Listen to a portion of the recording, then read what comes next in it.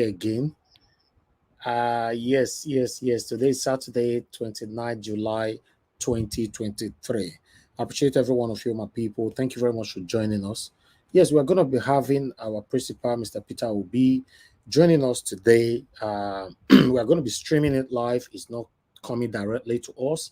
We're going to be streaming it live. Every questions, every answers, everything that will happen with our principal today, you'll be seeing all here. Okay, the streaming have already started, but we are waiting for our principal to join us, which is going to be joining us by 6 p.m. You know, say Mr. Peter will be the keep to time. That's why he's a good leader. Thank you very much, my people. I appreciate you all. Press on the like button and help us to share. I appreciate you all. Continue to press on the like button. Let's do this together. You can see we have lots of people already on the comment section, but I would like to quickly acknowledge Mother of all, Mommy Diaspora. Good evening to you, Mommy. We love you. Thanks for all you're doing for us. Martina Ambassi TV, Madam Patricia Tagujomi, and Madam Irene's Finest. May God bless you all. I appreciate every one of you, my wonderful people. These are my backbones, handling the comment section properly. Thank you, my people. I appreciate every one of you. And we have more people right there. Miracle indeed. Thank you very much for joining us. God bless you all. Please press on the like button. Let's do this. Kajo Solomon, Cheesy Go TV, Joel Taho, Patrick Uwa, and many, many more. Amaka Fojabe is with us as well. Thank you very much. God bless you all. And I can see Promise Dubuze is right there with us. I'm Angie Bright. Thank you very much. God bless you. I appreciate you all, my people who go best. Nana Henry, thank you. Good evening to every one of you. Marvis, Amono say, Ijidima, thank you very much, my people. Dennis Peterson, thank you very much for the super chat already. I really do appreciate this. It's a great encouragement for me. May your pocket never run dry. All right, we have Rita Godwin, Nick Oko Ugo, and many more. I wish I can mention all the names because there's a lot of people right there already. We need to concentrate. I'm so sorry because the broadcast is already going on right now. I need to carry everybody along. You know, thank you very much. Immediately, Mr. Peter will be join us because I'm following up. I'm following up here. Don't worry. You won't miss anything. Immediately, Mr. Peter will be is on the show. Then the streaming will start from here. But meanwhile, I would like us to listen to like 5 minutes from Mr. PeterObi from his previous speech back in May. Remember, we carried it here as well. So I would like us to listen to that quickly before he would be with us in the next 25 minutes. Yes, I want to be Ferdinand. I can see you, sir. Thank you very much for joining us. Good evening, my wonderful people. May God bless you all. Continue to press on the like button. Help us to do this, my people. Madabella, Naomi, I can see you as well. May God bless you. Aquabata, Helen, Zizo B, now God bless you. Now, Cheesy Go TV, and many more. Mr. Joseph, OG, Peggy Modi, and many more right there. I know, say I go miss some names today. I better not verse. Father Evangelist, man of God, God's power. Thank you very much. God, I go bless all of you. All right. So we are trying to do this as our principal is coming to talk to everybody. At least make we see him how it go be, you know. So, all right. Please press on the like button, help us to share. Press on the like button, help us to share. Thank you. All right. Let me carry everybody along straight away. I think that will be much better now. Let me just carry everybody along because Mr. Information just reaching me now that Mr. PeterObi will be joining shortly. So let me bring everybody in. And make our time to listen to different segments by touring all over Nigeria to listen to them, because for me, governance is demand-driven. The people must say what they want. You must listen to them. So I'm sincerely grateful to be part of this, and I assure you, I will try to learn more from you than telling you more. It is about a learning process. The job of a leader is to learn and then use what is learned to serve the people faithfully. I will explain one or two things and I'll listen to you. So thank you. Thank you very much, sir. Thank you. It's a pleasure having you on the platform. As you're learning from us, we are also learning from you, and we're tapping from your wisdom also and your humility. You're an amazing person. God bless you for all you do for the country and the sacrifices you've brought yourself out in a time like this. To get the whole space started, I want to set the ball rolling and get the conversation started. I would love to personally ask you a question before I pass the mic on to my brothers to start this question and answer session with you. Nigerians, please, if you have questions for Mr. Peter Obi, please, it is important you put your questions in writing in the comment section using the hashtag PeterObi on Parallel Facts. This space is brought to you by Parallel Facts Media. Please, it is important you put your questions using the hashtag PeterObi on Parallel Facts. So I want to ask you a question. Let's get this started. Thank you one more time for keeping to your words, because it is a word, it is an unknown thing for Nigerian politicians. But let's start this way. We have seen in this current, albeit temporal administration, the increase in hardship in the lives of Nigerians due to the immediate implemented policies of the current administration. Sir, they have come out to tell Nigerians that these are baby steps and much needed sacrifices that we, the people, have to pass through. But you see, we have not seen these men take any steps themselves. You know, the political class, they have not cut down their excessive spending and their luxurious lifestyle. We saw the Senate president, drive and he made a mini video, some short video clip for Nigerians showing himself driving executive cars, coming out from his stepping into his office. We saw the Senate also recently passed a $800 million World Bank loan and a 500 billion naira fuel subsidy palliative. They shared that money, 70 billion to 500 of them. They gave that 5 billion to the judiciary, and they said 8,000 naira should go to 12 million Nigerian families. There was a backlash by Nigerians, and they had a backtrack on their decision. I don't know what they're doing with the money right now. But my question to you is this: they have told Nigerians to sacrifice, and Nigerians are sacrificing. You can see the hardship. You can see Nigerians trekking across the country. You can see evidently, we online, we see the hardship. We see what Nigerians are passing through. I want you to tell Nigerians what you would have done differently if you had the opportunity of having 500 billion naira and 800 million loan from the World Bank. Thank you, sir. Well, thank you for your comments. I wouldn't say it's all the question is a comment and what I would have done differently and everything. If you go back to my tweets of 19th of September 2022, I did mention the problems of the country and the way to approach it. In the country called Nigeria, we have a few problems which has to be religiously and simultaneously followed simultaneously. When I mean simultaneously, none will be left to the other and everything. The number one problem we have here is corruption.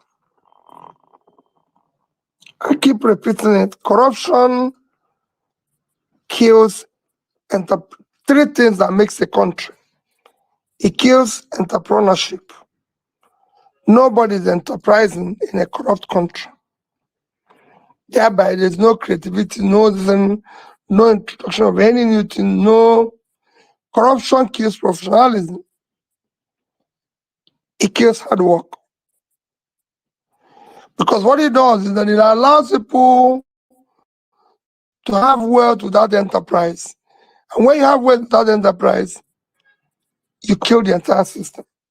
So that's number one problem. Our number two problem is cost of governance. Totally unaccepted. Number three is what I said about subsidy, is a criminal setup. And of course, number four, you have issue of foreign exchange, the value of naira, which again can be done with productivity. These are economic things, economic issues. In economic issues, you think every one and each of them through before you start any form of policy formulation and implementation. And if you follow these 4 things that I said simultaneously, you can start solving the problem. And it is not that Nigerians are not going to go through hardship. They're going to go through hardship and difficulties, but it won't be as it is today. What we have today is a question of what I said. We are still trapped in the process and thinking of yesterday. And if you're trapped in that process, you will not meet tomorrow. For example, number one issue is corruption. If the key people, all of us politicians, decide we'll end it, starting from the number one person. If you're not involved, those around you are not involved, you reduce it by 50%. And I'm not talking about chasing people who have stolen in the past. I'm talking that will be dealt with in separate note, but saying that forthwith from today, nobody will continue on that path. We will ensure that all the revenues of this country are accounted, they're transparently held, and would judiciously utilized. Number two is to deal with the issue of cost of governance. I was just talking with somebody yesterday who was able to convince me, because they had an argument. What I mean is, when I finish, you know what I convinced me. But he had an argument which some people supported at an airport while we were waiting for flight at Asaba Airport. Was able to tell me how it is not huge a cost for states to own plane, states, governors to fly private jets, people in government to do the same and everything. And when he finished, I asked him a simple question. What is the GDP of Nigeria? And he said it's about 400, $500 billion. I said, what is per capita of Nigeria? Per capita of Nigeria. It is important that we know this. He said the same thing. I said the per capita is about 2,000. I said, fine. So you have a GDP of 400 billion. That is your entire country. And a component of that country, some people are qualified to fly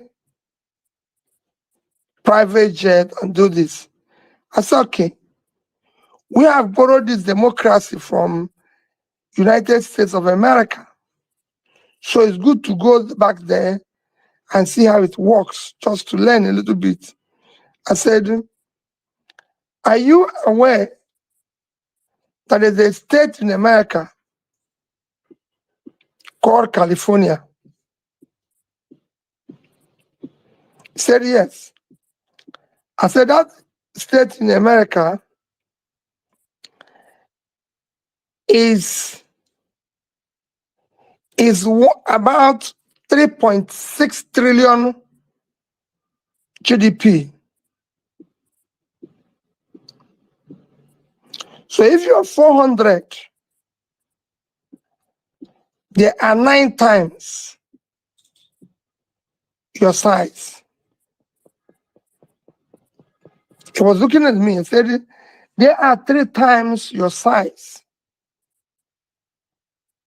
He said, well, we're not talking about America. I said, no, They are 9 times your size, and that state have a per capita that is about, call it 30 times minimum. I know per capita in America, of California, is about $60,000-$70,000. So I said they have about 30 times your per capita.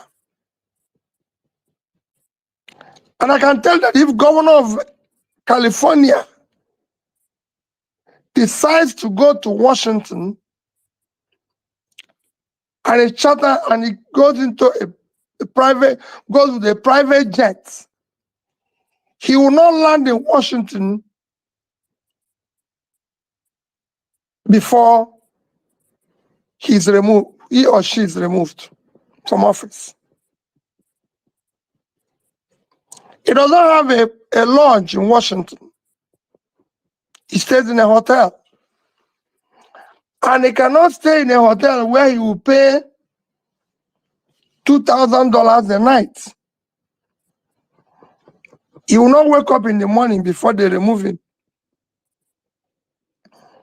That man or woman will not be seen in streets of LA with 10 vehicle convoy. He will go the next day.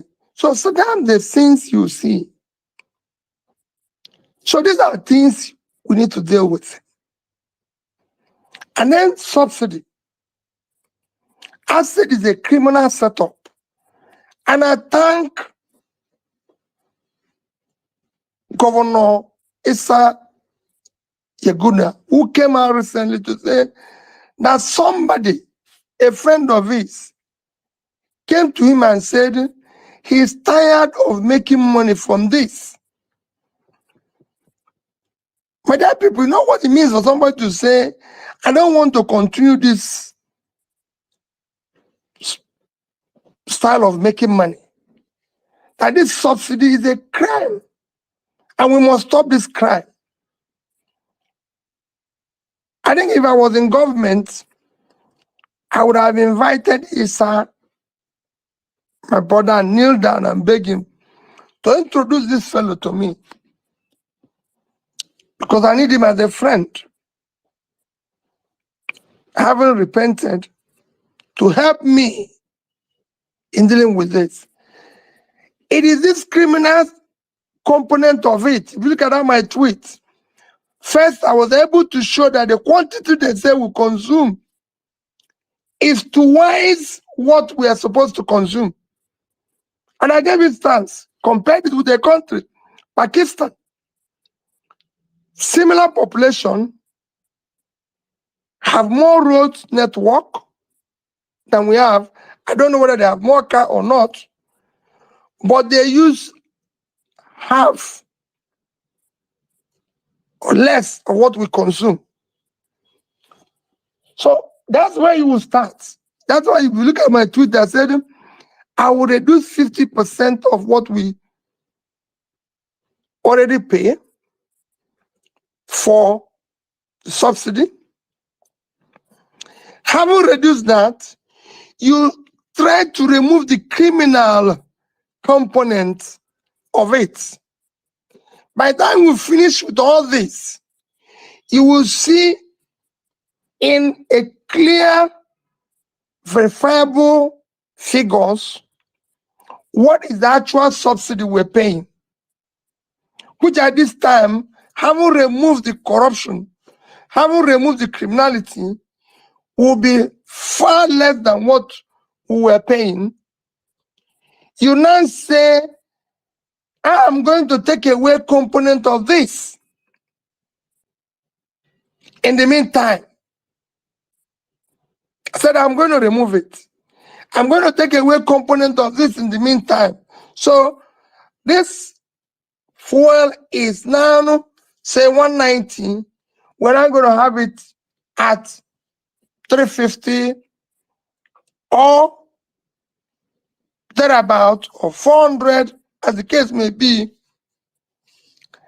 And this again, further, this is what we are going to save This is a new thing you're trying to do. You must be transparent, open. People must see it. They must feel it. We are going to save this. And whatever we save, we are going to apply it in critical areas of development. And these are as follows: education, health, pulling people out of poverty, resuscitating our infrastructure. And we're going to have it for this period. So we have moved from where we are to this new place. It's going to be difficult, but remember that we all said we are going to sacrifice. Because we have now tamed corruption, because we have now removed the wastages in governance and people are seeing it, and you are now coming into trying to manage this subsidy situation, there's more variable facts. So, like we said in the first 1 month, we've saved 400 billion. What did we do with it? Where did we take it to? Are we going to say, okay, 8 months, because they say we are owing them 1.1 billion or 1.1 billion? Okay, in 2 months from our savings, I'm going to clear that. All right, Are sir. we going to say? I would like to make it in a way that you don't touch on education, because we have people that have questions for you on education. No, I'm not touching education. I'm just giving you an example. I'm just going to say where you're going to play, because you must tell us what we saved, what is going to go. Are we going to say the most important where we get this money we share is a place like Niger Delta? They have one critical road, East-West Road. The last time I checked, we need about 300 to 400 billion to complete it. This is our saving. We are throwing it into East-West Road, so these people can see it. These are things we need to do. These are the different things we need to do. Saddam have governed the state. It was difficult. But what I told the people is that this must be demand-driven. Whatever you think Peter is not doing, or where he's saving the money or taking money, it must be applied to where you see it visibly. And the moment the people started seeing it, even politicians on the other side started working with me. So, thank you. All right, That's my initial introduction.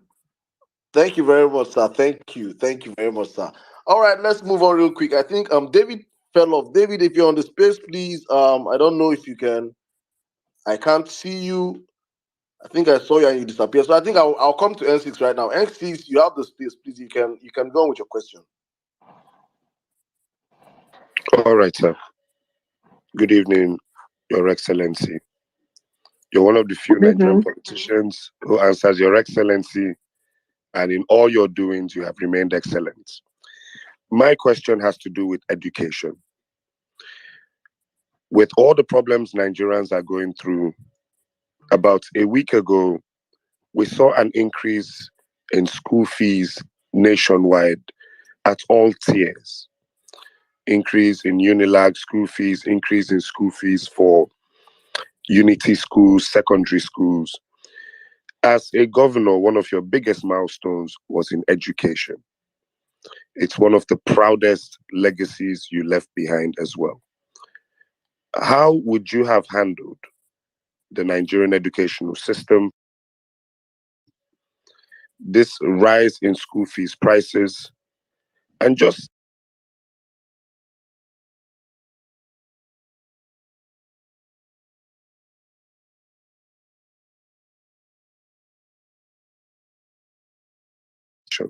if you can answer this in 5 minutes, I won't mind. Thank you, sir.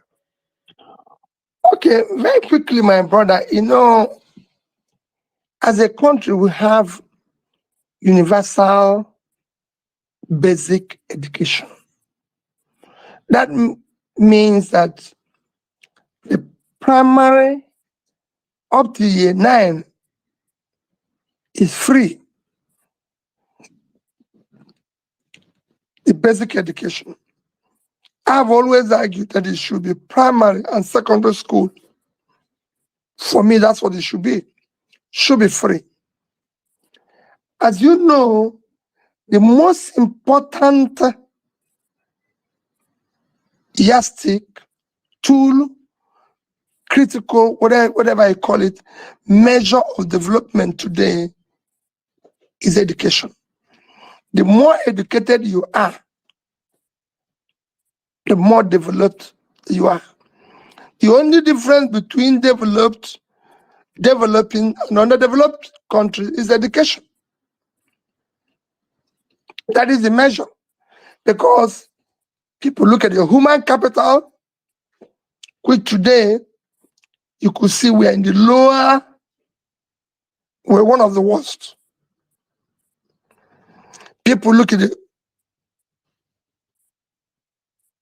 what you're doing in education, you're funding everything.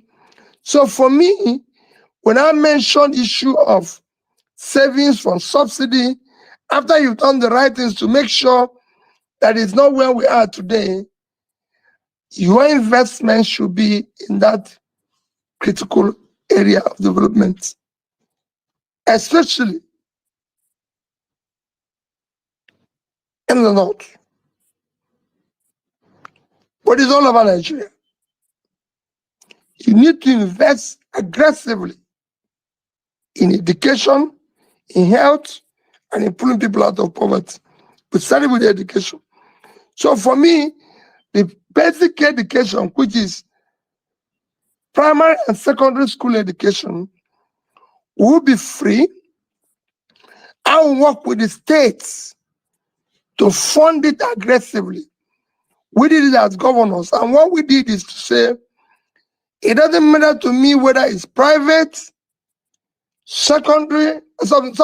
private, public, owned by agencies and everything, we are going to support it aggressively.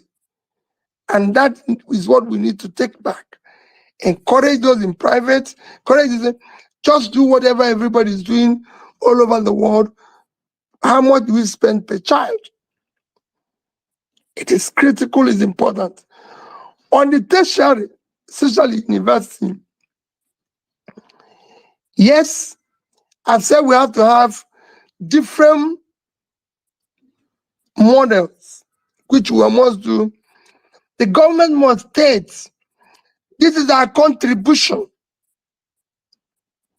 which will be very clear annually to support university education and going to universities based on their population. Thereafter, there will be another component which must come because corporations today need those human products as part of their own production system. There will be those taxes you're collecting for education must go into supporting tertiary education. And then you now come with the component which you mentioned, issue of loan. It won't come in straight away. So initially, you have to bear this cost until you're able to have a properly articulated loan procedure, which will allow students in some areas, because it's not in every area, when you start, in some area, to have access to this loan, because you're sure when they leave school, they will be able to get a job that allows them to pay for this. With all this combination, you're going to have a better educational system a quality educational system, because you're not going to have a situation where teachers are going to be trained, the right equipment for teaching at the primary distance, then at university level, lecturers, everything, they can hire and do this and all that. Not a situation where I can tell you some of the people who are giving job in various universities in Nigeria in the past 2 years have not been paid anything. And they're lecturers. Imagine how they're lecturing. Imagine how they're living.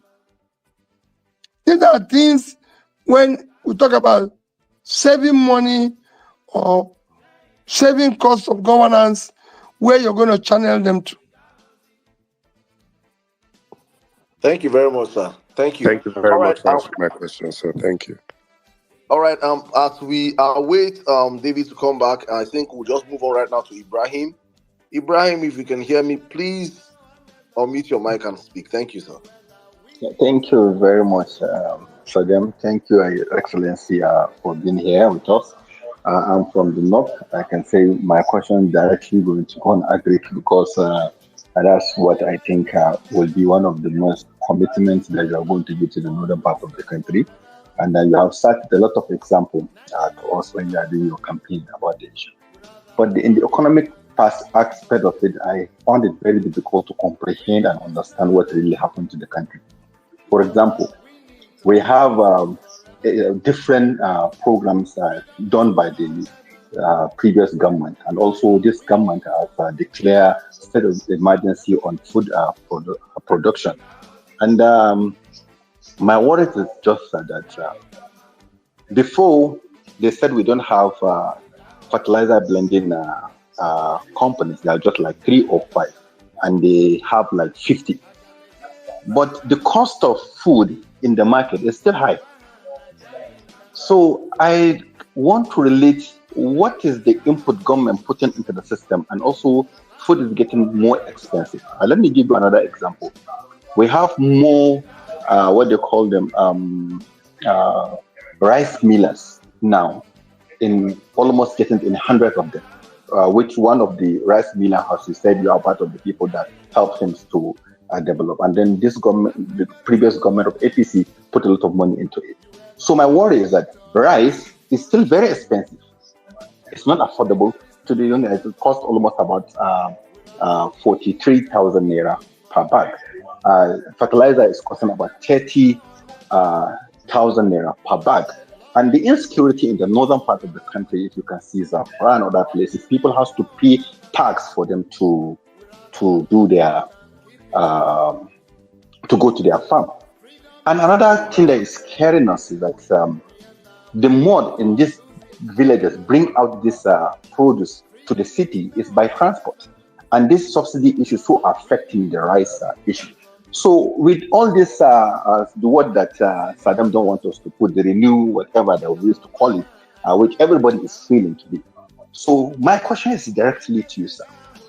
Help us to understand the economics. If it happens that you become the president in the next 2 or 3 months, what will you do different, so that at least this rising cost of food would at least go down for Nigerians to benefit from being a Nigerian that have a very wide and very big, fertile land for us to do agriculture? How do we get this food? Because food is the main security that we can have. Because even the education, everything, we need to get food.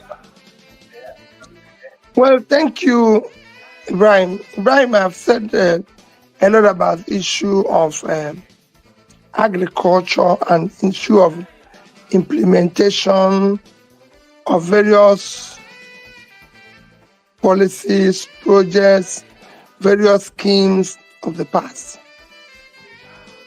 What you're experiencing is poor implementation of those schemes. They were not properly executed. They were not properly channeled where they should go.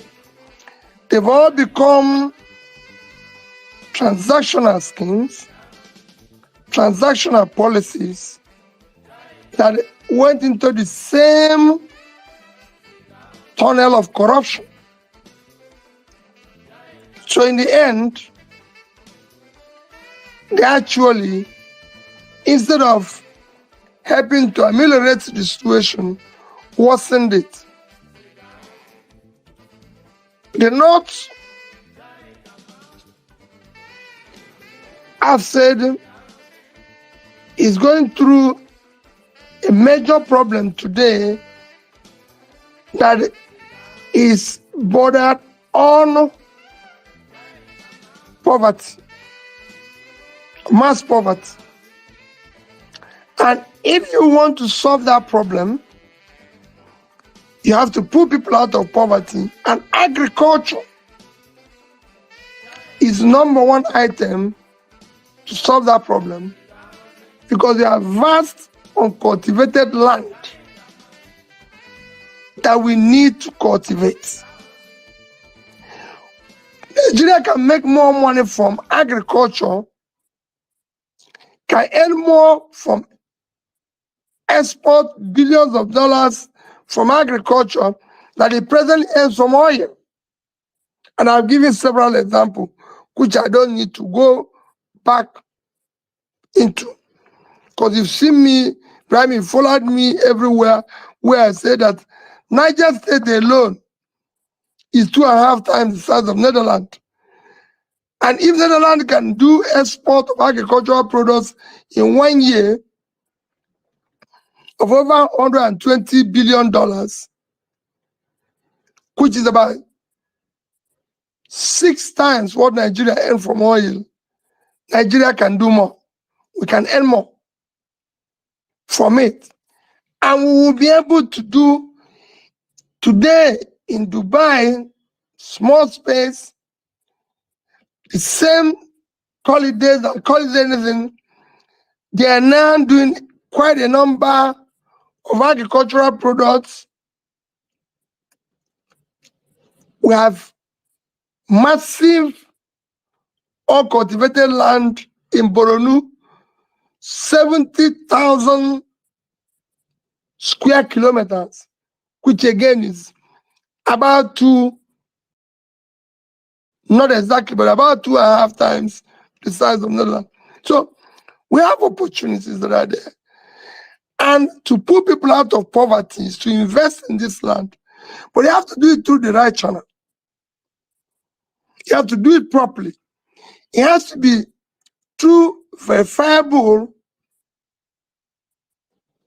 and means people can see. Governance is a very simple thing. If we said, you talk about having more rice mills, having more this and everything. For example, Ibrahim, I will show you how anchor borrowers program have been implemented in other countries. I show you how growers have implemented in other countries. Who did we give money for the art growers? How did we channel the funding for it? The rice millers, are they the ones we are funding in order to fund properly those who are going to supply them inputs? So if it's a rice mill, are we supporting the big miller to be able to support those who are going to support in paddy to be able to give us the rice? Who are we dealing with? And what are we trying to achieve? I said in economic program, you must think it through. We can change all that and do it properly. When it's transparently implemented, it will work. It is not something we need to go far to find, whether it's the fertilizer or anything. All these are not coming down, Ibrahim, because it's based on transaction. Otherwise, it will be cheaper, it will be competitive, because labor is cheaper. First is that, how are we doing it? Ibrahim, we have a Bank of Agriculture, domiciled in Kaduna. Are these things being implemented to the Bank of Agriculture? Who are the beneficiaries of this loan? Are they farmers? Are they politicians? These are questions. Who are those who are involved? I have seen this. I've seen people, even in my own state, when we came in, there was a standing agricultural loan. When we tried to recover it, none of the loans went to farmers. The funds ended up in hands of politicians. It must be proper. It must go directly to those who need it, and it must be followed up to ensure that we're getting value for that. If we do it, the prices will come down. We'll use it to pull people out of poverty. We will do more. Brian, you know we've been to, and I'm sure you can still do it today. Go to prisons and see those who are involved with kidnap and killings. They will tell you how much they are paid for an operation. It is 30, 40, 50,000. Which means if they have something they're doing that can give them that amount every month, that's it. The more you pull people out of poverty, the more you reduce the criminality. This needs to be properly implemented. This must be preached. Thank you, Brian. Thank you very much, sir. Thank you. I think it's only justice I pass the mic right now to a lady, Miss Barriat, and our first female question of the day. Miss Barriat, if you can hear me, you have the space. Good evening. Hi, Saddam. Can you hear me? Loud. Perfectly. Hello, can you hear me? Loud and clear. Go on, please. Perfectly. Continue. Hello, can you hear me? Yeah, Ms. Barrias, we can hear you. So, good evening, Your Okay, Excellency. Saddam, she might need to log out and come back As I again. always refer to you as my president. So, as I am here, I am speaking to my president, and I believe every other person listening knows that we are listening to our president speak to us, the man we know we voted for on the 25th of February. Here is my question, sir, just to follow up on what Ibrahim Abdul Karim has already asked you. I am a trader, just as you always introduce yourself. I am in the agricultural sector. I trade in fruits and veggies. And one of the biggest complaints that a lot of the farmers with right now, always talk about has to do with logistics and multiple taxes that they face from the farms to the market. So my question to you, Your Excellency, my president, our president, how would you handle the issues relating to the logistics involved in transporting food from farms to around the infrastructures and the multiple taxation that these drivers and farmers face from to the market? Thank you very much for your time. Thank you, my sister, for that question. I know Ibrahim mentioned it. First, let me start by answering it, since that at times I just get, how did we arrive here? If the colonial masters was able to build a rail in the 60s to make sure that they transport the food from the north, Kanu, everywhere in the north, to the south and to export. What has changed today? These are 60s. I went to Southern Kaduna and I saw rail in Kafanchan. Somebody said to me from Kafanchan, they used to load agricultural products that go to Lagos. If that happened in the 60s, why can't we do it today? On the issue of multiple taxation, all those, again, is bordered on corruption and transaction, which when you are determined to eliminate it, will be able. Where are the corporations which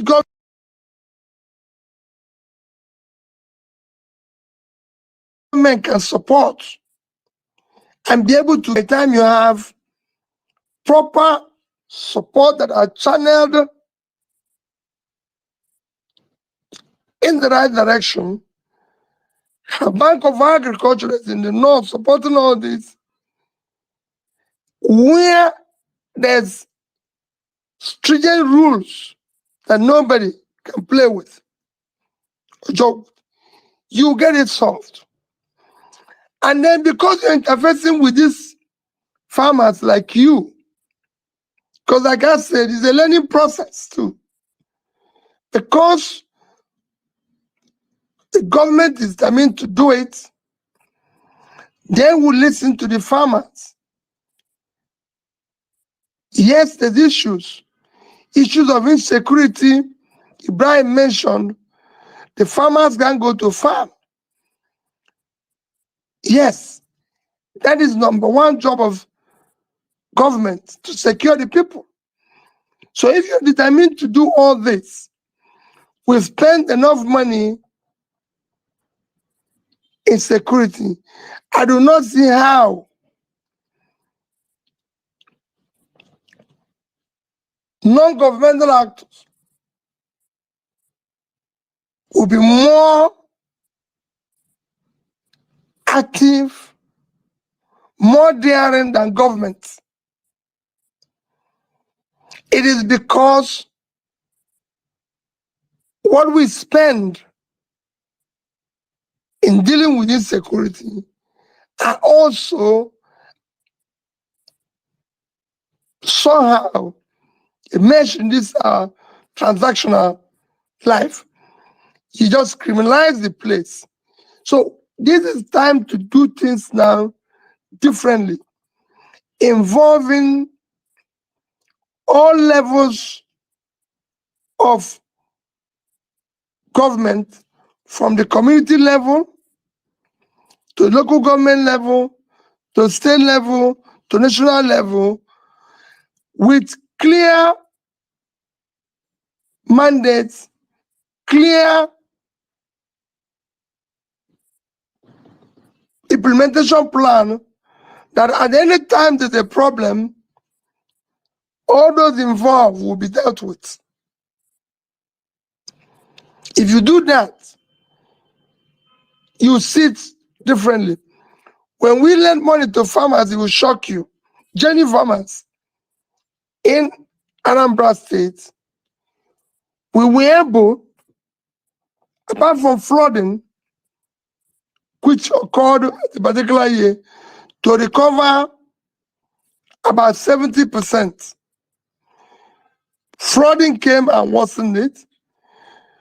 When we lent the proper farmers, we were able to see increased production, and we visited them. So it's not just me sitting down in Oka saying, we're giving money to farmers who came to Oka. No. We went to their local government, went to their villages, we went to see everything. So when they had flooding, we were able to intervene to even save those who had loans from other areas, because we could see what they're doing. And again, to build the proper infrastructure that gives them access to the markets.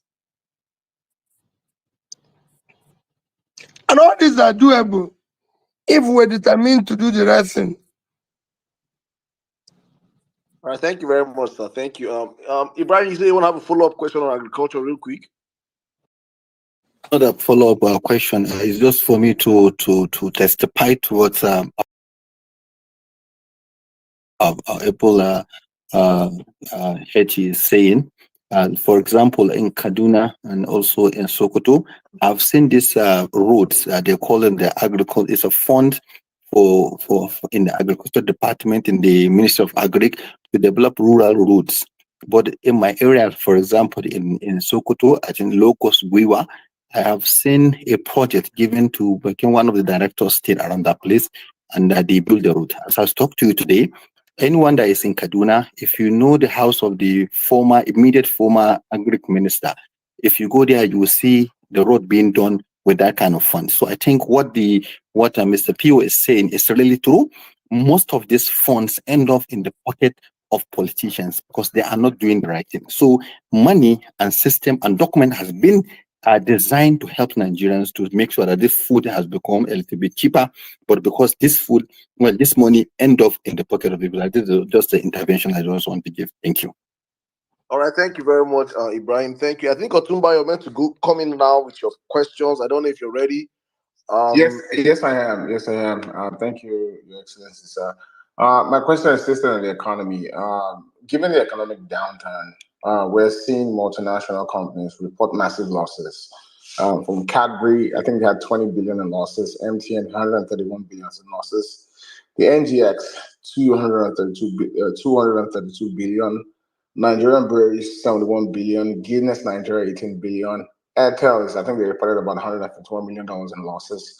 And a lot of this is attributed to the floating of the Naira. We've seen the dollar, we see the Naira weaken against the dollar, we see Naira weaken against the British pounds.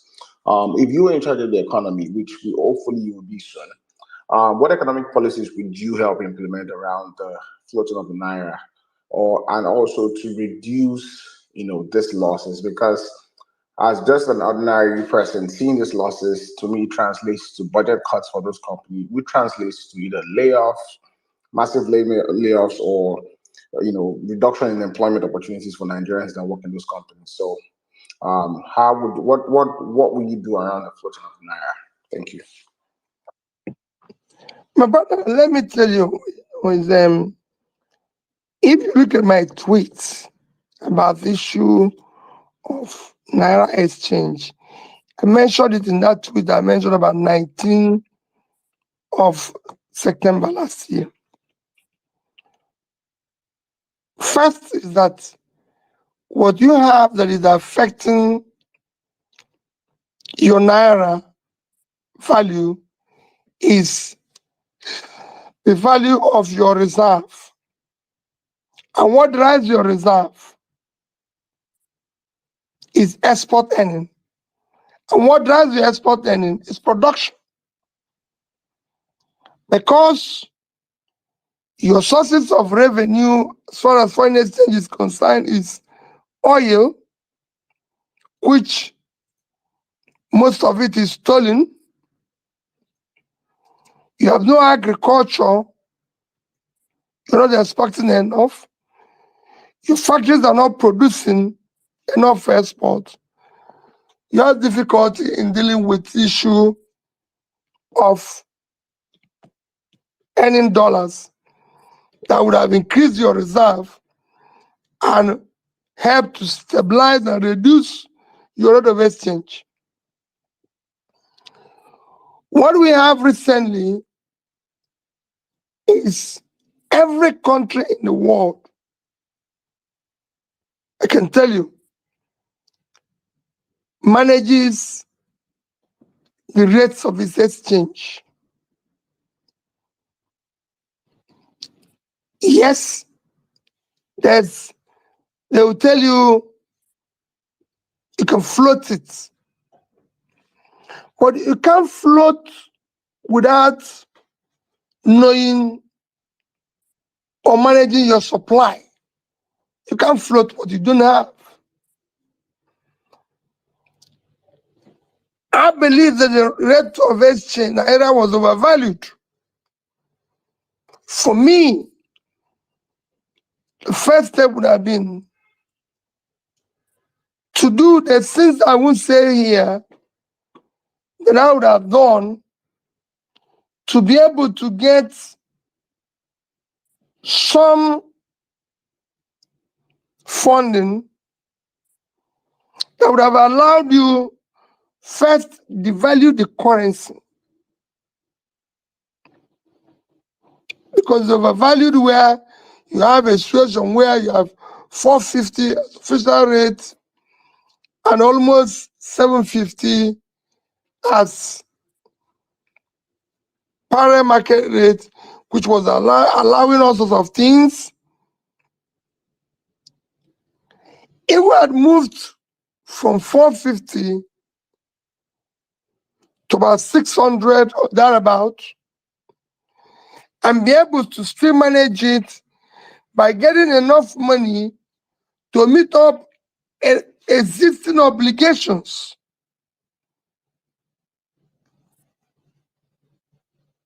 Corporations and people will lose money, but not meeting those existing obligations will increase confidence for people to come back into the market. And then, remember, one of the things that a foreign exchange rate is unproductive money that's all over the place, which I call the corruption side of it. Because some of this exchange rate that is going up and everything, the dollars are not being purchased by those who are using it for productive purposes. It is being purchased and used for corruption purposes, which everybody is involved. So you can stop it.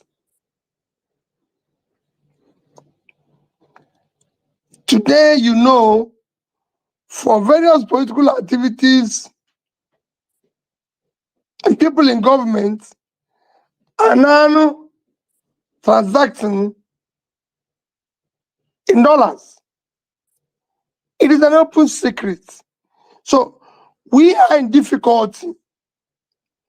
Some of this we have to start doing it differently.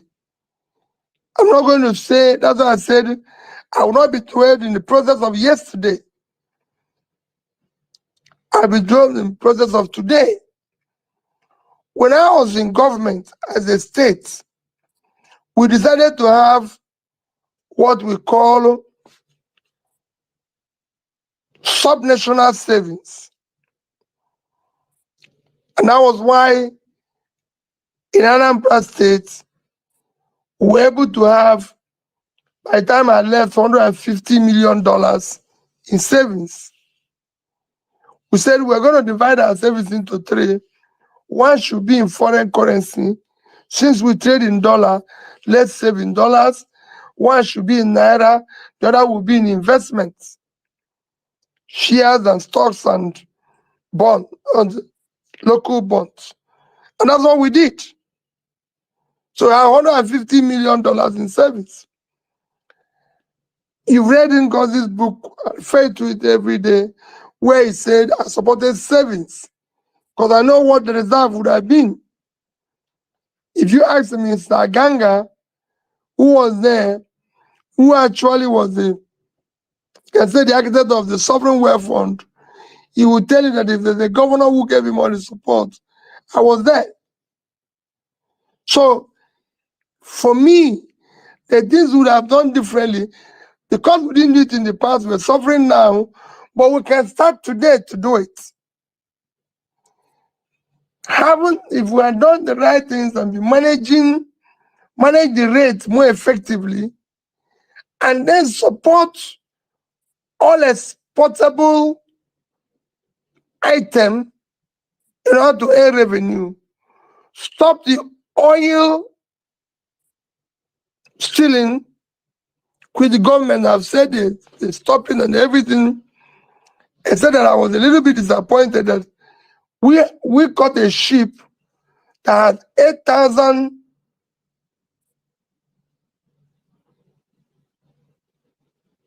Thank you. We called with about 8,000.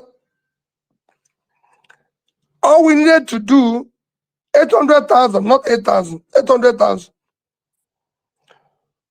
And they said and that ship was supposed to be operating 800,000, and that ship was supposed to be operating for 12 years. For 12 years. Nobody cared to say if that ship had been operating for 12 years. For 12 years. For 12 years. What has he been doing for 12 years? Where has he been for 12 years? It's very important. But rather, what we did is to say, destroy it. We don't need to destroy it. I would have seized it, ensure that they explain what they've been doing for 12 years. Nobody have told us what they've been doing for 12 years. They just said he's been around there and doing similar operations for 12 years. These are issues. So if we get it right, I believe we can earn more dollars. I believe we'll stabilize the currency and everything, and that makes more meaning. Thank you very much, sir. Thank you. All right. I think we'll take. Can I? Okay. Okay. Before you go on, I just wanted to take a quick quote from what our principal just said right now. He said, basically, you can float the naira. Basically, you can't float the naira when you have not made sufficient moves to take the country from consumption to production. I think that is, for me, a quote. I'm going to put it out right there on Twitter for Nigerians to understand. We are speaking economics here. All right, NCs, I think you can come right now with the quick interlude questions. Please go on. Good evening, Your Excellency. My name is N6. I have more than a decade's experience in radio and media. And I want to ask you a question about a huge, intangible, but it's going to be a big problem that happened after this election. I don't know if you might understand this question, but please give me time. This election has destroyed whatever fabric of national unity we have. The politicians weaponized tribalism, they weaponized ethno-religious sentiments, and they really split Nigerians apart. The Yoruba and the Igbo, the North versus the South, and they've done this, they did it at national level, they did it at state level. When we sit and talk about Nigeria, we always focus on education, health, this, that, this, places that have verifiable data to tackle. But how do you datafy the unity of this country? So please, sir, I want to ask you, do you have a plan when you get into power? Because you surely will. There's no technicality that is going to stop that. When you get into power, sir, is there a plan to sew Nigerians back together again? Or do you think that in your grand scheme of tackling poverty and also alleviating the Nigerian, hopefully the Nigerian GDP and all these things, that the tribalism issue will die off with our prosperity? I always thought it would, but it's sad to see these things happen again. You saw our opponents going as far as Yoruba, Ronu, and things like that. Sir, my question is on national unity. We are highly fragmented at this point. What do you have in mind to get Nigeria back together as a country, loving each other, for us to be able to achieve all these things you have? Thank you. Well, thank you very much. Let me be honest with you. I've been asked this question several times. And what I'll tell them is exactly what I'm going to tell you now. is actually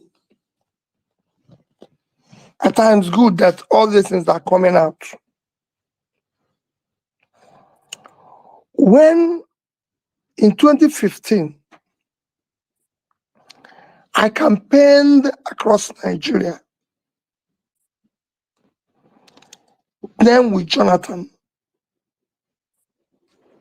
I saw this happen where Northerners were like, we don't want to hear anything. We don't want to see you. We're not. So, and there were so many attractive proposals, campaign promises by Buhari then, and he was voted into office. 8 years after, I did not see, maybe there is, I'm just saying, any reduction in the poverty in the North. I did not see where the North was buying bread cheaper than the South. I did not see where food, like Ibrahim said now, was cheaper in the North than the South. There was no improvement. They were not more secured. There was nothing they will say they celebrated for that, taking that ethnic stand. Today, we're seeing a similar situation in the Southwest, where people think it is our turn, we don't care, it's not this and everything, because the politicians use this as a tool for competition, especially when they're incompetent. So they hire tools of division, tools of ethnicity. And I've asked people, can they show me where they buy bread cheaper in Ibadan? Is cost of rice or food cheaper in Ibadan? Is cost of petroleum cheaper in Ibadan? Is there anywhere people in Ibadan are buying fuel today 300 naira and people in the east are paying 600? Is there anywhere they're buying bread 500 while people in the north are paying 1,000? Same thing is what happens with religion. Because people will say to you, oh, he's playing a religious card, he's doing this. Show me where the Muslims buy bread cheaper. I can tell you, Christians will go there and worship with them and buy the bread and come out and continue what they're doing. Show me where Christians are buying bread cheaper. Muslims will come there and buy the bread and go back. I went to a secondary school, Christ the King College in Onitsha. And I wasn't just a student anybody would say, you don't know in Christ the King College. I even became the deputy discipline prefect. So everybody that went to that school will tell you knows Mr. PeterObi. We had students that were Muslims. We had students with other different Christian denominations. On Fridays, our Muslim students will go in Onitsha. They will go to mosque in Onitsha then. That's how I knew the mosque and where it was in Onitsha. They will go to mosque. on Fridays. On Sundays, we will go to church. Those who are Catholics will go to Catholic.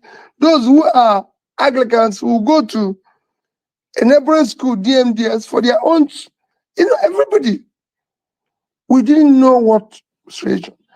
I went to University of Nigeria, Nsukka. Again, nobody who passed through Nsukka will tell you while I was there, he does not know PeterObi. Then you're not in the part of that school. What I mean, not that everybody knows me. There might be people who don't know me, who don't even remember me. But if there's popular students in the school, I'm one of them. So we had a lot of Muslims. We had people from different Christian denominations. A lot of Muslims, Nobody thought about where you're coming from. We had people. My senior brother went to school in University of Maiduguri. We used to go to Enugu for him to enter train to go back to Maiduguri. This were not in 60s. This were late 70s, early 80s. So it's not even 60s. So all these things were just tools that recently were brought into this into show divide, and sewing it together, my brother, is as easy as ABC. Once you bring back what I normally say, character, capacity, competency back, and people can see that they are participating in this, they are part of it because they are qualified, they are this, all this is will disappear. I live in Onitsha, I live in Lagos. I'm involved in some of these companies you're talking. Nobody knows where anybody's coming from. What we're looking for, when we're looking for directors, is people who are competent. Yes, there might be an argument of, okay, in order to balance it, we need one person from Southwest, from Southeast, from this, from that, which are already enshrined in our constitution. Our constitution already said federal character. We have to bring people from different areas, but we have to bring people who are competent. It's been shown in our football system.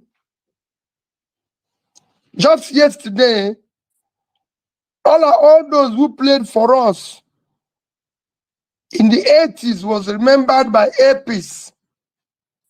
All those of them, Odebami, Christian Chukwu, everybody, he brought all of them to Lagos, hosted them, gave each of them about 1.5 million naira each, told each of them they're going to be flying his plane for free.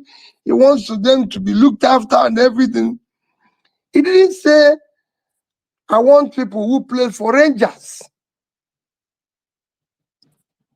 He wanted people who did this at national. When they met me in hotel, you'll be shocked. Blow, all these people that we used to hear their name. That's what it used to be. You can bring it back with effortless ease. Today, there's a lot of intermarriage between the North, the East, the Southwest, the Southeast. It's going to the stage in Lagos, nobody even know the difference.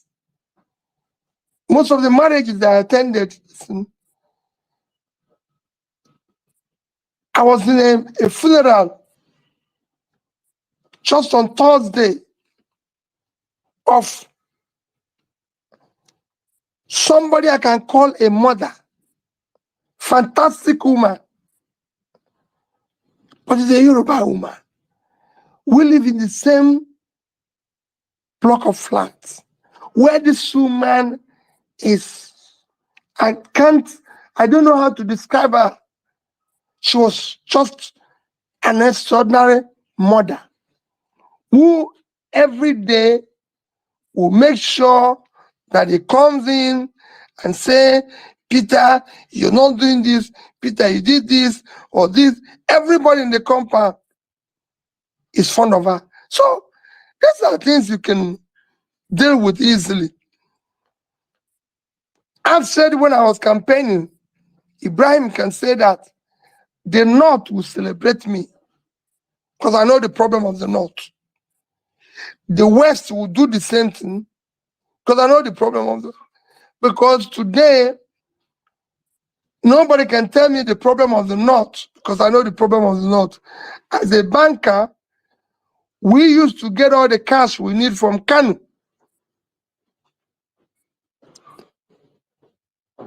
Today, Kanu is dead. The industries in Empire 1 is dead. Shadan 1 is dead. Shadan 2 is dead.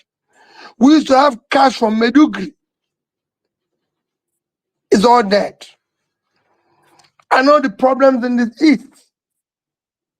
I know the problems in the West. And that's what we need to deal with. I took time to explain to you the things that brings us together. Sports. Today, there's no more sports in terms of what it used to be. At the time, nations are celebrating their huge leagues. All you hear Nigerians talking about is about Manchester, Man U, Chelsea, this. Where's our local league? Yes, people used to do that before to play even what do you call it again? To all this lottery, what do you call it again? Pool. They do pool with it, but they were still following Rangers,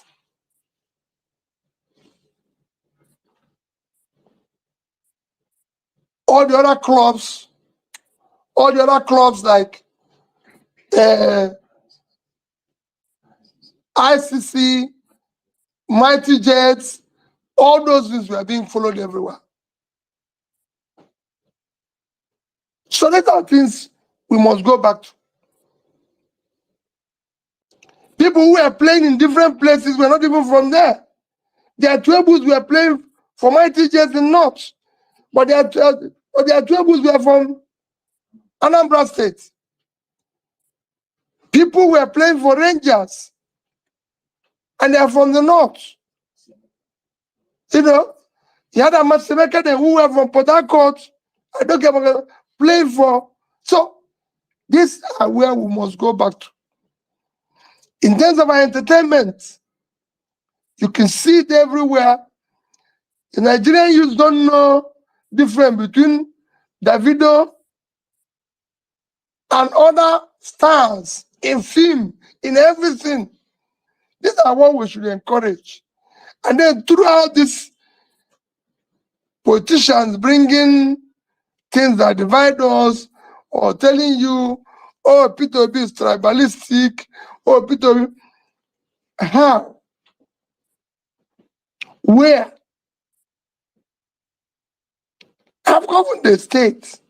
I've run corporations. I've supported this. And I can tell you there's a company that is 100% owned by people from the Southwest that I chaired. I didn't even have one share in it, just one. And I was the chairman, and the company was doing well. So we can go back to it. We can sew it together very easily. There's competent people all over Nigeria.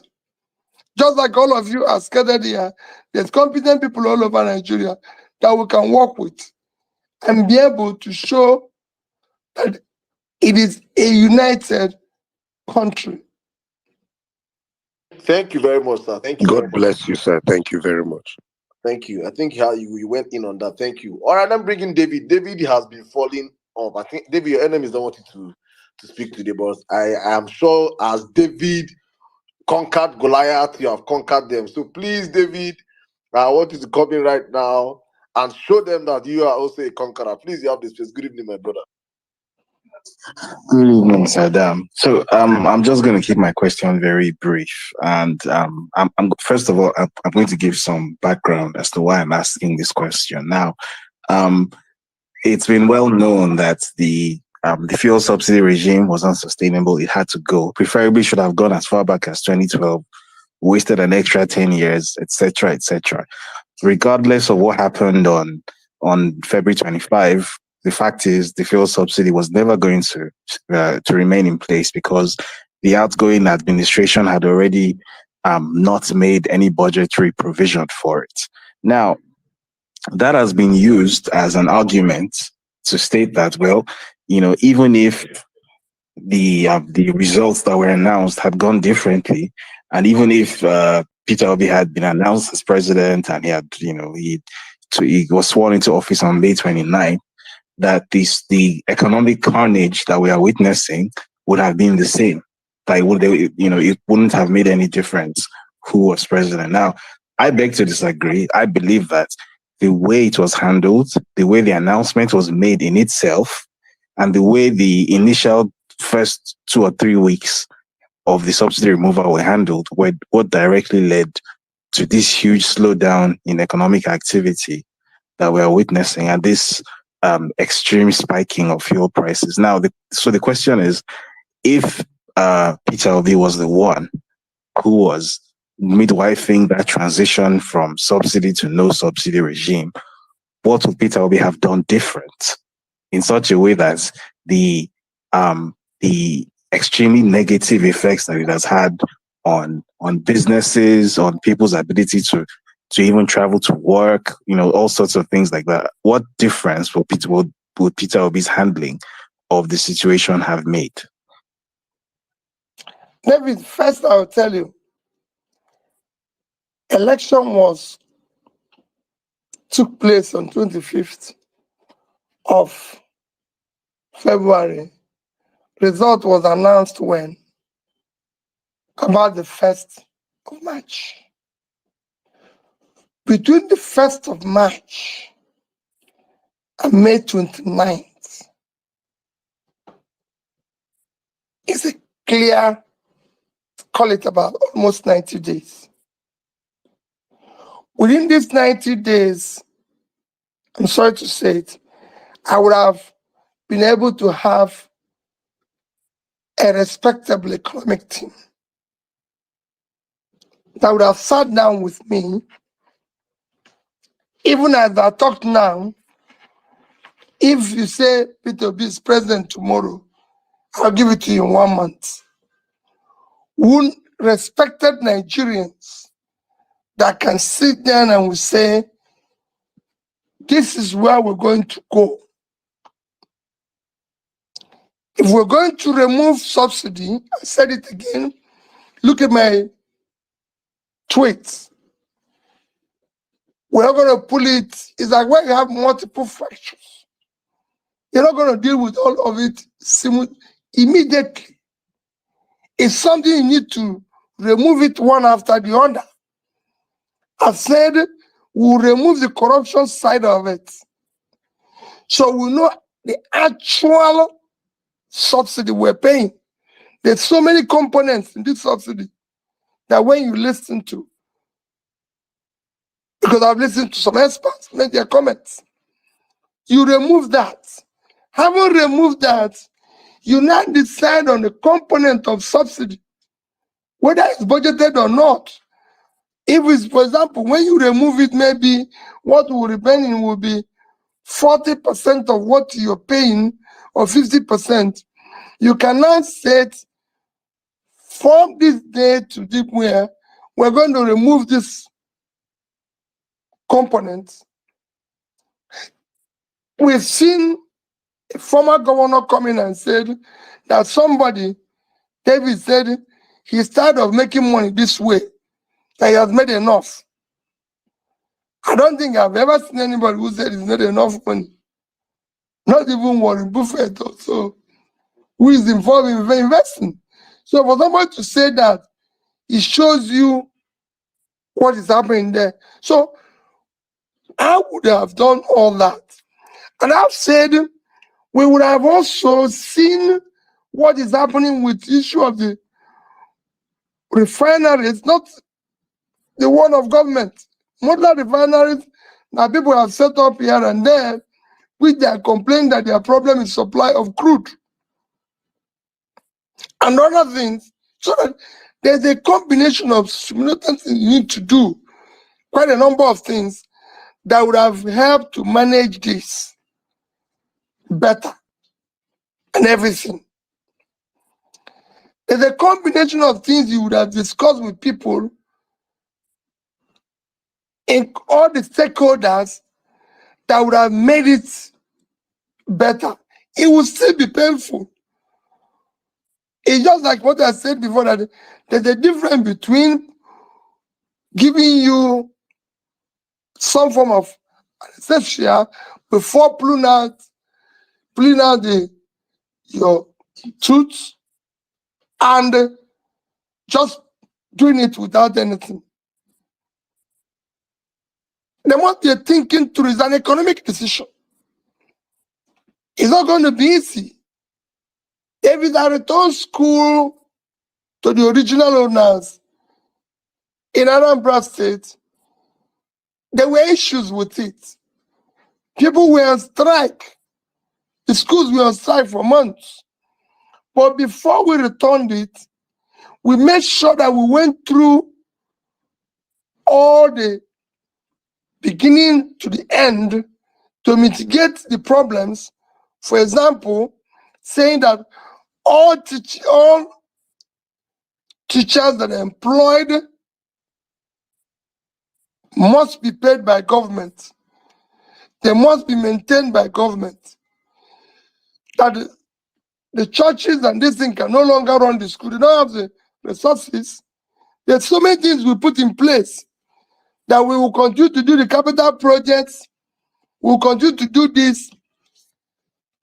But they will take care of the administration and management, but will support them. I can tell you, I don't know what has changed. At the time I was governor, no state in the north, no state in the east, no state in the west can compare their secondary schools or primary schools with ours. We were the only people where you have secondary schools that have computers, buses, this, everything. Go to those schools today. The infrastructures were rebuilt. We don't own them. Private schools in Anambra State were supplied computers. Private schools in this, so we thought it through. As a governor, I decided that every person, old person in Anambra or does not have any form of pension, the government will pay the person 5,000. You can go and verify what I'm telling you now. Across the whole state, 5,000 every month. I had security in each community employed and paid directly by government in each community. I bought each community vehicle. But this is we are taught through, so I knew it was going to be sustainable. People ask me then, where are you going to get money to do this? I said, look at our calculation. Look at what we are getting. Look at why we're going to do it. What I'm saying is that there are things you do, but you have to be taught through. Stakeholders have to be invited. Other people have to have their inputs. It's not just something, it's not something of courage. Because people say, oh, if you have the courage, there's nothing, you have the courage. If you're determined to do it, you're determined to do it. I say it any day, David, I'll pull people out of poverty in the north. I'll change. People need to see the numbers. You cannot tell people to sacrifice. You cannot tell people to go through pain when they are seeing you live a life of a rock star, when you're buying brand new Jeeps, from all over the world at a very expensive price, and you're saying this is this. No, you cannot say you want, like we've said, we want food security, and this is this. Yes, we want food security. But what are we doing? People must hear it, people must see it. And like I keep saying, it is time we hear from those in charge.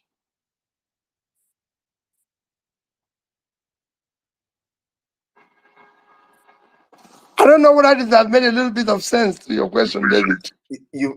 Absolutely, it has. You made amazing sense, sir. Thank you very much, sir. All right, I think in the spirit of education, I think I'll circle the mic right now to Madam Bolanle. Madam Bolanle, you have the space. Good evening. Good evening, Saddam. How are you? Your Excellency, thank you. Your answers to our questions have been quite illuminating. Thank you.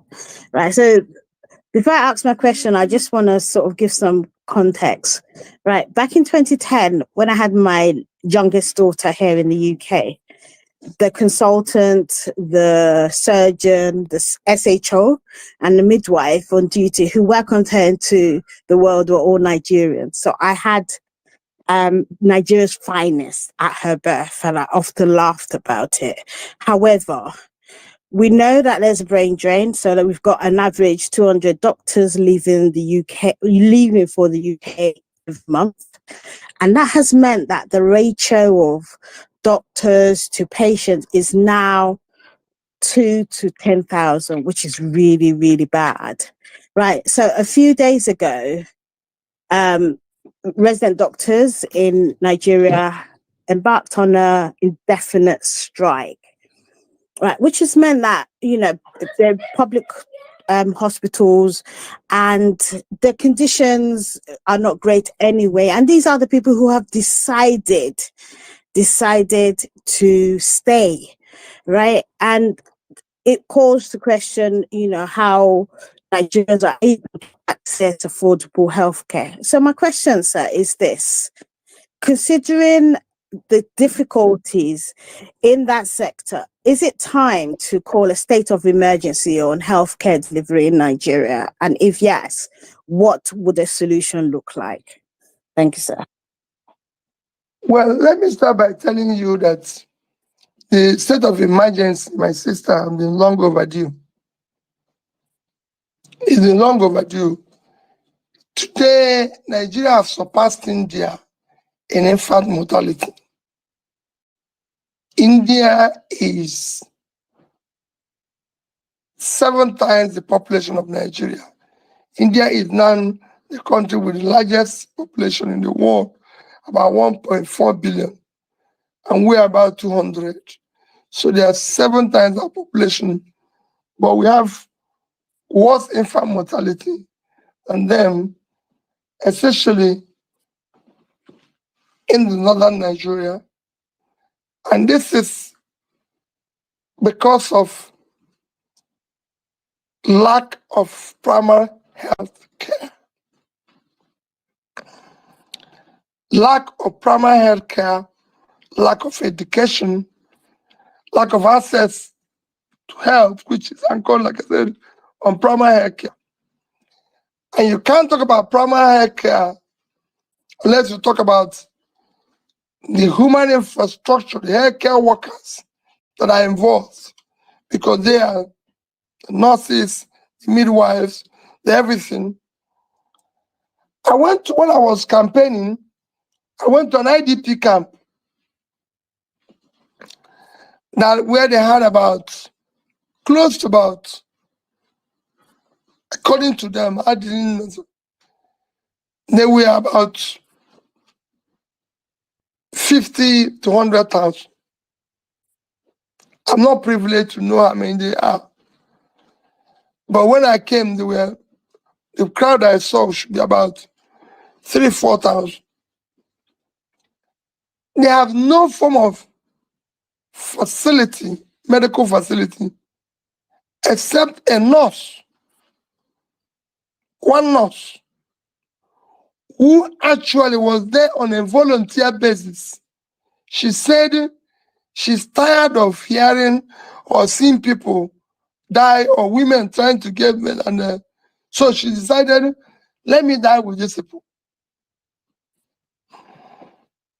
It was very painful to see and everything. Because we're not investing in healthcare. When we talk about this saving, we're talking, go and look at primary healthcare budgets of Nigeria, a country of 200 million people. And then you look at the budget of, say, I don't want to start, maybe National Assembly. Look at the budget of primary health care. Look at the budget of maybe compared with budget of even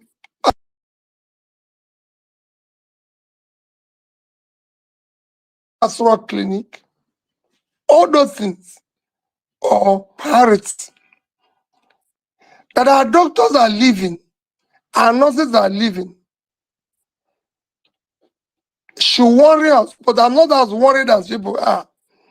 I lived in the UK myself, where at a time, all the doctors, all the distance were from India. I used to tell people that I know India would take over in terms of ICT, in terms of technology, in terms of businesses. The economy of India, go and study it, will be a stronger economy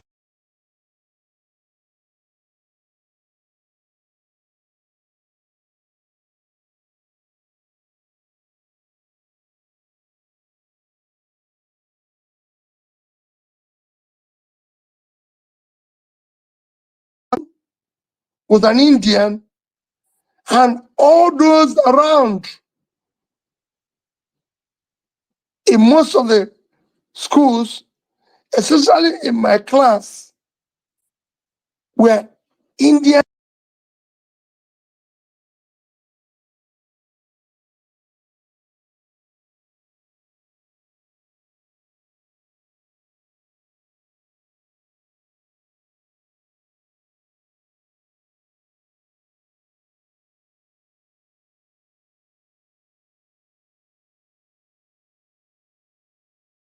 acquired knowledge. Doctors in the UK, they are going back to India. They are the ones who are helping India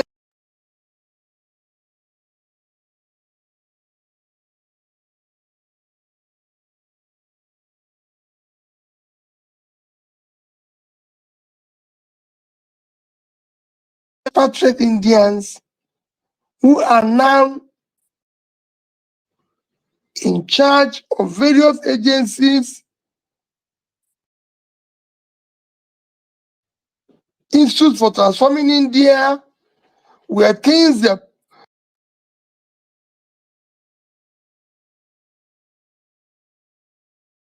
they brought, even if we had a former prime minister, we are now using, it is people like you and all those diaspora that if we get it right, like I said, brain drain will be brain gain.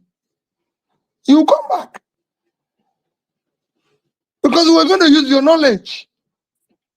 You're actually going to be the first investors we are going to get when we talk about foreign investors. Foreign investors are not going to come until you people come. When they see you going home and making money, they'll follow you. That's how foreign investors go to country. They don't just stay and say, let me go there and die.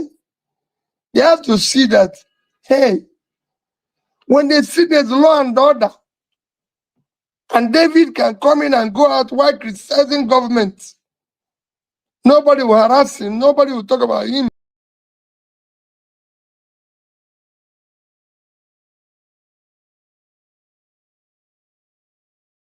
Cain, the man's mother, Okendibe is a journalist that is well known to you, Professor Okendibe. The mother, I didn't know it was the mother, walked me out of a church as a governor, said I should stop praying here because she's being owed gratuity and pension, that God will never hear my prayers. I should leave the church. And everybody was trying to control her. He said, no. I followed her to her house. And I said, Mama, I'm going to pay this money, not just to you, but to everybody. That's how I cleared 35 billion naira worth of gratuity and pension.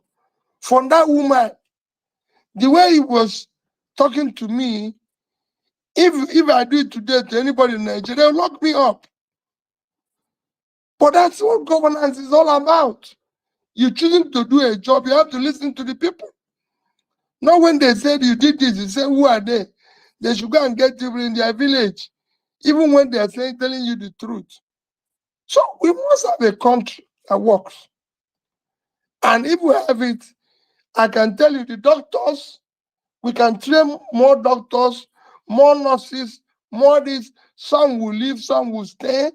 Eventually, as we get involved in building our health infrastructure properly, where we create a proper insurance scheme that will take care of us.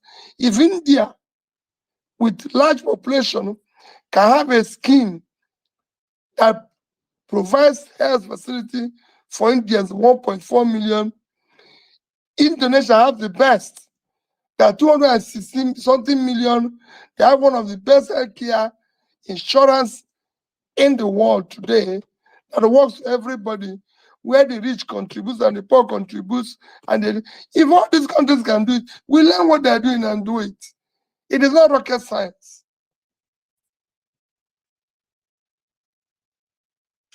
Thank you very much, sir. David, would you like to ask one more question?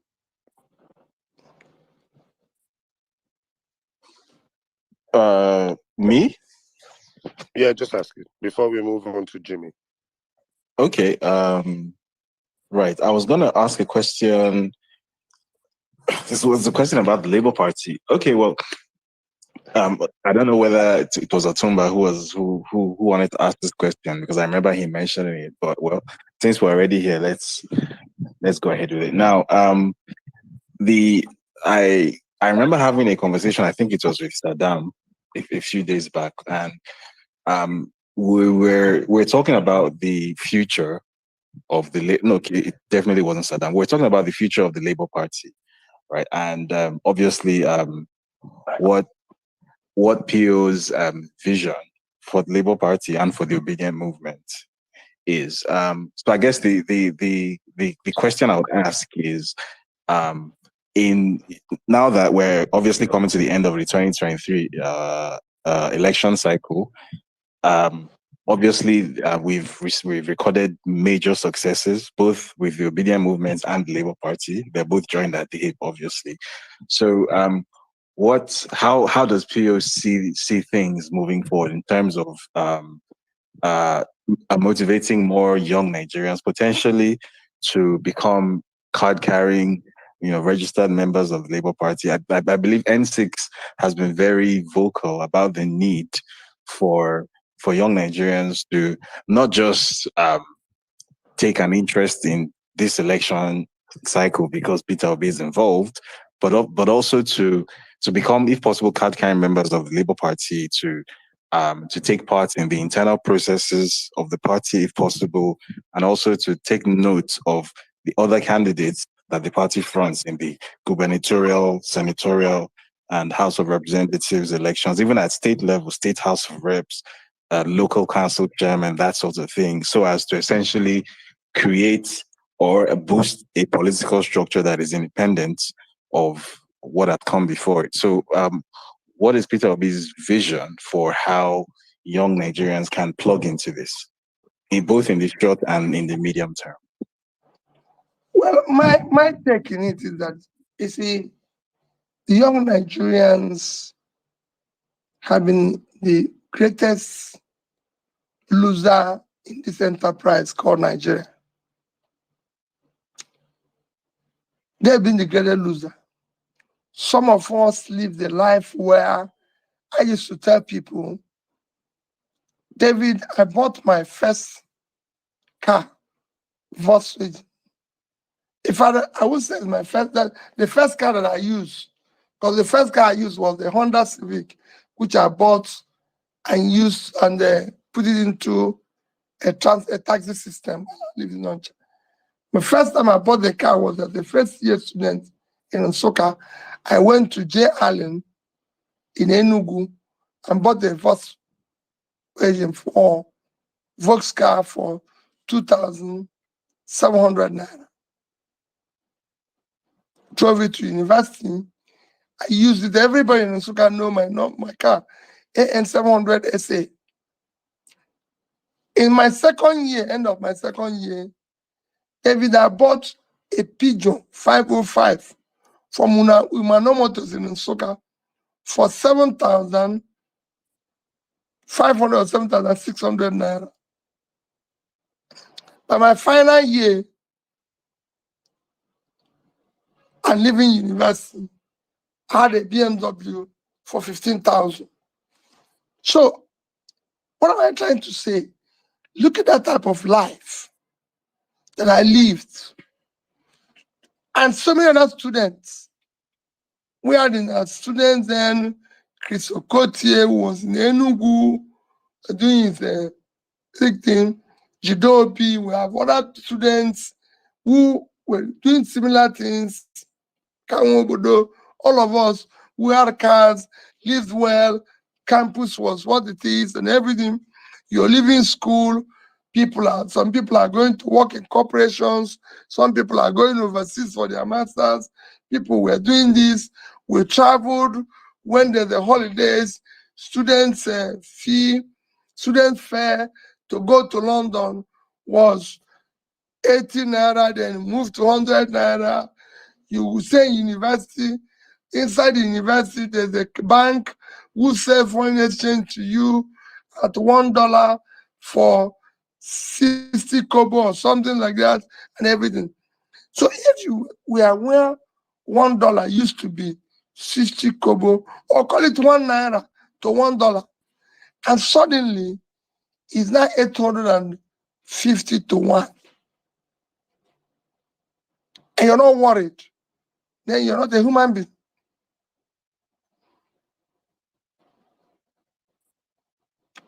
So it's become a mess. And nobody's to be blamed. I'm not blaming anybody. But I'm saying we can get it reversed.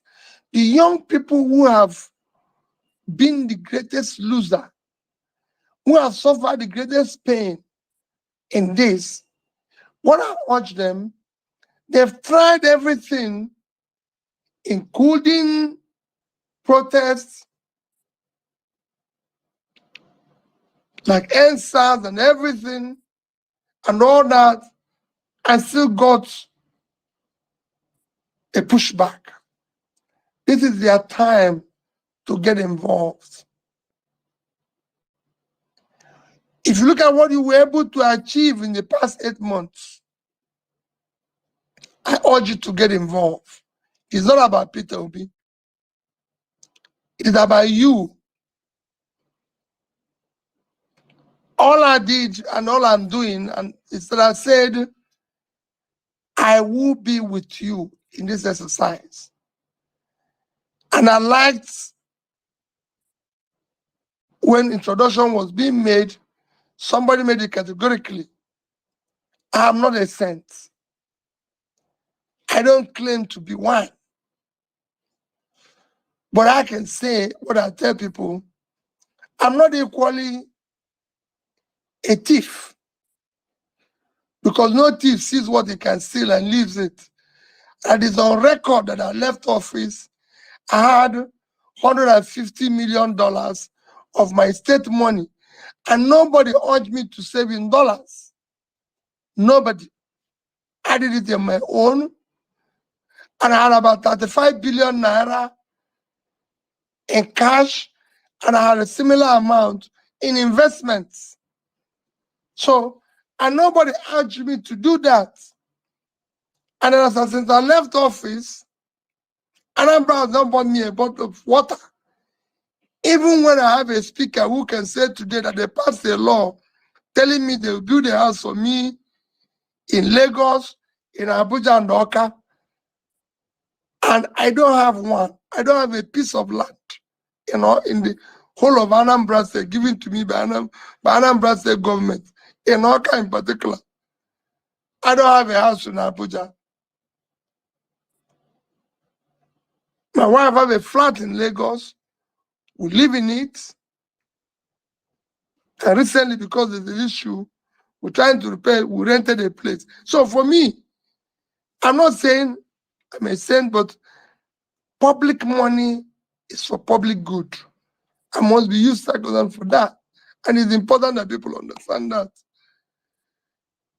And for those who even do the wrong things, they should be human and think about what damage they're doing. So for me, the young ones, please get involved. No matter how this scenario we see ends, if you check what we were able to achieve in this short time, the future belongs to you. And unless you deal with it in an organized manner, I'm not going to tell you to go and fight, kill, or snatch it, or kill it, or do anything. No, no, no. You're going to do it in an organized manner and lead this madness out of the door, because it is a case of where lunatics, all of us today, are the lunatics in charge. You must guide us to the door and bid us goodbye so you can start building a nation you can be proud of. That's how countries change. People bring about change. And that's what we are trying to reverse that by bringing tribalism into it, religion into it, and everything.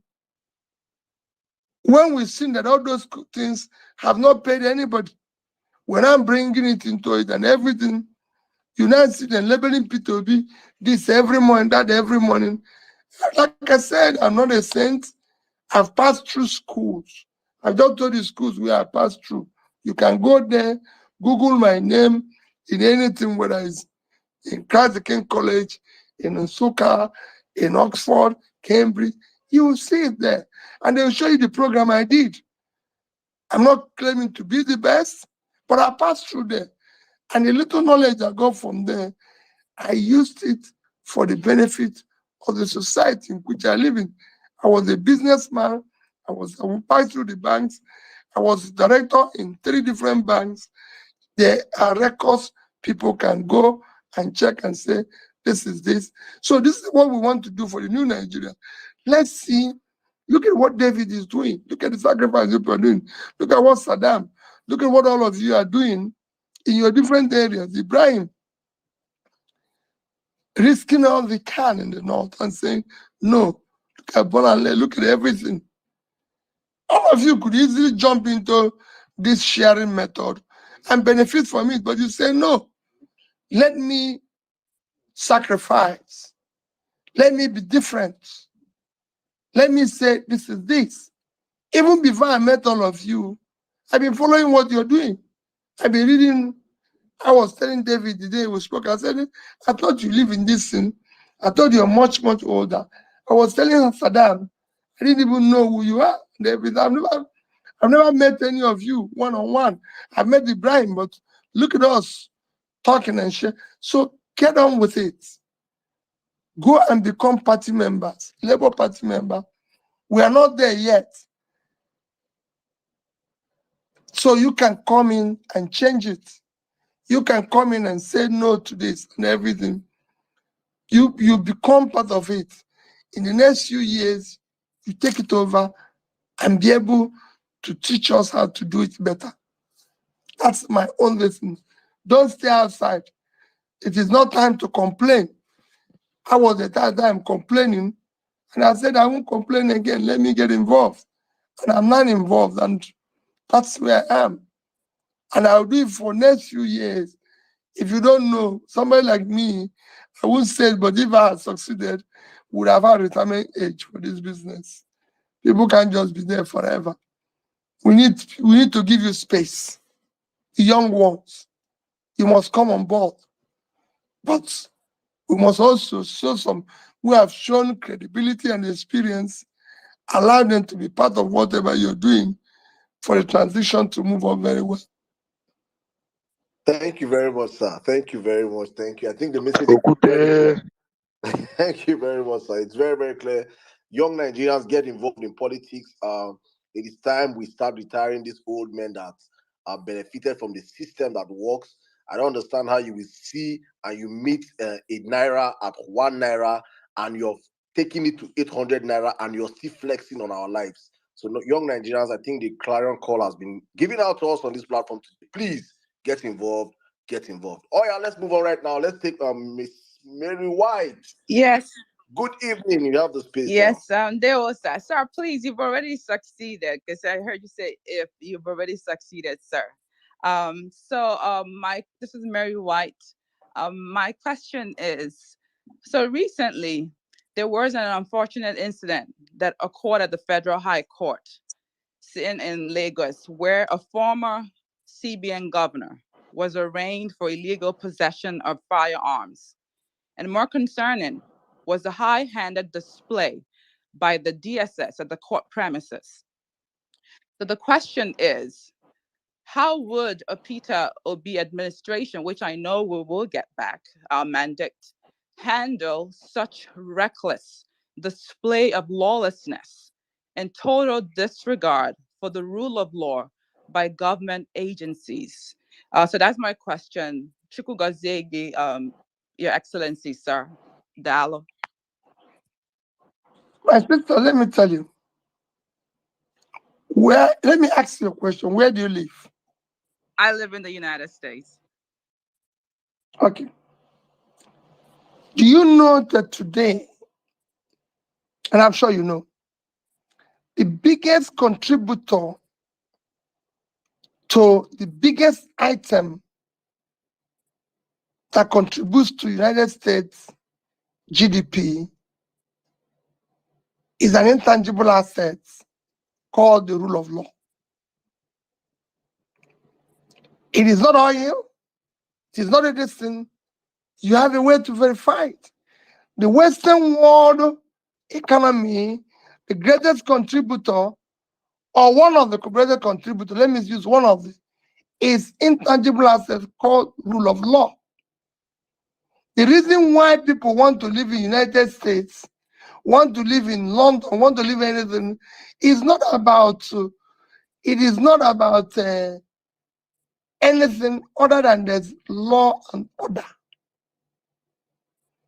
So if I go there and do a business and it fails, I can report. There will be A, B, C, D, F. If somebody comes and attack me, if somebody does this and all that and everything. I lived in the UK for years. I told you this. I lived in the UK for years.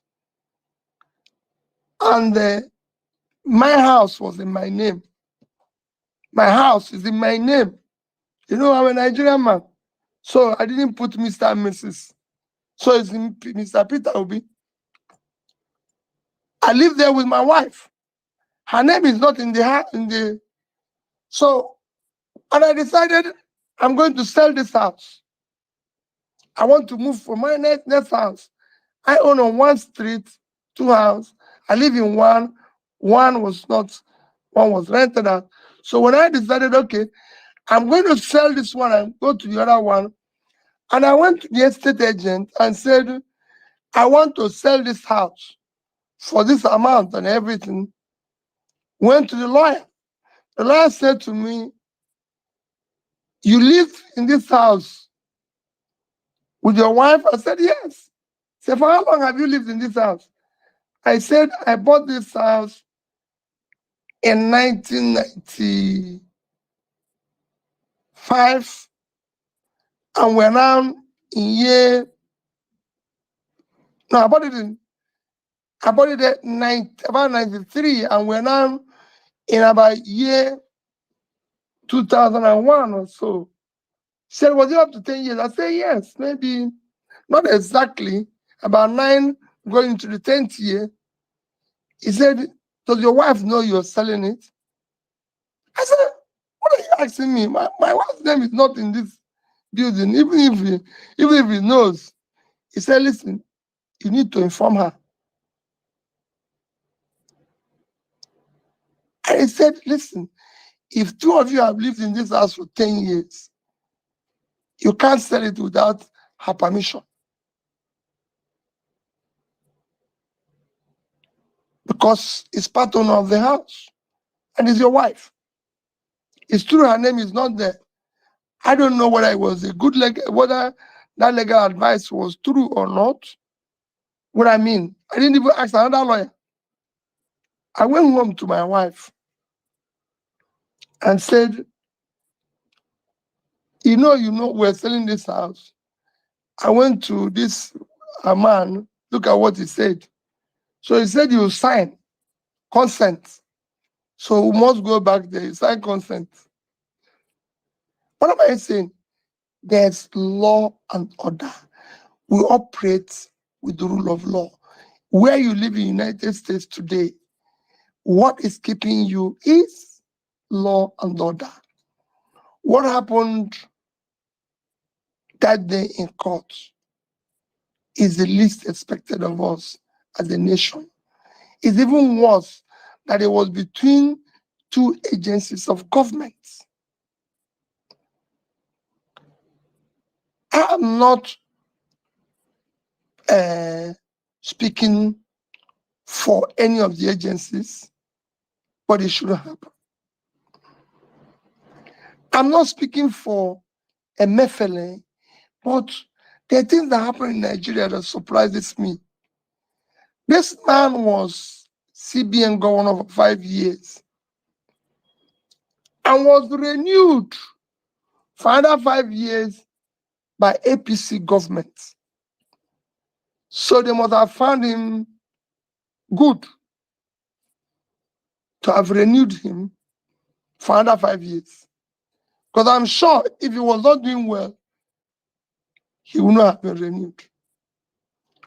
And then, just about 3 months ago, he was given the third highest honor award of the country, CFR. Is after GCFR, GCON, CFR.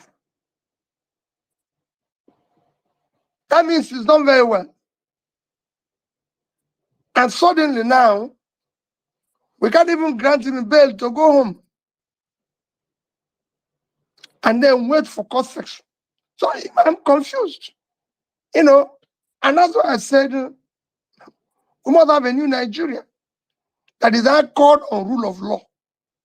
Because these are intangible assets that is low-hanging fruit that we can use to attract investment.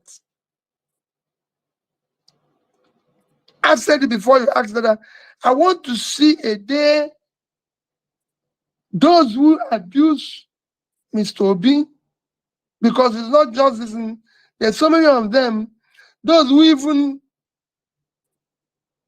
mimic me, those who even use wrong pictures of me and everything, can do so freely without anybody touching them. It happened to me.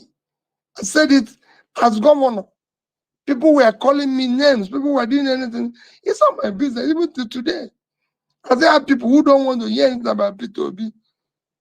You know, and people call you, what did you do to this man? I said, well, listen, if everybody like you, then there's a problem.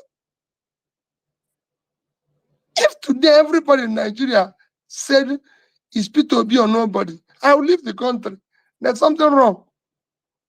There will be people who don't want to see you at all, who don't like your face at all. That is why it's a country. And you must respect that. I come out in public, see people talk bad of me, do everything. When we campaigned, people called me all sorts of names. People called my wife names. People do all sorts of things. If you look at my campaign today, You will never see where PeterObi open his mouth and be calling another candidate's name without reference to maybe something that will make a better Nigeria. There must be a reference where I will mention that person's name. You never see me where, if you look at some of the candidates, there's those who made it a point of view that all their statements is about PeterObi. I've not said anything about them. Every candidate to today, I respect them. Those who are older than me, like Vice President Atiku,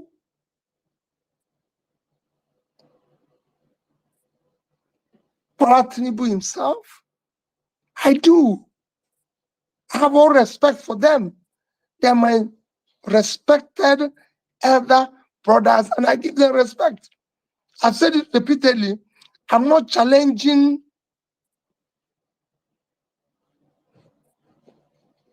anything about whether Tinubu is president or not. I'm challenging the process through which he became president.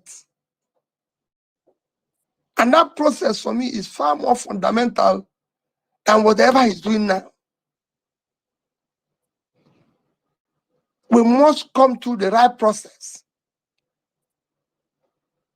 If we say this is the process of going through this, let's do it through that.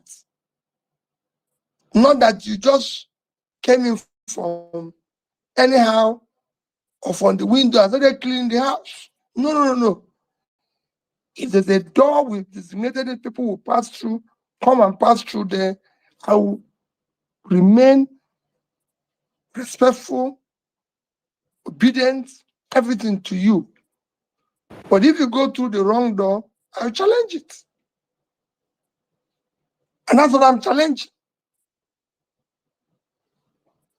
Thank you very much, sir. Thank you very much. It's very important when you stated about how intangible the rule of law is in a country like Nigeria and the effects it has on the society. Thank you very much. All right, let's go up to you right now. I think a right amazing question. Thank you so much.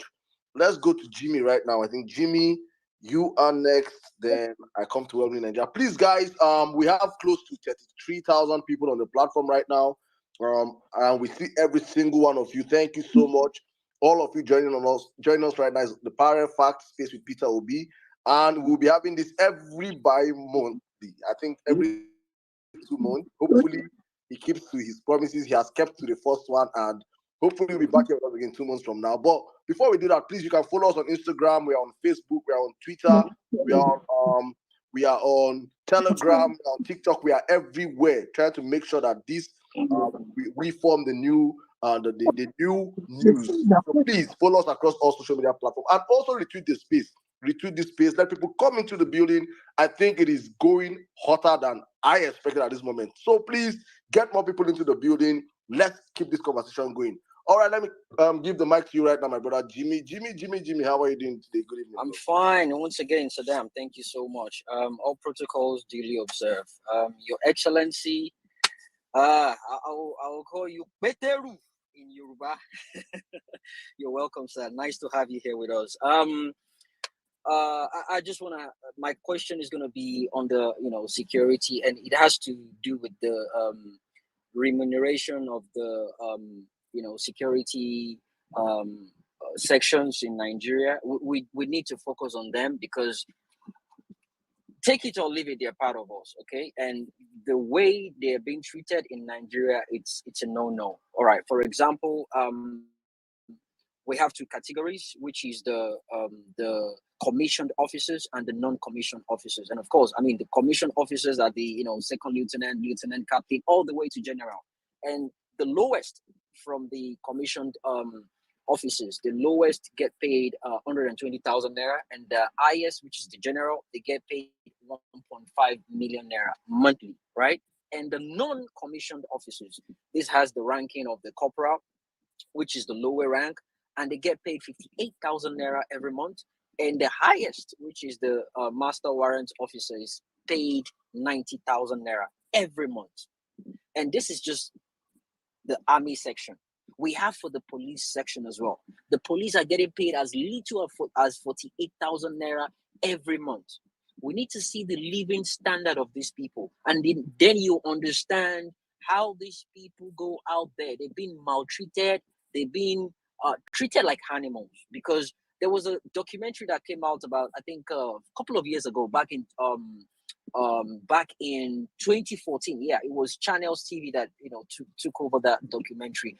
What they did was they showed us a video of how the police academy ran their services. It was disgusting. You need to see where they take their baths, and they interviewed one of the officers. Well, the high-ranking officers there in charge, and he said each police officer is entitled to 150 naira a day, which is 50 naira for morning food, 50 naira for afternoon food, and 50 naira for evening food. So in a day, a single policeman is entitled to 150 naira for a single day. So if you accumulate that together, and at the end of the day, they come out being treated that way, and they are handed over a gun to go out and protect people. These are people that are protecting our lives and property. These are people that are protecting the country. They go out there to die for the country.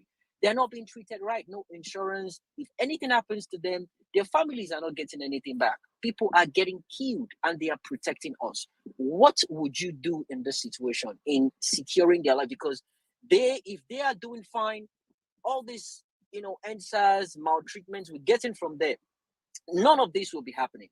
And I'm really, really certain that this is a section nobody has been paying attention to. It's not just about taking care of the top bosses. It's everyone in total, to the lowest officer. Thank you. That's my question, sir. Thank you, sir. I yield. Yeah, I think Peter fell off. Salam is back. Is he back? Can you see him? Yeah, he's back. Yeah, I can see him. He's on the speaker section.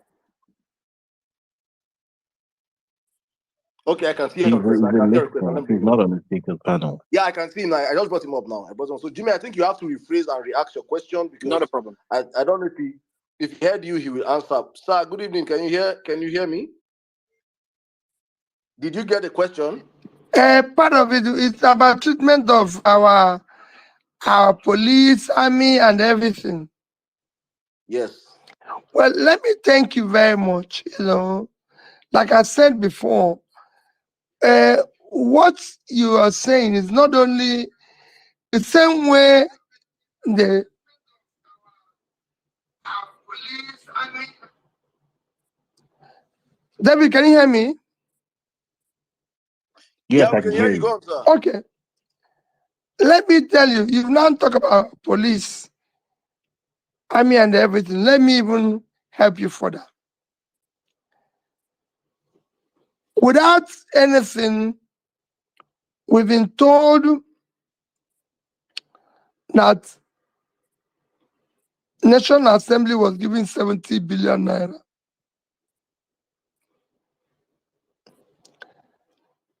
They are going to buy vehicles for them. Maybe, let me say, each of them gets a Prado. I'm just giving an example. A Prado will cost today in Nigeria about 70, 50, 60 or 70 million naira. Let me use the lower side, 50 million. It won't be less than that. I haven't bought one recently, so I don't know. But I'm just giving you an example. University professor is paid 450,000 naira. Those who collect the money, 450,000 naira. Those who are not being owed. So in 1 year, he will earn, without touching his money, between 5 to 6 million. So if the university professor decides not to eat, decides not to feed his family, he needs 10 years of his salary to buy such a car without eating, without anything. So you will know what he earns compared to the top police officer, the top person. So the entire system is going through that process. It's worse because these are security agents whom we expect to secure us, secure the country, secure this thing, just like we need the professor to impart knowledge to be able to do this. And that's what I'm saying, that if we're asking people to sacrifice, they must see what we're doing. The country's pay package is low overall.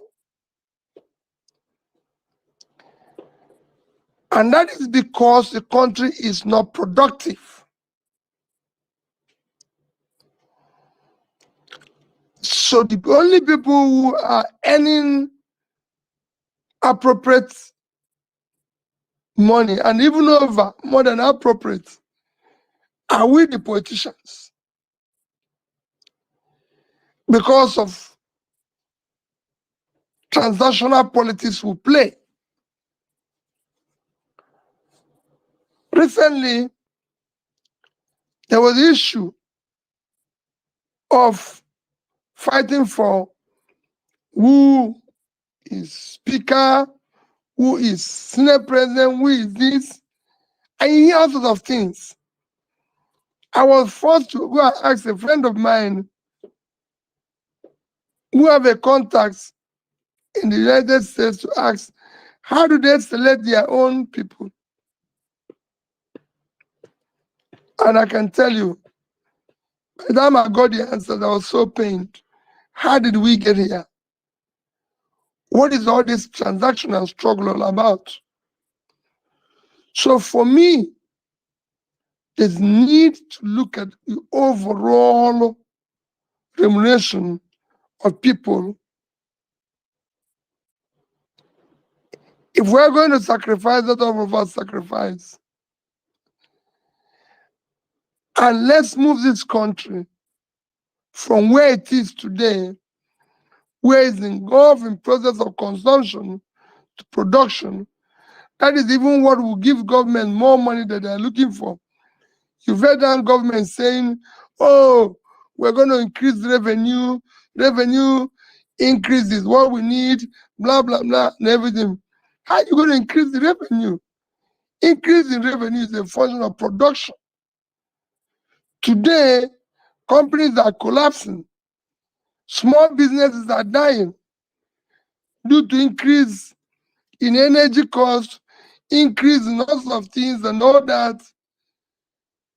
How are you going to get the revenue? Are you going to tax people who are jobless and looking for money to eat? Are you going to do so? It is all a function. It's something that is worrisome. And I keep telling people, it will get worse. People will say to me, oh, this thing we did, I said, no. It will get worse. So really, I agree with you, they are poorly paid, but it's same thing all over the place.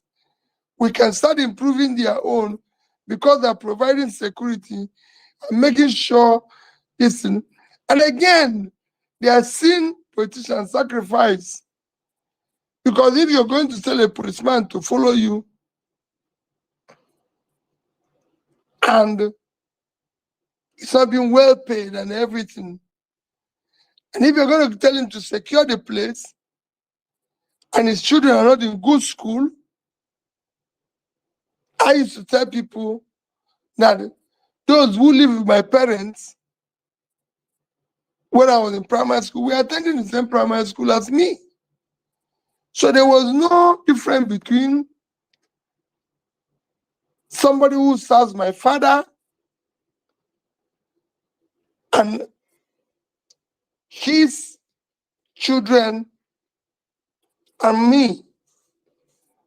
whose father is the boss. Today,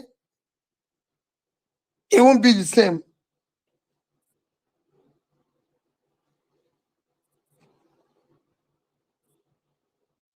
Thank you very much, sir. All right, let's keep it going. Welcome in Nigeria. You can come in now with your questions. Please, guys, one more time. We are going to be taking reactions and back from the speakers and a couple of questions after our panelists have asked all their questions from the comment sections. We cannot ask all, but we ask as many as possible. Mr. Peter is here with us. So let me come to you, Nigeria. You have the space. All right. Yeah. Thank you very much, Saddam. Thank you very much, Your Excellency. I think this has been a phenomenal space. You've made some very key revelation. And I just want to assure you, on behalf of my name is I'm well-meaning Nigerian. I'm one among many. The obedience generally we are with you in this process. You would know you won't imagine how many obedience are now lawyers but never studied law. Following this process through and through, back to back. So my question is really relating to character, competence, and capacity. But I think the real point is character. For some of us, for people that really care about the image of Nigeria as a country, we would agree that Nigeria is undergoing a very serious character assassination. I mean, we've always had that, but I don't think we've had it this bad at, we're having it at this point, we're having it at a very higher level. I mean, talking about people that we've seen visited the Aso Villa, a place that's supposed to be a reverent place. Over the past 2 months, we've seen so many people, but I think that's kind of consummates at the recently released ministerial list. I mean, it's not something to talk about too much because for some of us, we know that this is a temporary or an interim administration, so we don't try to reverence it. But I think the point of this question is, on that list, you can technically tell that most of the names, I mean, you can classify most of the names into one way or the other, but most of them falls within people that are under a reward system. But the most disturbing for someone like me, and I think a couple of people, is, we have a female nominee on that list that in 2018 had to be sacked by the Senate. In 2023, now this year, she's being investigated by the Code of Conduct Bureau. Still 2023, she's also undergoing some legal issues regarding forged certificates and all those other things. We have a male nominee who was sacked in 2017 by the Supreme Court as a senatorial candidate for winning wrongly. Then in 2019, was sacked again by the Supreme Court. In fact, this time the Supreme Court gave him 10 years ban from running for any political office. And to see that such people appear on a ministerial list for Nigeria, for me, it's character assassination at federal level. It's just killing the character of Nigeria. So my question really is, you've answered one part of my question when you said in 1 month you would have your list of team out. So I want to also believe that in 1 month, probably or less, you probably have all your ministers out. But I just want to ask you, what sort of character, what sort of criteria should we be looking at from the people you would be making ministers or other appointees when you eventually come to power, which we are hoping should be very soon? Thank you very much. Well, without taking too much of your time, what I will tell you is that nobody,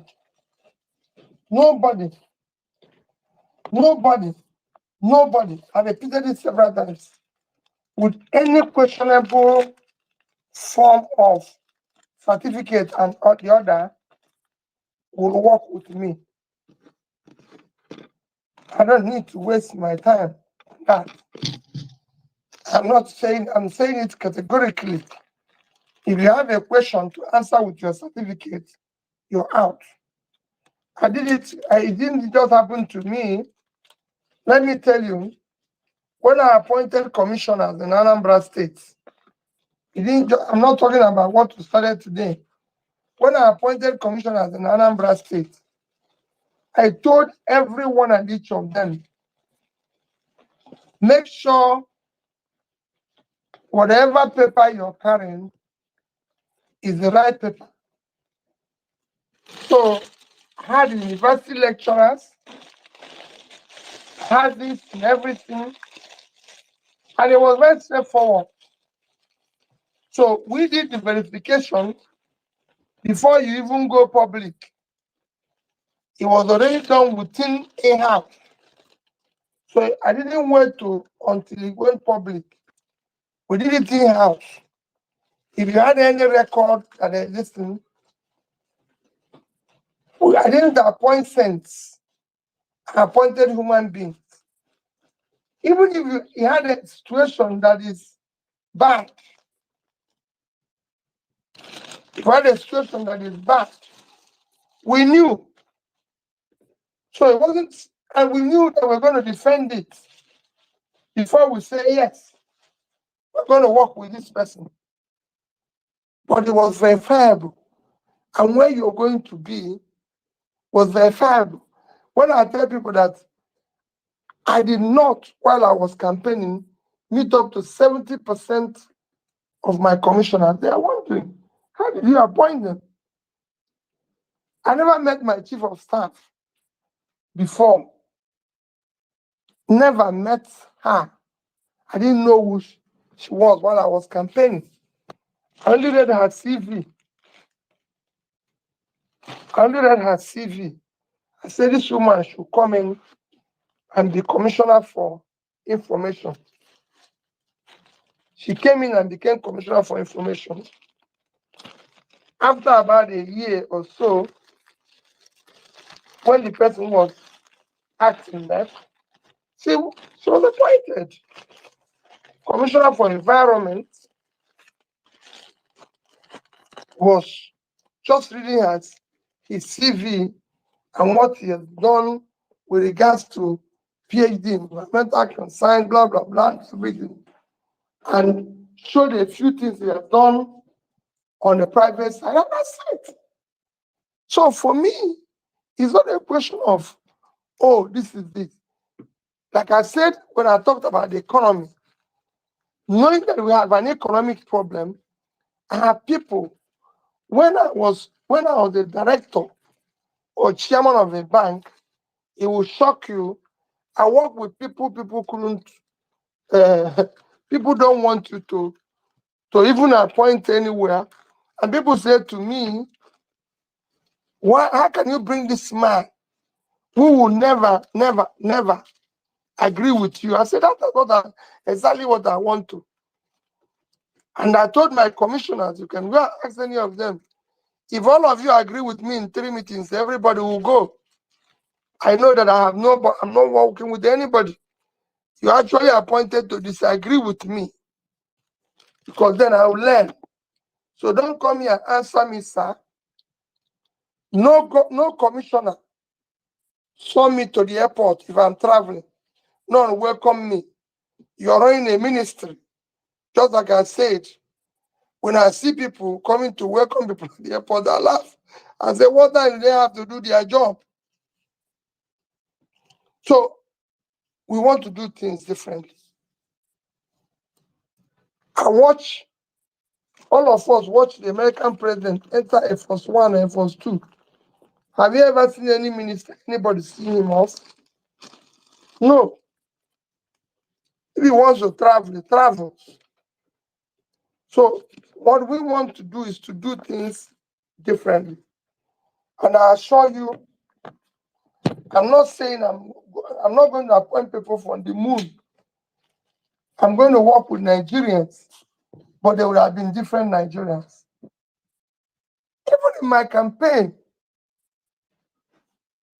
I was telling somebody like Aisha Su, I only knew her from those activities. And I called her when we were campaigning and said, ABCDF. And she agreed. And she wasn't the only person I called. Someone like Ibrahim. Someone like, I can go on and tell you a few other people who joined us. I never met them before. But we invited them, we excited that they joined us. And we worked with them. So that was what we're doing. Thank So you. that is what is critical. You know? That's what it was critical. And it's important that happens. When you appoint people based on what they can offer, their character, everything. So I assure you, it will remain the same. All right, thank you very much, sir. Thank you very much. It's important we know the makeup of your cabinet coming in. All right, I think right now, N6, you can come in. You can come in right now. But guys, please, we are bringing up your questions now. Thank you to our moderating speakers. Everyone have asked wonderful questions. It's been an amazing space so far. We have over 33,000 people on Twitter right now listening to us, and thousands more on Facebook, on YouTube. We have multiple channels streaming it live on YouTube. And thank you to all of you that are streaming, that provided your platforms to stream. Thank you to Ingenje TV. I just want to say this real quick. Let me use this moment and do a little bit PR and sell. Please permit me to sell my market. Sell our wonderful market. Please, if you are a student and you love journalism and writings, do you love reporting and you are on campus? We're creating a Parallel Facts Media Campus community. You can please send us, shoot us an email at info@parallelfacts.com. Please, info@parallelfacts.com. We need young Nigerian writers. We're about to take back our country and want to do it with young, talented Nigerians. So please, we see all the politicians on the platform. I hope you guys are really taking your pen to jot things down and take it home to begin to implement real life-changing policies for Nigerians. Thank you. And your hands are up, so I'll allow you come in right now. Then please, guys, our moderating speakers, thank you so much. I'll have to drop some of you. I'll drop you guys down and bring more people up now so we can have the last few conversations with our Excellency. Thank you very much. NC, you have the space. Good evening. Good evening, Your Excellency. There's a question I want to ask you, and I'll need you to please listen to me so you could understand what I mean. You're a frequent traveler, and you travel with a Nigerian passport. It seems over time, the Nigerian passport has lost its relevance, its respect, both in Africa, in the West African sub-region, and overseas. Our passport is barely improving with its accessibility to several nations. And then our passport, you land in a country, and our passport already subscribes you to certain checks. Someone as popular as David Hundeyin would go to Zimbabwe, and the Nigerian passport does not even make Zimbabwe afraid of putting him in a room alone for several hours. There is a huge disrespect and battering of the Nigerian image, and where we feel it a lot is on the Nigerian passport, especially traveling. Do you have any plans for Nigeria's image, how to launder Nigeria's image, any plans on how to get our passport to be stronger, and just any plans on making Nigeria look better overseas? We seem to be ascribed more to negative news than to positive news. There has to be a way soft power can be used to get us looking better diplomatically overseas. Please, sir, do you have any answer for this situation?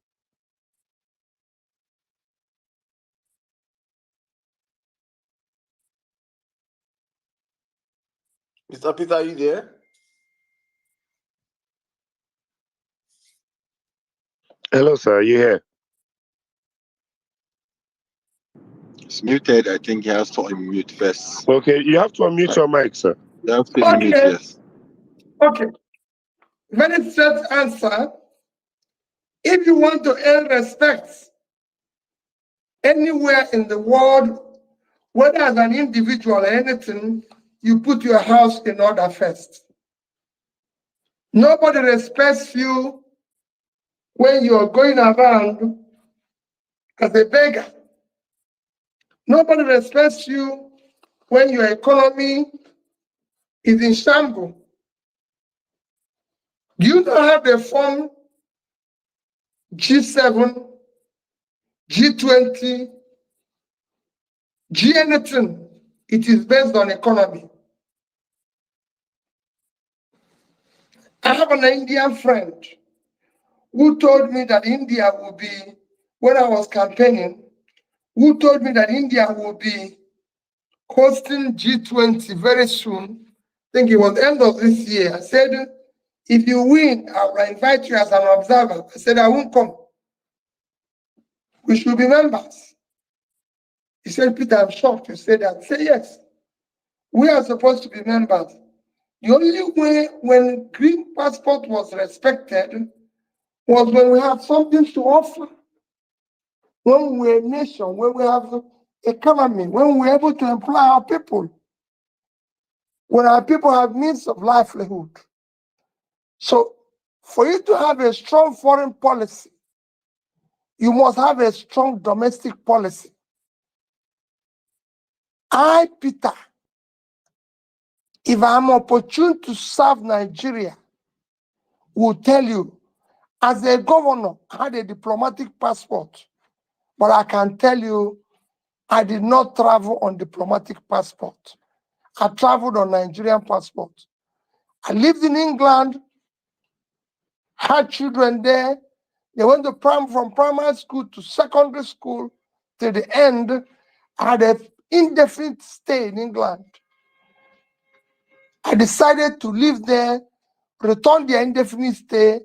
I go to every country of the world with green passport. I don't have dual citizenship. I don't have dual residency. I have everything it takes to be a citizen in the UK, to have permanent residency. Even the one they said you have to have if you have a particular amount of money. But I don't have. I don't want to have. God created me in Nigeria. And I tell my children, any day you see there's war in Nigeria, I'll go back there and die. I've traveled everywhere I went in the world where there's problems. I was in Rwanda when there was problem in Rwanda. I've gone to so many parts of the world. Even when Haiti had earthquake as a governor, I went to Jonathan and pleaded to go there as a Nigerian to help them as a sitting governor. So all I'm saying is that this passport will be great. It requires us to do the right thing. To you to earn respect, you have to put your house in order. You have to do things that are proper. If today David was disrespected because he came from a system that does not even respect David, because the way he's treated or the way Nigerians will be treated, if Nigeria was good, you can summon even the ambassador and said, no, we can't have this. Even when he was just a young man, I have had the same disrespect myself. I can tell you. I have had the same disrespect myself. I've traveled where I come into a country, somebody will tell you, and you're trying to tell him, say, listen, let me tell you, I cannot trust you because you're a Nigerian. I said, that's the only reason. I said, yes. Recently, I went to the UK. An immigration officer asked me about my return ticket. I said, I've forgotten to carry ticket because once I give them my passport, on the day I will travel, they will look there and see it. He said, well, you must show me your return ticket. I said, I don't have it. Okay, let me look at my email whether I can find it. I said, but why? This is the first time. He said, if you don't see it, let me tell you where you're traveling from. Is the problem. So I've had all sorts of things. I've gone to African countries. I've been treated the same way as David. Because David is probably an important person and a known person, and also somebody who will always fight for his rights. Somebody like me will stay quiet there and be praying that let these people solve my problem peacefully. Because even if I say I'm held there, some people will say, oh, he's being held for something else. So I've had it, you know, where people will not trust you, where people will not do anything unless it's happened. Oh, don't worry, we'll get it right. It is for you to sacrifice. It's for me to sacrifice, and we'll build a better country. They cannot respect us where we are today. They cannot respect us because of the characters that are in charge of our country. All of us politicians today have failed the country. We failed to build a better society for our children, and that's what we're suffering from. Thank you very much, sir. Thank you. All right, I've brought up some other speakers. Thank you to our magnificent moderators that just dropped. Thank you so much. Amazing questions. I'll be dropping the rest of you, please, so that we can have other people come up and speak. No vex to me. I just want to say this real quick, please. I'll be taking like a couple of questions from the comment section right now. I see your comments. We have over 5,300 comments, and we have over 35,000 of you. Please, for my earlier advertisement I just did, if you love journalism and you're a student, please, it's up on the Jumbotron. Just check the Jumbotron. You can see every information you need to know, how you can apply, how you can send in information, and join this amazing Firefox team filled with hardworking Nigerians trying to change the journalism stratosphere of the country. Thank you. All right, let me take like 3 questions from the comment section. So back-to-back questions, really sharp. Then I'll come back to the speakers that are up here. I think please, guys, also please, we cannot ask judiciary inclined questions here. It is for a reason. He is in court, and we cannot be seen to be asking questions that has to do with anything about the judiciary. So please, it's important, and that is why we have not asked any questions that has to do with that. So please, it's important you guys understand why we are not asking that questions, please. So if you have such questions, I'm sorry, we'll not be able to ask you. Sir, a question from Mature Jungle. He says, sir, tell Baba Ahmed Dati that we are missing his presence. Kudos for the great work you're doing. When can we have him on space? Mr. Peter, can you answer that, sir? Hello? Did you hear the question I asked you, sir? Yeah, go on. All right. The question from Mature Jungle, he said, please, sir, tell Baba Dati Ahmed that we are missing his presence. Kudos for the great work both of you are doing. Please, when can we have him on space? No problem. I'll deliver that message. All right. Fingers crossed. Thank you very much, sir. Once I have the next meeting with him, I'll deliver that message. But I can tell you, if you have me, you have 2 of us. Amazing, amazing, amazing. Okay, let me ask this question. See, from Chini says, Your Excellency, do you have plans to reintroduce technical training schools in our educational system like we had in the old days? Our youth lack the right skills to thrive in today's workforce. For example, Dangote's refinery hiring workers from India due to lack of skills in Nigeria is saddening. Let me tell you, that is certain. It is certain. You know the biggest pool of training, and the biggest, and in terms of training technical people and ICT and engineers and everything in India,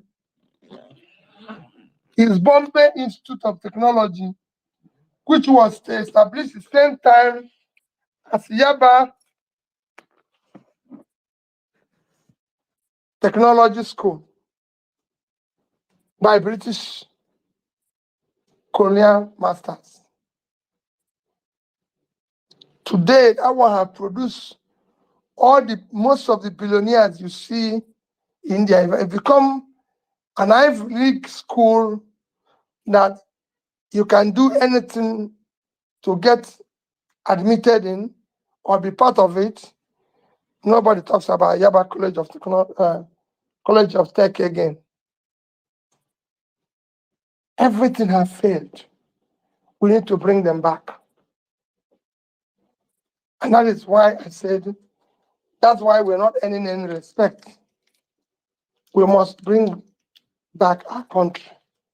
And it requires a lot of sacrifice. Thank you very much, sir. Thank you. All right, blessed Emmanuel, say question, sir. Sir, what period of time would it take you to put all the seaports functioning? Probably, I think, to make all the seaport functioning. One, how fast will Well, you tackle insecurity in all the geopolitical zones in Nigeria? well, like I said, insecurity is number one. Security is number one job of a government. And it is critical. You can't talk about attracting investment if you're not secured. You can't talk about attracting investment if the rule of law is not respected. So there's so many things that are intangible assets that attract people. I said before, what will attract you to America is security. You might have shootings in America, you might have shootings in London, you might have shootings everywhere, but overall it's far more secure. People still come out in streets of New York for jogging. You go to the park, it's filled up in the morning with everybody jogging. People still come out in streets everywhere in London, in parks and everything, are moving around, even when there's still shootings and this and everything. So you need security to attract investment. People must have peace of mind. It needs security. There must be rule of law. There must be some semblance of stability in your economy. So your rate of exchange can be high, but it remains stable maybe for 4 or 5 years and everything. People can plan. These are things you need to put in place. And doing that requires some time. But if you start, Nigerians are good at followership if you're doing the right things. Governance is about hope. You must give people hope. If you say we're going to do this and people see you're doing it, you won't achieve 100% result overnight. But people want to see 100% effort. You see me say this in virtually every 2 months appearance that we must put 100% effort. Our sacrifice and everything must be seen. And that's it. All right, thank you very much. Sir, you did not answer the questions of seaport, how fast you can get all the seaports working. Let me tell you about seaport. What I say about seaport, what I do about the airport. These are critical economic issue that needs to be up and running. Nigerians today go to Kenya to go to Dubai. They go to Ethiopia to go to Dubai. They go to Rwanda. They go to South Africa to go to Dubai. If there's any place that's supposed to be transshipment ports, in terms of seaports, in terms of airports, it is Nigeria. Nigeria is so strategically located in Africa, where we are middle in the terms of north, south, and everything. And we have strategic ports that you can use to do roll of that can do. I won't tell you more, but I've said it before. When I was campaigning and I said that I'll make a bar and Port Harcourt one time, some people said, no, making one time is that we now need to focus on export. And when I talked about Aba, I said to them, Bangladesh is doing $36 billion worth of clothing export.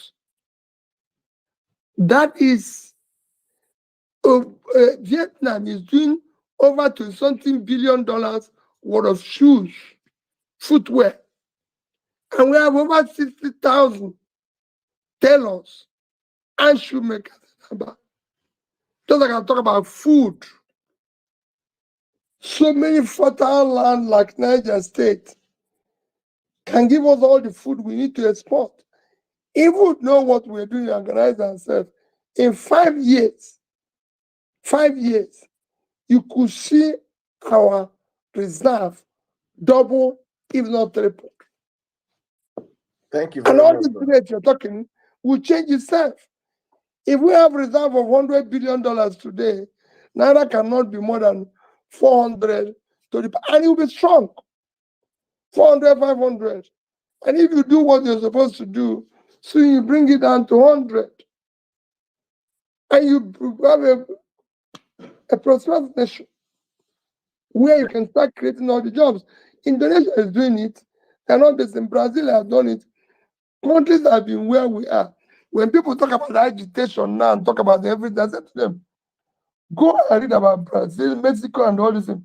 People were a few years ago running away from Mexico, Brazil, everywhere. There are lots of agitations in Colombia and everything. Today, those countries are changing. We can do the same thing. I've studied what they've done. I've visited them. I know what they've done. We can do the same thing. Thank you very much, sir. Thank you very much. All right, I think I'll still go back to questions from the comment section, but I've brought up new speakers, so I'll just go straight to them. Real quick, please, your questions in 1 minute each. Miss Pels, you have the space. Good evening. Welcome. Good evening, Your Excellency. Good evening, everyone on this platform here today. Thank you very much, Parallel Facts, for organizing this space. Your Excellency, I'm so very glad you're here today. You gave us your word 2 months back, and you're here. That's very noble of you. So I was in 2 of your obedient diaspora town hall meetings in the United States. And from the very first time I heard you speak, I knew that I wasn't making a mistake in supporting you. And thank you very much for being so consistent. So what I have to say here today is not a question, it's more of a comment.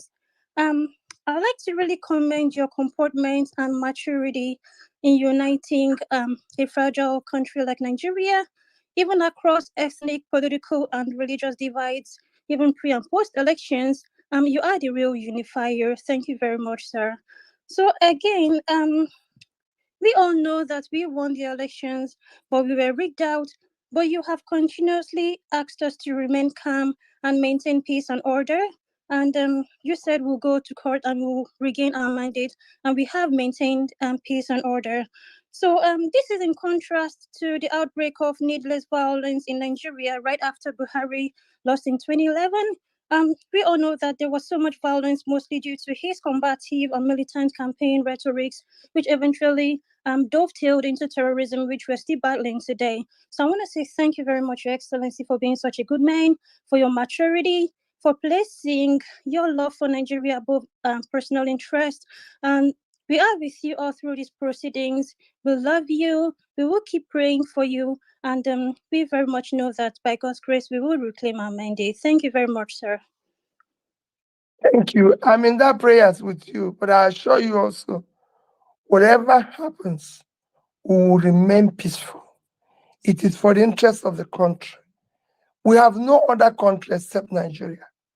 And for us to build it, we're not going to build it through war, through anarchy, through destruction, through rioting. God is mercy. At his own time, will listen to the suffering of Nigerians. I believe in it. It cannot. Nigeria must come out of this and be a great nation. I say I have that confidence that it will be a nation. People will rush back. Mexicans are living in America today to go back to Mexico. Brazilians are going back. Nigerians will come back. You will see them come back in their numbers. We will make it work for them. We'll make it attractive for them. And you are going to be part of that sacrifice. Whichever way it goes, it might not God terminate. All I can tell anybody is that you will never find me wanting. I will never be part of what knowingly what is wrong. It will never happen. It must be the right thing. Thank you very much, sir. Thank you. I think I have, before I go to the next question, I have a question from our YouTube. He said, if in a very short, let's say if you can do this in 2 minutes, sir, how would you deal with the issue of federal character? Well, it's already enshrined in our constitution. You must ensure that every part is represented, but must be represented by somebody who is competent, qualified, has a character that can be used as an exemplary person.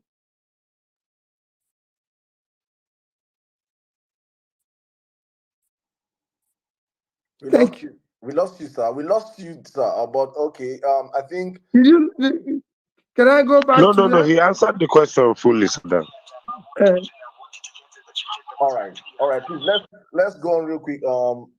Oladipo, your hands are up. So please, in a minute, your question, please. Thank you. Your Excellency, good evening, sir. Good evening. Thank you for making sure that our faith as Yoruba people in you is not mismanaged, is not thwarted. And I'm really appreciative of everything you have done. And I want you to know we will build a new Nigeria together, sir. Sir, my question borders on this, sir. Sir, as I speak to you, I am an inventor. I invent things and I do a whole lot of things. But we don't have the enabling environment for science and technology. The environment is so hostile to us that we are the one that will source for the money, we are the one that will do the research, and we are the one that will start to construct what we are doing. And it's not really making us. I know a lot of my friends that have left Nigeria. The things I do. Yes, sir. Thank you. You know why? I've said it even when I speak in open listen. That if Bill Gates and Steve Jobs and all these were Nigerians, they won't get anywhere. Nobody will support them. Nobody will support you as an inventor in a corrupt country. Because you have people with wealth without any enterprise, any invention, anything, until such things becomes respected, seems to be something of value. People can see what you're creating and value it. And you become the person to be celebrated. Then it becomes something people will jump to. Banks will give you money, institutions will give you, they will give you all the support. Today, our banks don't even lend money to people like you or entrepreneurs. They do pump brokerage. So you go to a bank, the bank will tell you, if you give me a house, I give you this. You have to bring your mother's house, your mother's land, blah, blah.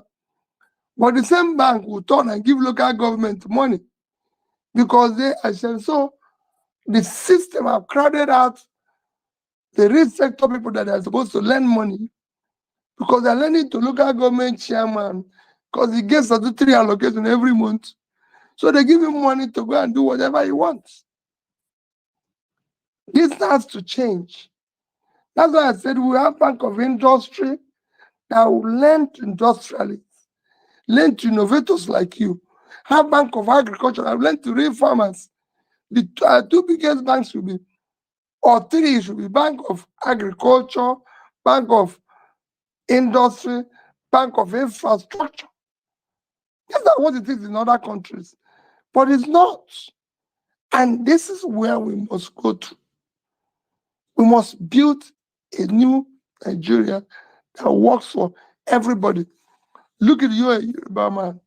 Look at today, what we are getting either in Lagos, in Ogun State. There's so many things. You go to Ibadan, yes, the governor is trying whatever he can do, but things can be done better if federal government comes in with a mind, look at the population, look at everything. You can turn all our population into gain the way Indonesia, all other countries like our size have been able to do. Yeah, but it used to be exemplary place where people come to for academics, for medical, for everything. It's a shadow of itself.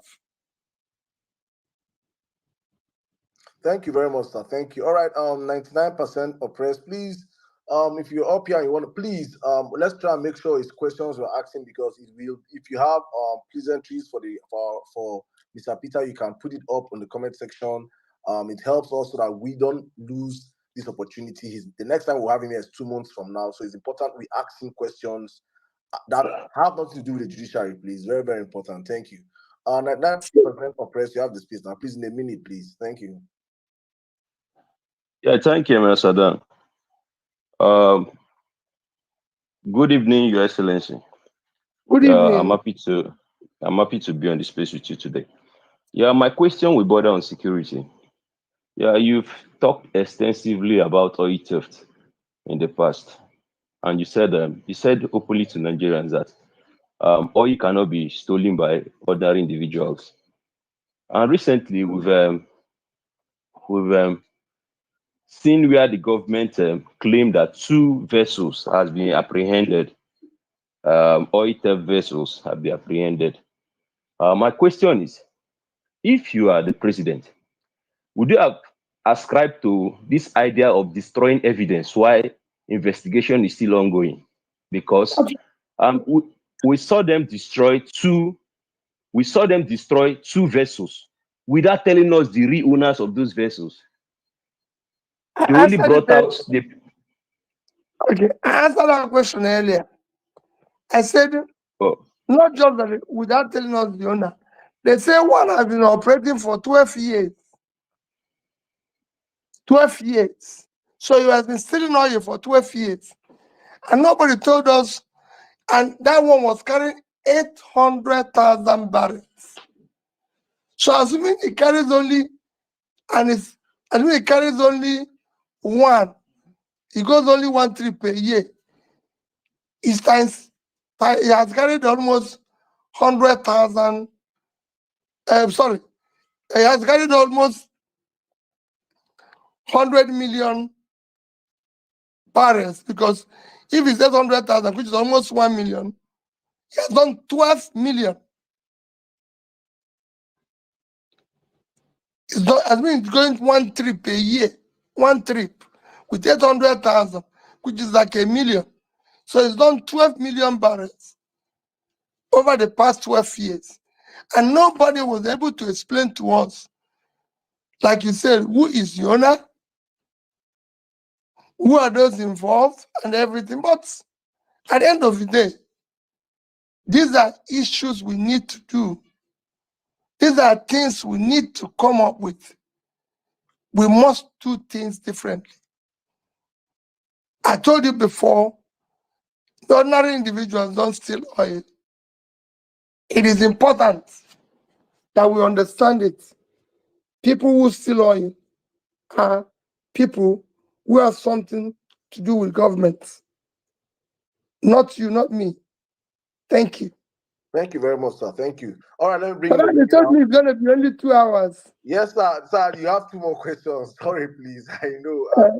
Sorry, please, sir. Sorry, please. I have broken my own. You see, I said something before the space started that I am not you. I don't keep to my words. You keep to your word. I don't keep to my words, sir. So please, forgive me. Spotlight, you have the space. Please, in 1 minute, please ask your question. Please, thank you. And sir, please, our birthday is next week, so you can also wish a happy birthday when she's asking a question. Thank you. Thank you so much, Saddam. Good evening, Your Excellency. It's really a big honor for me to speak to you today. You are like a course that every Nigerian should study. And for me, it ties back to why I've been with you even before you came out for this presidency. So my question today would border around, our elected officials or representatives under the Labour Party. Because for me, why I really, really adore you is because of the values that you represent. Because you came up at a time when Nigerians were really unsure of what, to do with themselves in terms of what to believe in and how to behave. You've really reset a lot of minds. You've shifted a lot of paradigms and the way people think and behave. So now that we have some elected representatives under the Labour Party, how are you ensuring that every one of them actually they've also become like you I know that we are all unique, but there are some things that are very unique to this movement in terms of transparency, honesty, competence, and all of that. How are we sure that they will also represent us in that same light in our national assemblies and, of course, across all the states? How are you making sure that we have not just one PeterObi, but a constellation of stars, a million PeterObis with their unique identities, also doing the right things in their various circles? Thank you. My sister, I have to beg you. My leader told me that I'll join you in these prayers. I'm praying for them. That's all I can tell you. I'm praying for them to understand that they were voted in because people believe that Labour is the new movement. But I have to respect my late leader. He told me that you don't know a man or you don't know a person until you give him money and power. If he remains the same person, then you know him. So I'm praying for them. In a difficult Nigeria, it's difficult equally for them, but I'm praying for them. But I'm saying to you that I know what I'm going to do to get all this to work differently. When I went to Anambra State, it wasn't easy for me. And because of it, I don't get people to say, oh, everybody will be the same. We were trying to. That's why I told people to get involved.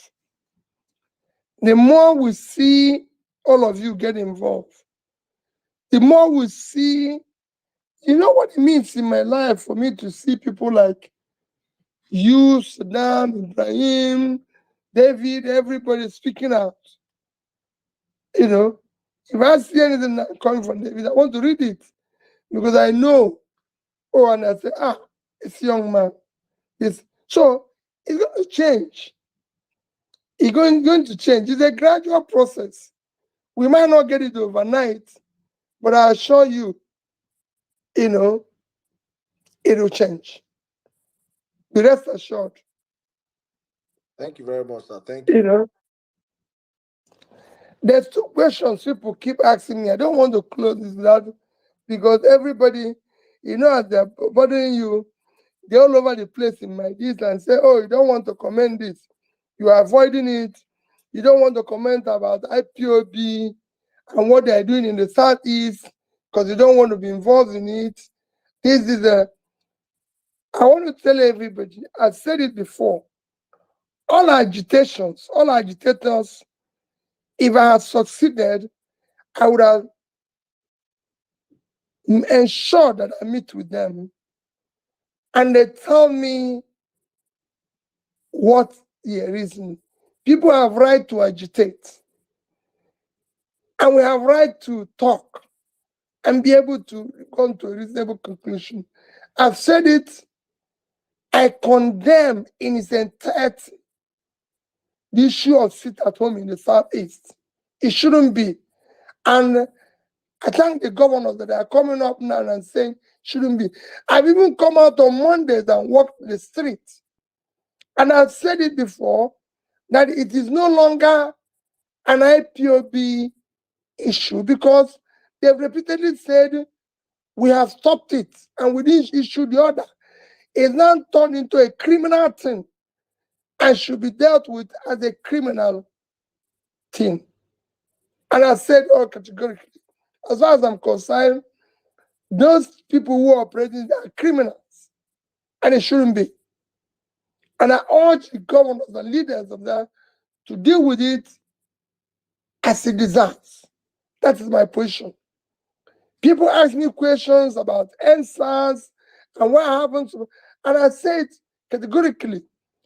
NSAS is one of those sorry and very regrettable things that happened in Nigeria.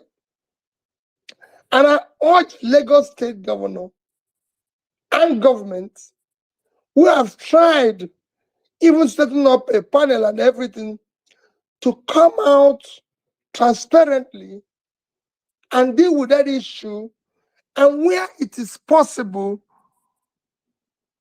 if the wrong government is wrong, come out and own it, apologize, ameliorate, compensate people adequately, and assure them that it will not happen again. There's nothing shy of doing this.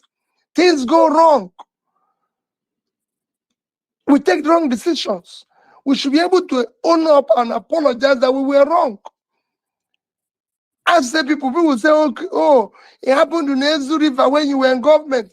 I was abroad. I cut down my trip to come back. The other day I went to Jos, a Mangu, where 327 people died. For God's sake, our government should start doing things properly. Only about 280 or 288 people died in India, train crash. Modi, as the prime minister, got shot his trip and went there. We should, even when it is a mistake of the government, we kneel down and beg people and apologize. It is nothing, there's nothing in it. Government makes mistake. We can apologize and beg. With that, we have a final closure to it. But we must be transparent and accept our own negligence and do what is appropriate in it. That's what I stand for. I don't know it all. Where I'm wrong, I say I'm sorry. You can ask all the people who work with me, who are around me, whether it's Aisha, whether it's Nana Kazauru, whether it's Tanko, whether it's Ibrahim. They tell you. Every day I say to them, I'm sorry. Because I'm a human being. I make mistakes. I say sorry to my children. I say sorry to my wife every now and then. So we can have peace and have it. They call it, we can have a country. Every day I feel a pain where our leaders, those of us who are leaders, do not care about the suffering of the people, even for the life we live. Our children live in a better life, a better distance. All the northern Nigerian is asking us to do is to make them feel a sense of being human. And we can give it. And that's what we require to give them. That's the least we can do. Thank you very much, sir. Thank you very much, sir. So we're going to just wrap up with the speakers up here, and it will be unfair if you can just take this in 3 minutes. These questions, I think I'll allow them ask their questions back to back, so you respond to all of them. Then you can give us your final parting shot. Thank you for your sacrifice, for your time. We agreed on 2 hours, maximum 2 hours, 30 minutes, and I said I will not push it beyond 3 hours, and I have done that. So sorry, sir, but please do. I apologize to you are big on apologies. Please accept my own apology too, sir. Please. So I think I'll just allow these 3 speakers ask you back to back to back. Then you can wrap up with their questions, and at the same time, you can give us your final parting words, and we'll be seeing you again in 2 months' time, God willing. So I'll allow the 3 speakers ask you back to back. My brother, magnific dude, good evening. You have the space. Please, in a minute, you can ask your questions. Then distinguished Oluchi 1 minute. Dan Juma 1 minute. In 3 minutes, let's wrap this up. And we'll be having reactions, my brothers and sisters on the platform. We are not ending the space immediately. We'll have a reaction back on what we have listened to today. Thank you. Magnific, you have the space, please, in a minute. Okay, thank you very much, Your Excellency. Good evening, sir. Good evening, my brother. Yes, sir. I think maybe they must have asked the question because I didn't really join on time. But before I ask the question, I really want to say this. We obedient, we don't like the word if. Sir, please, it has to be when you assume that position as the president. It's not if. Please, sir, you will get it. It is your mandate. It is our mandate. We voted for you and you will get it. So we believe in it. And that's why we're doing this. And that's why we're here with you. Let me go to my question real quick. how do you intend to implement a zero tolerance on corruption in all government parastatals? Because personally, I know those government parastatals, that is where corruption at its highest order is in Nigeria. So how do you intend to curb that? I mean, I know you've been talking about corruption, but those places needs to be seriously dealt with. So please, can you give me I like agree with a you. brief answer? The first thing Do is that you want to take it one by one? okay, no problem. Corruption. Okay, Next corruption, yeah. one. So, and distinguish, you have the space, please. Good evening, Your Excellency. Thank you for the opportunity to speak to you again, sir. My question is, given the reality in Nigeria right now, I strongly feel that your inauguration is near. I'm not hearing anything again. Uh-oh, can anyone hear me? I can hear you. I can hear you. Please try again. Go again, distinguish. Let's see. Just speak. Sir, can you hear me? Sir, can you hear me? Uh-oh. All right, distinguished, mute. Sir, can you hear me? Yeah, I can hear you, David. Also, I can hear you, Saddam. Distinguished, please ask your question. Let me see if he can. Then I'll ask him for you. Go on. Okay. My question is, given the reality in Nigeria right now, I strongly feel that your inauguration is near, and I'm very excited about that. So I am going to say right here, congratulations in advance. I know people might think, oh, it's too early, but I don't care. I'm going to congratulate you for a job well done. Now, my question is, what are the things you plan to do within your first 7 days in office as the president of Nigeria? Because things have changed since the February 25th election, and I'm sure people would like to know how you're going to, get things rolling as soon as you become the president. Thank you. Sir, did you hear that? No. All right, the question is, what are you going to do in your first 7 days in office? And she wants to congratulate you already for being the next president. What you're going to do in 7 days, your first 7 days in office. All right, let's take the last question. Danjuma. Thank you so much, Mr. Saddam, and very good to His Excellency Mr. PeterObi, the man of the moment. Yeah, I'm coming in from the state Northeast, and the last time I think I had a handshake with His Excellency was when he came down for the rally, looking forward to the inauguration day for another handshake if possible. Now, my question rather is, I think, against the background of— I'm not hearing it again. I'm going to ask the question. Danjuma, go on, please. Oh, all right. So against the background of the way things have been going, especially the industry of bigotry and how it has affected everyone and landed us into where we are right now, any special arrangement that His Excellency would have towards reworking the Nigerian institution to such a way that it's going to be very— Danjuma, we have lost you. We have lost you, but Danjuma is one of the— Hello, am I audible? Okay, please go on. Danjuma, Yeah, so we lost you, but go on. without too much taking of his time, is I think what has His Excellency got to offer Nigerians, especially with this level of high bigotry that has landed us into where we are, and it's not likely to leave us. So please, do we even have any maybe move towards certain institutional arrangement so that Nigeria is back on? What has His Excellency got to offer Nigerians, especially with this level of high bigotry that has left?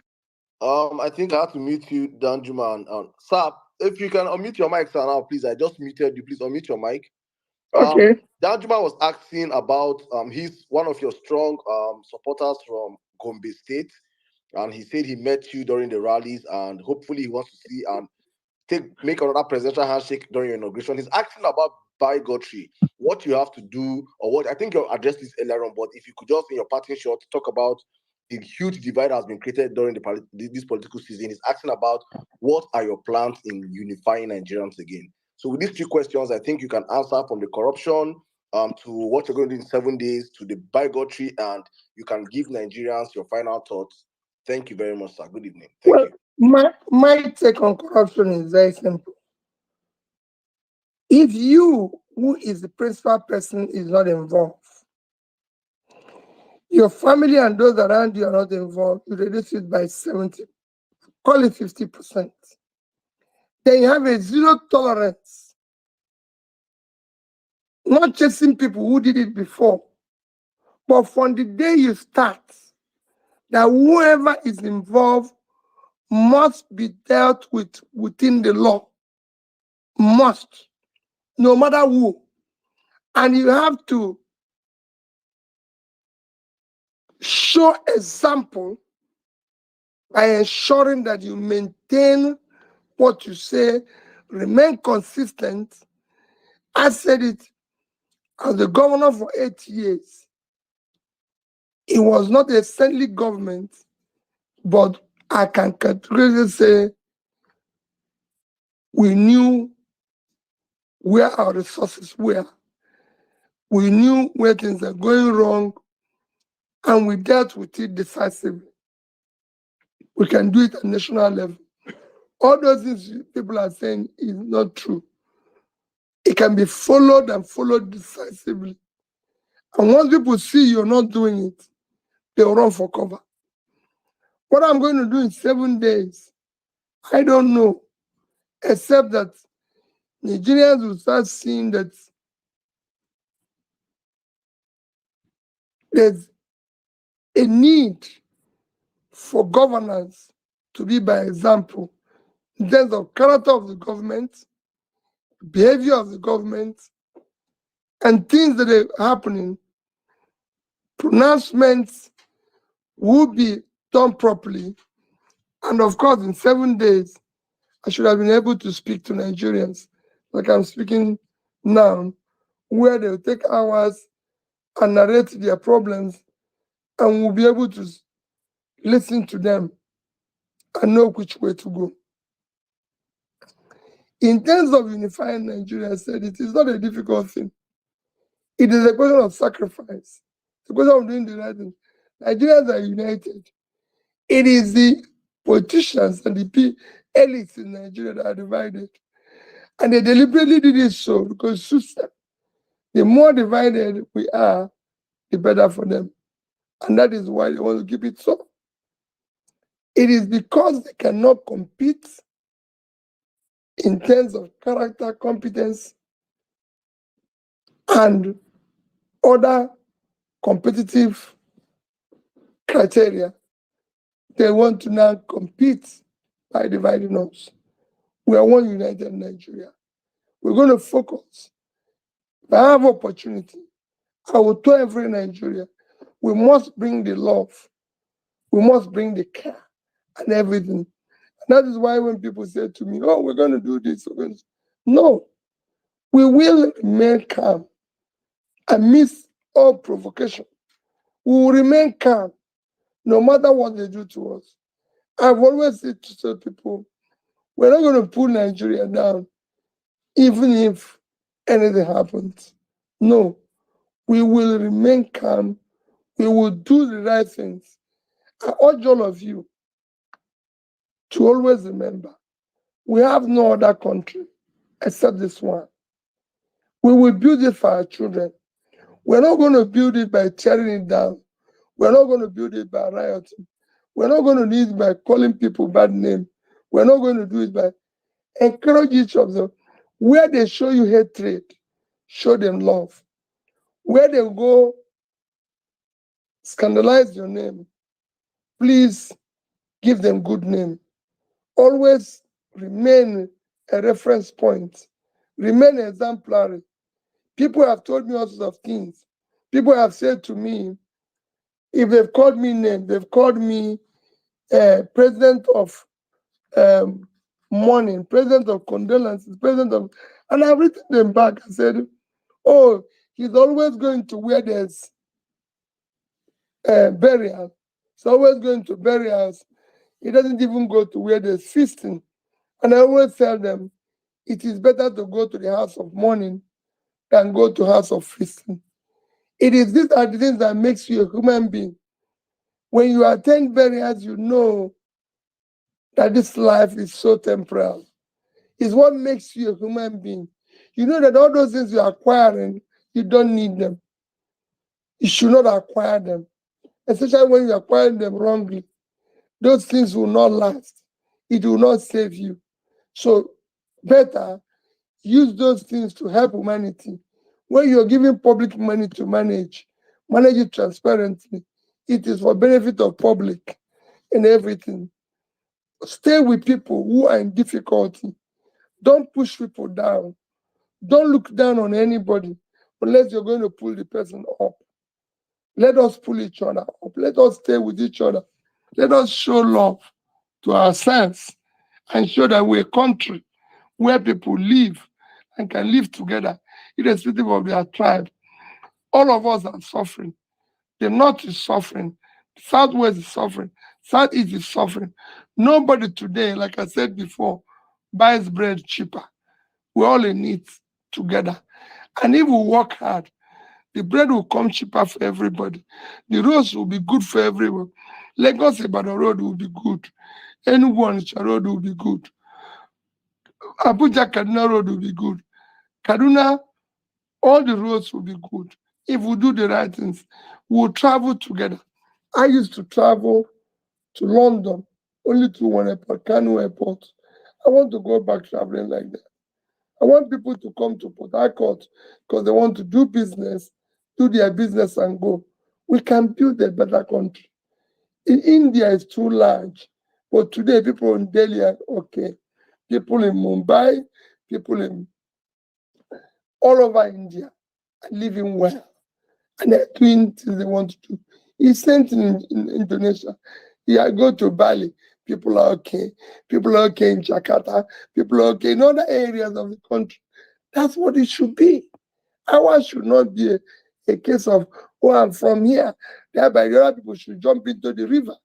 They shouldn't jump into the river. There's no color. There's no difference between a Yoruba man who is carrying a green passport and an Igbo man who is carrying a green passport. We are all the same.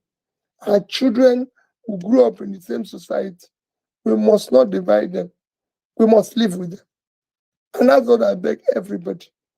So everything I do, I showed you about Mr. Shonaikan, who I live with in a flat.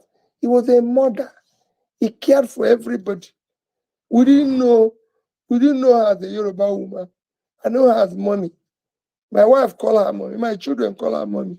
When we heard it died, everybody was feeling bad. On Thursday, I canceled everything I'm doing to go for a burial.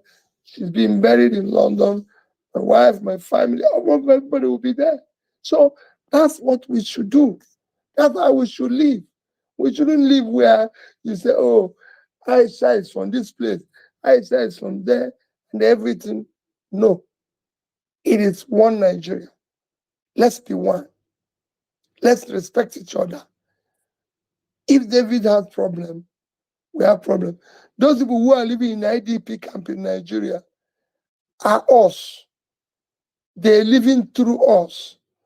Unless they go back to their villages, unless they go back to where they belong, all of us are in IDP camp. Anybody who tells you is happy when other people are suffering is an animal. Anybody who is eating and are happy when people are hungry, an animal.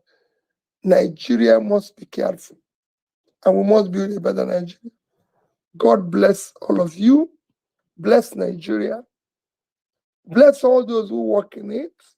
All those who are trying to make it this thing. Please do not give up. Remain resolute, resilient. We will win eventually. God bless you. Thank you very much, sir. Thank you very much. Thank you very much, sir. Thank you so much. Thank you. It's been an amazing 3 hours plus with you on the platform. And you know when I said on space, time flies like you don't even know. Thank you, sir. I wish people are here. They want you to go on, but we cannot abuse this privilege. We don't see politicians come out here. So when we get one like this, we have to make use of it. Thank you, sir, for spending your time with us. This is on behalf of the whole Power Facts team and crew and the whole body that made this possible. Thank you so much for honoring us. Thank you for honoring the obedient movement. Thank you for honoring Nigerians, well-meaning Nigerians, by coming out today to speak to us. We have heard you loud and clear.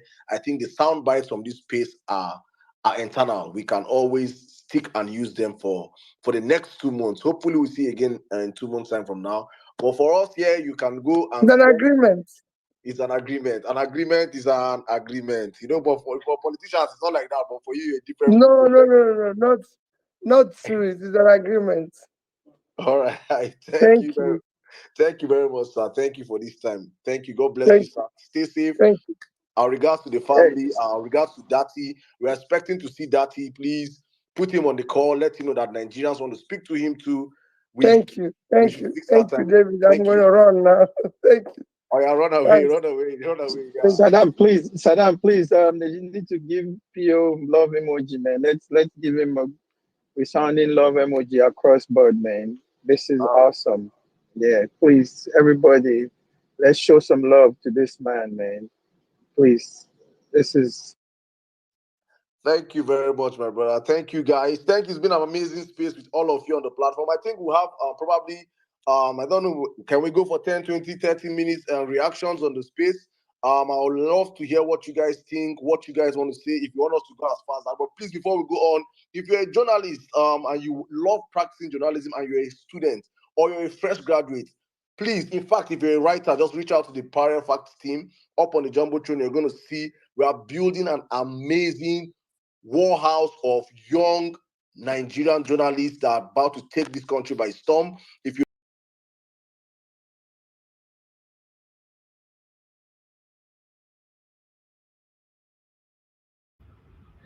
All right, my people. That was a wonderful one. That was a wonderful one from Mr. Peter Gregory Obi. Appreciate every one of you right there. Thank you very much for joining us. It's been a long day. It's been a long day, but I think we should have a reaction, right? I think we should have a reaction. So I'm going to post out a link. If you want to join us for this reaction, just come in.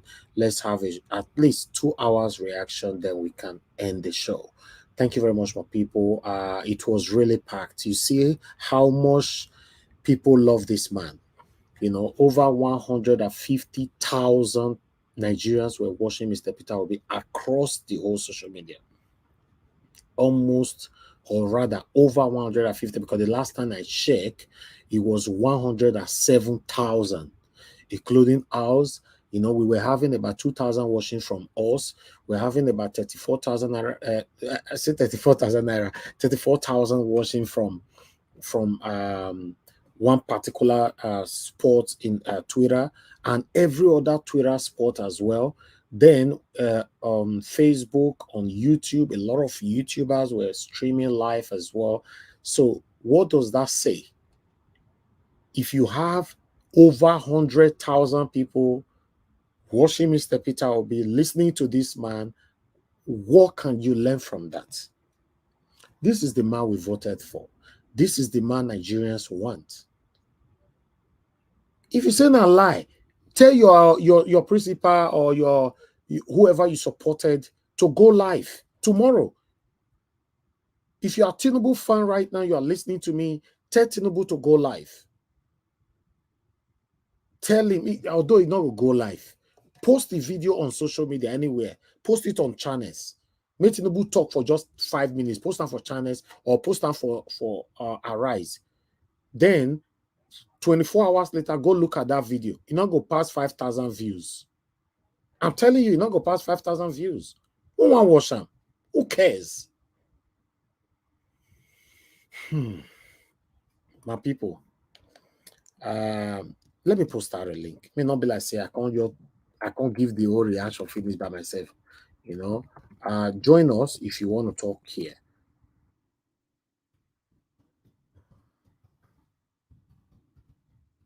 Thank you very much, my people. I'll post out this link. We go for a quick break. When I come back, then I will start listening to people. We are only going to have 5 minutes around to give us your reactions, what you think about this 4-hour stay. As human be humble, God.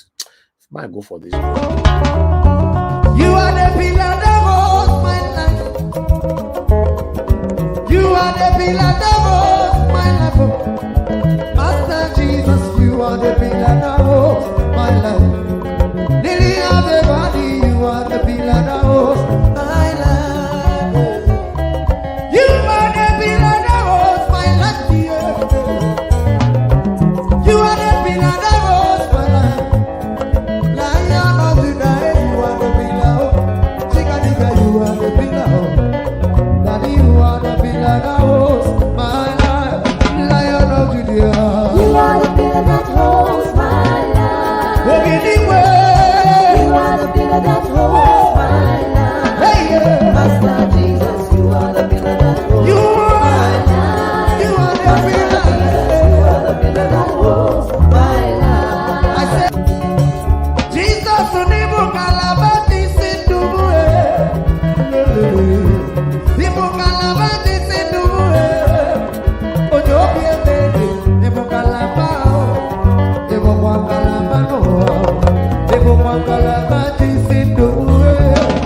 Ojo biomi ko nibu kwa kalaba. Chikadije nibu kwa kalabao. Nibu kwa kalabati sinduwe. All right, my people. Thank you very much. I appreciate you all. It's good to be back again. I'm very, very, very excited to hear from our principal. You can see the full humility in his speech. Ah, God, this man, if we miss this man, as I talk on before, we're not going to see someone like PeterObi again. I'm telling you. Meanwhile, let me accept people in. Thank you very much, Mashallah, for joining us, sir. Good evening to you. How are you doing, sir? Good evening. I'm fine. I'm fine. Thank you. Thank you. I'll come back to you. I just wanted to quickly acknowledge you. Mr. Jonathan, it's good to have you on the panel, sir. How are you doing, sir? Good evening to you. Okay, you are not there. I can't. Please stay with your mic. Mother Patricia, thank you very much. Good evening to you. How are you doing today, Mother? Good evening, Mr. Elvis. Good evening, everybody. Can you hear me? Yes, I can hear you. Thank you very much, ma. Thank you. Thank you. All right, I'll come back to you. Mr. Juden, thank you very much, sir. It's good to have you on the panel. How are you doing, sir? Good evening to you. Hi, good evening, Mr. Elvis. Good evening, everybody. Thank you so much. Been a wonderful 4 hours. Thank you, sir. Thank you. Thank you. Yes. Engineer Francis, good evening to you, sir. How are you doing today? Oh, pretty good. Thank you very much. That was a real breath of fresh air. Thanks. It was. Thank you, sir. I'll come back to you.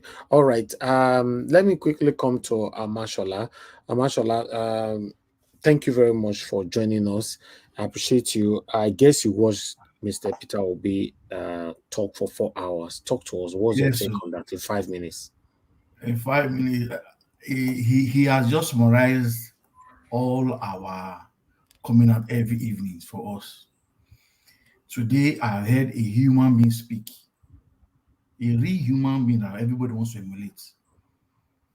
So he has just made me much more happy and believe that we are very close to the end of the tunnel.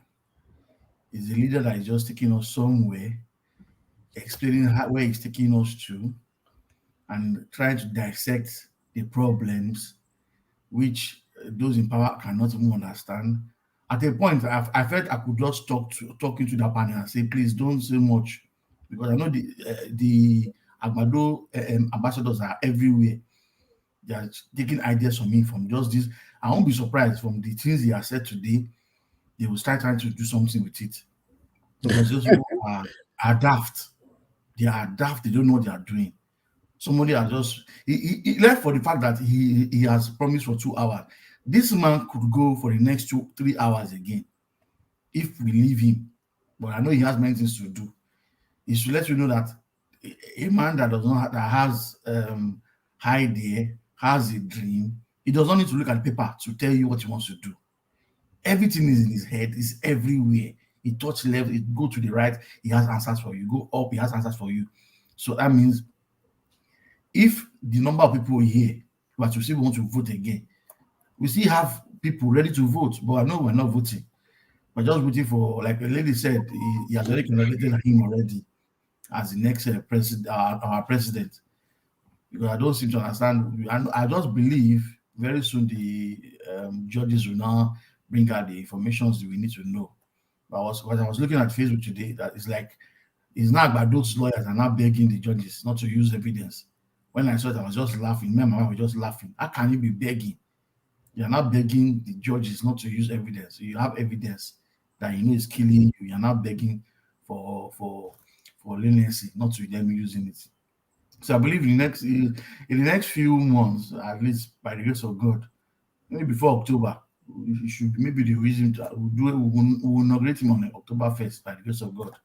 Thank you. God bless you, mashallah. Thank you very much, sir. Thank you. All right, we have new person on the panel. Crown Fit, it's good to have you on the panel. Is your first time here, Crown Fit?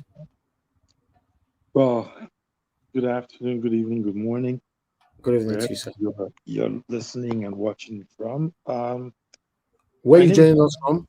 I'm joining you from Ontario, Canada. Oh, wonderful. Thank you very much, sir. Thank you. In my view, I am one of those out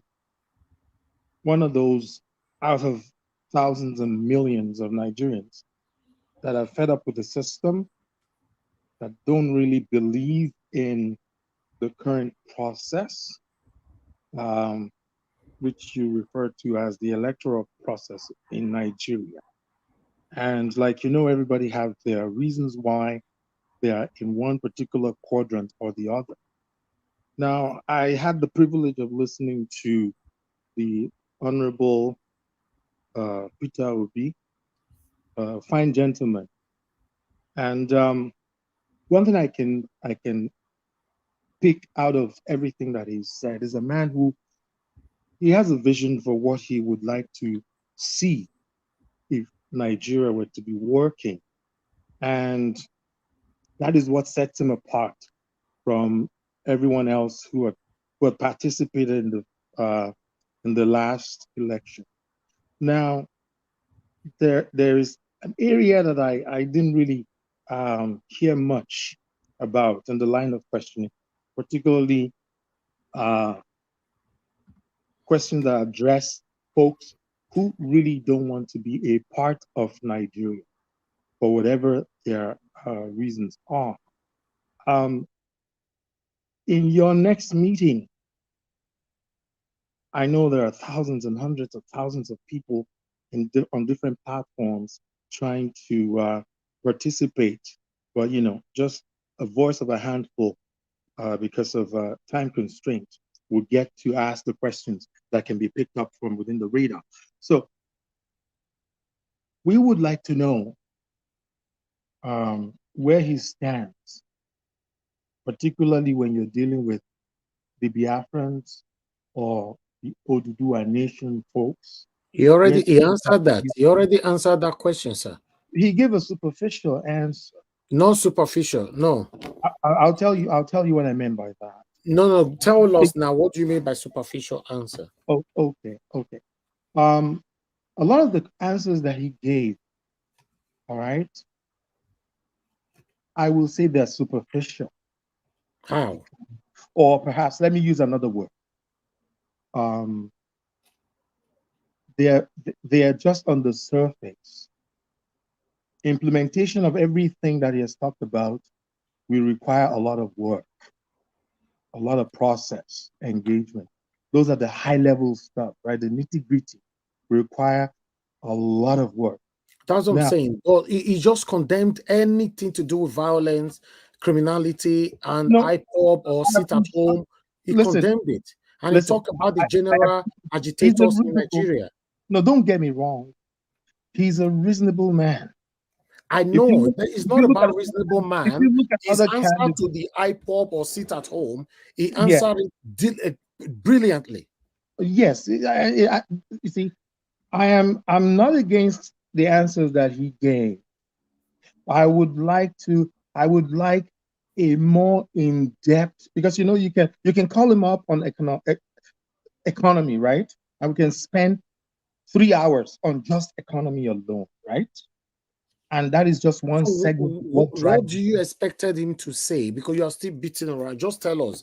You said he gave a what superficial response. Yes, superficial answer. right. So Okay. what were you expecting? Well, in future discussions, right, I would want more detailed response when it comes to the divided Nigeria. Because you cannot sweep this under the rug. There's a lot of hope out there, a lot of folks who really want Nigeria to work. They think there is hope. This country can work, we can make it work. I'm not against anyone who holds such opinion, right? Everyone has their opinion. However, to the large crowd that no longer believes in Nigeria, okay, PeterObi can be sworn in October, no doubt, okay? And I would, he's one of You the. still didn't answer the question, sir, because you said something on a very big platform. I wanted you to clarify that. So I would Can want, I would want can him to, can I come in? I would want him to address, in depth the community that no longer subscribe to the hope message that he's selling, that a lot of people have bought into. There are people out there who don't want nothing to do with Nigeria. So aside from sitting with them, I want him to go more in depth as to. Hello, can I help you? Mr. Elvis, This Elvis, man can't say depth. He can't say much Mr. because they are using Mr. everything he says. Mr. Elvis. Yes, sir. Hello, Mr. Elvis. Just let me make a comment so that just to help the panelists here. Okay. See, Mr. Obi, to your question response to your comment, Mr. Obi dealt with it expressly and in details. One, he said, with respect to IPOB and all agitators, not only IPOB, all Exactly. agitators, that the first thing he will do, if given the opportunity, which means when he becomes the president of Nigeria, he will meet with all of them. That is the starting point. So he can't preempt himself that this is what Then he IPOB went people will on. come to the table to say. This he is went what on. Oduduwa people will come to the table to say. The first thing is that I will meet with each and every one of them, hear them out. What else do you want him to say? That's one. Two, Then he went on by condemning the sit at home in in its entirety. He condemned it. And then in other areas, you do not expect him to bring out the entire details of his plan. Especially, there is nothing wrong in doing that. However, when you are bringing it out to people that you know that they will rubbish it, they will useless it, they will use it as another channel. So he dealt with it expressly and in details. And if not, there is a clear out reason for not doing so. Thanks. Thank you. I think if I may jump in, please, 1 second. I think our brother is talking with respect to. See, let me just a few seconds. I think our brother is probably talking with respect of not giving a kind of explanation on if at the end of the day, after meeting with the various agitators, if they still insist in exiting, a pathway to doing that peacefully without anybody being killed. I believe that is what our brother probably is talking about. Thank you very much. But let me which is something that people would love to hear. Okay. I mean, you can't force people to remain in a marriage that they are being killed every day. And it's a very. Can I interject? Okay, Crown Fit, please hold on, sir. Sure. Yeah, go ahead. What he did is what King Solomon will do. You cannot jump in the middle of anything and start talking about it. Like Barack Obama will say, I would like to know what I'm talking about before I open my mouth to say anything. He has not sat with these agitators. All we are hearing are what I might call hearsay. So he cannot come out and start making a decision based on hearsay. But he has given us the assurance that he will meet with them. He will talk with them. And he will always find a common ground So I have I, no I doubt. think I think he has given us the best answer, and the only answer that I can say is true, because he has not sat with any of them. He doesn't even know the details of their agitation. Okay, thank you. Okay. Thank you, Engineer Francis. Mr. Crown Evans. Feet.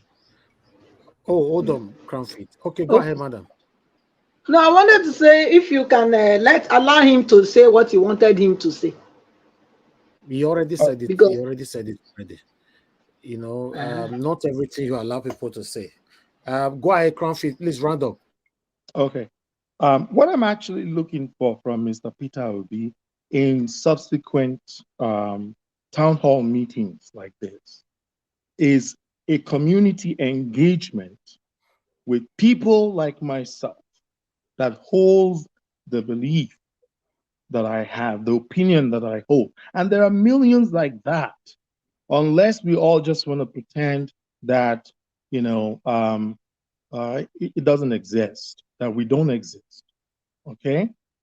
Let us have the opportunity to engage him, not when he's sworn in, because he's been doing a lot of work. And I know that I can count on him when he says he's committed to one particular thing. We see him do those things. So the way he is engaged with those that you call yourself the obedient great, and you're doing a fantastic work. I listen to a lot of your commentaries, a lot of the plans that you have ahead. They are fantastic things. But a lot of us don't believe in Nigeria anymore. So for people like us, that is one thing that I would like him to address. And from those community engagement, he will know firsthand the type of concerns that we have. But Crown Feet, yes, nobody asked him any question relating to those Nigerians that have given up in Nigeria. Giving up on Nigerians. Nobody asked. That's one of my, Even sorry for cutting you short. Even that question was not asked directly, but he responded to Exactly. it. Yes. He responded to it. If you listen carefully, he did. He did. He was talking about, see, the development of Nigeria will come from those of us that are diasporans, that are living outside. If we will come first, then people will follow. And the only way to do that is to do the right thing in Nigeria. If you yourself, you see that Nigeria is working, I want to believe that you will be the first person that will say, okay, I'm going back to Nigeria. And if all of us start doing that, then foreigners will follow. That is it. He did responded. Let him round up, Kisley. Crown Feet, round up in 2 minutes. No interjection. Thank you, sir. I'm sure you have more direct access to him from what I've heard, that there will be subsequent engagement, and he gave you the commitment, right? Perhaps in one of those subsequent engagements, you can bring this up as an issue. You are stronger in numbers, right? It's a direct question. What will you do to convince those Nigerians that have given up in Nigeria? That's all. Right. Is that not what you're saying? Exactly. And when I say community engagement, it's not going to be about, the audience will be different. Folks like yourselves can participate, but you'll be in the background, because the people that he'll be meeting with, that he'll be engaging with, that will be asking him questions, they will be the ones that hold the opinion that I have that is different from your opinion. That's what I want him to commit to. And if you can do that successfully, we will really appreciate it. Okay. Yeah. Thank you very much for the audience. I know I took more than, No. time. We took some of the minutes as well. Yes. We took some of the minutes. Thank you. God bless you. I really do appreciate you coming to the panel. So let me hear from someone else quickly. Mr. Jonathan Kingsley, please, your 5 minutes, sir. Thank you very much. Yeah, thank you very much, Mr. Elvis. Thanks to all the panelists, and even to the first speaker today. I want to say that this is one of the best 3 hours that I spent in this year. It's a time well spent, because when I sit down, my time must be spent well. I don't just sit down and spend my time, use at the end of the day, and then I'll ask myself the question, what have I gained these last 3 hours? I must be able to give myself positive response. If not, it will have been it will have amounted to a wasted time. So this last 3 hours is not a wasted time. It's a 3 hours well spent for me. And when I listen to him critically, and I believe that those people that came today to, all the questions that they ask, unbiased questions, they ask direct question that covers. I was waiting. Maybe they will miss one. Maybe, and as the more I wait, the next person will come up with that question. It covers every area, from agriculture to economy, to education, to healthcare, to even to expand on the economy further, on currency, further on the Nigerian port, on brain drain, on foreign investment, politics, on the National Assembly, the involvement and the participation of youth and even Nigerians, in diaspora. Pretty much everything was covered politically, and what you will expect from a president. Those are the things, except you want him to lie. And that is why politicians will come out and lie. So to take on the last speaker on this, except you want Peter Obi to come out and lie, which I believe he won't do that. Those your comments, you are entitled to your opinion. Those are your opinion. But for me, I believe it took care of your concern. Absolutely, it took care of them. Perhaps you want to listen to that interview again. It go out of time, out of line. It will answer each and every question. Sometimes you will think it's being repetitive, that you've heard him say that before. But if you listen critically, side by side with Nigerian situation, you will know that he was hitting the nail on the head. He spoke to us all. I'm a Nigerian. I'm outside Nigeria. If what is said today is implemented in Nigeria, see, by this time next year, I won't be here. I will be in Nigeria. And I know that I am not alone. There are thousands and thousands, if not millions of Nigerians that wants to go back to Nigeria. So what will Peter Obi do for us to come back? That is to get our confidence, to gain our confidence that, okay, Nigeria is good, where I can now go back to Nigeria. The first thing, whether you like it or not, spin it whichever way you want to spin it, is the rule of law. Is the rule of law. If the rule of law is prevailing in Nigeria today, everything will be in order. The rule of law. In fact, it goes back to the disrespect that our passport, that green passport, is that is given to that green passport today. It still relates to the rule of law, because they don't have confidence. They don't trust that green passport, because first of all, they don't know whether you are the person that you said you are. There is no integrity in the process. We were still talking about social register the other day. Who knows how they come about the social register? Nigeria, where one person can still have 2-3 passports today, 2023, 21st century, and you want them to believe you when you present that passport. You will do more than that. It will go more than just presenting your passport. So it is the rule of law. If we have that in Nigeria today, we will be respected. That is the underlying factor for me, as I know it. And for all of us Nigerians, don't let us deceive ourselves. You go to Nigeria today, you can't do business. And if you want to do business, you will spend 2, 3, 4 times more. Start from the basis. First of all, there is no electricity. So where do you want to start? If you project $1 million, you end up spending $3-4 million. God help you with that, if you even succeed. So if things are in order in Nigeria today, see, we all of us outside Nigeria, we will lead. When we lead, foreigners will follow. It is obvious. It's not a magic.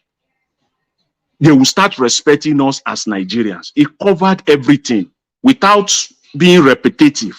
Peter Obi covered everything. And I give it up to him because I respect the fact that he tried as much as possible, despite all the in the process of answering all these questions, there was the need for him to kind of outline and explain himself much deeper. But he tried to avoid that as much as possible. But still, he explained it clearly. Because why? In Nigeria of today, we have even seen it. Some of his plans that have already, they've been hijacked already. And they will hijack it, and they will do it, and they will mess it up. We all know that. That's what is happening. Is it in the area of agriculture that we all know that the massive billions of naira that has been budgeted for agric in the last 6 years, just forget 8 years, the last 6 years of Buhari's administration, when the billions of naira that agriculture that was voted into agriculture, all this money went into the hands of politicians. In fact, the entire amount, don't even it went, because if the money goes to the hands of real farmers that we know it, that man in Benue State, that man in Plateau that has 10 acres of land, that has 8 acres of land, that is planting his mango and his oranges in Benue today, if that money goes to that man, we will see the difference. The rice mill that we're talking about, it is all these northerners. They literally stole this entire budget on agriculture. The money did not get to the real farmers. And today they are buying a bag of rice close to 40,000 naira in Nigeria because they didn't farm anything. Some of them did not even have a farm. Let's get it straight. Some of them did not even have a farm in the first place, and they are getting this money. That is the problem that we have in Nigeria. And until when these things is seriously, it talked about it will be checkmated. They will check this thing that this money is going to the right place. It talked about, for me, it covered everything. And God helping him, when he becomes a president, is able to execute this. It's not a magician. And we are not naive that is going to get there today, and then Nigeria will be UK or Nigeria will be Dubai in 6 months' time. No, but we know. First of all, we know that the rule of law will take its real place in Nigeria. And when that happens, we'll start seeing the change in Nigeria. Nigerians will be respected. Nigeria as a country will be more respected, because what is happening today, we still saw it last week. It's not a joke. Nobody, no investor will come and put his 1 naira in Nigeria today, unless you are a crook. You are a crooked person. It is only crooked investors that come to Nigeria today in the name of oil and gas and all the rest of it. You cannot see it. Can you ask yourself the question? You are living in the last speaker. You are living in Canada. Let me just take you as an example. I live in Canada. See, can you take your 100,000? Just let's come to that. Can you, even the least $100,000, can you take it to Nigeria today and invest?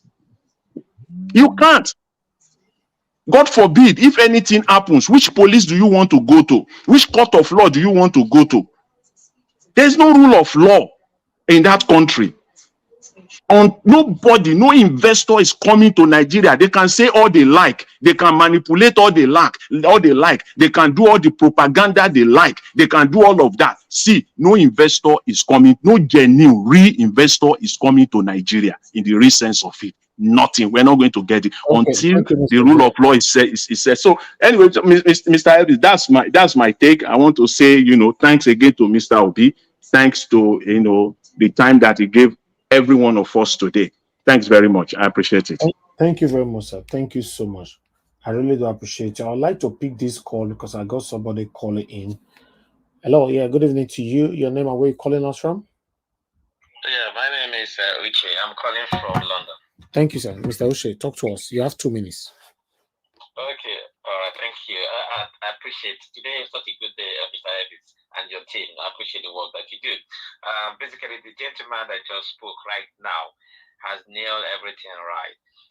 Previously, there was a gentleman who was trying to get the whole detail of what PeterObi intends to do, which to me I found a bit irrelevant. If you have lived in Nigeria and you've experienced Nigeria, and you've actually faced all these issues about rule of law, corruption, you've experienced them, you will know that one little snip of statement from PeterObi is all you need to know where and what direction is going to solve the problem of Nigeria. This idea of him detailing everything out to you on social media doesn't make sense to me. So I think this gentleman that just spoke now has really clarified what the other gentleman really needs to understand about the problem of Nigeria and the solution to the Nigerian problem. That's all I need to say. Thank you very much for good work. Thank you very much, sir. God bless you. I appreciate you. Thank you. Yeah. Bye-bye. Hello. Yeah. Good evening to you. Thank you very much, sir, for calling in. Good evening to you. Talk to us. 2 minutes, sir. Oh, your network is not good, sir. So unfortunately, I don't know what we can do about this. I need to move on to the panel now. The network is not good. Okay, let me try to call him back. 1 minute, guys.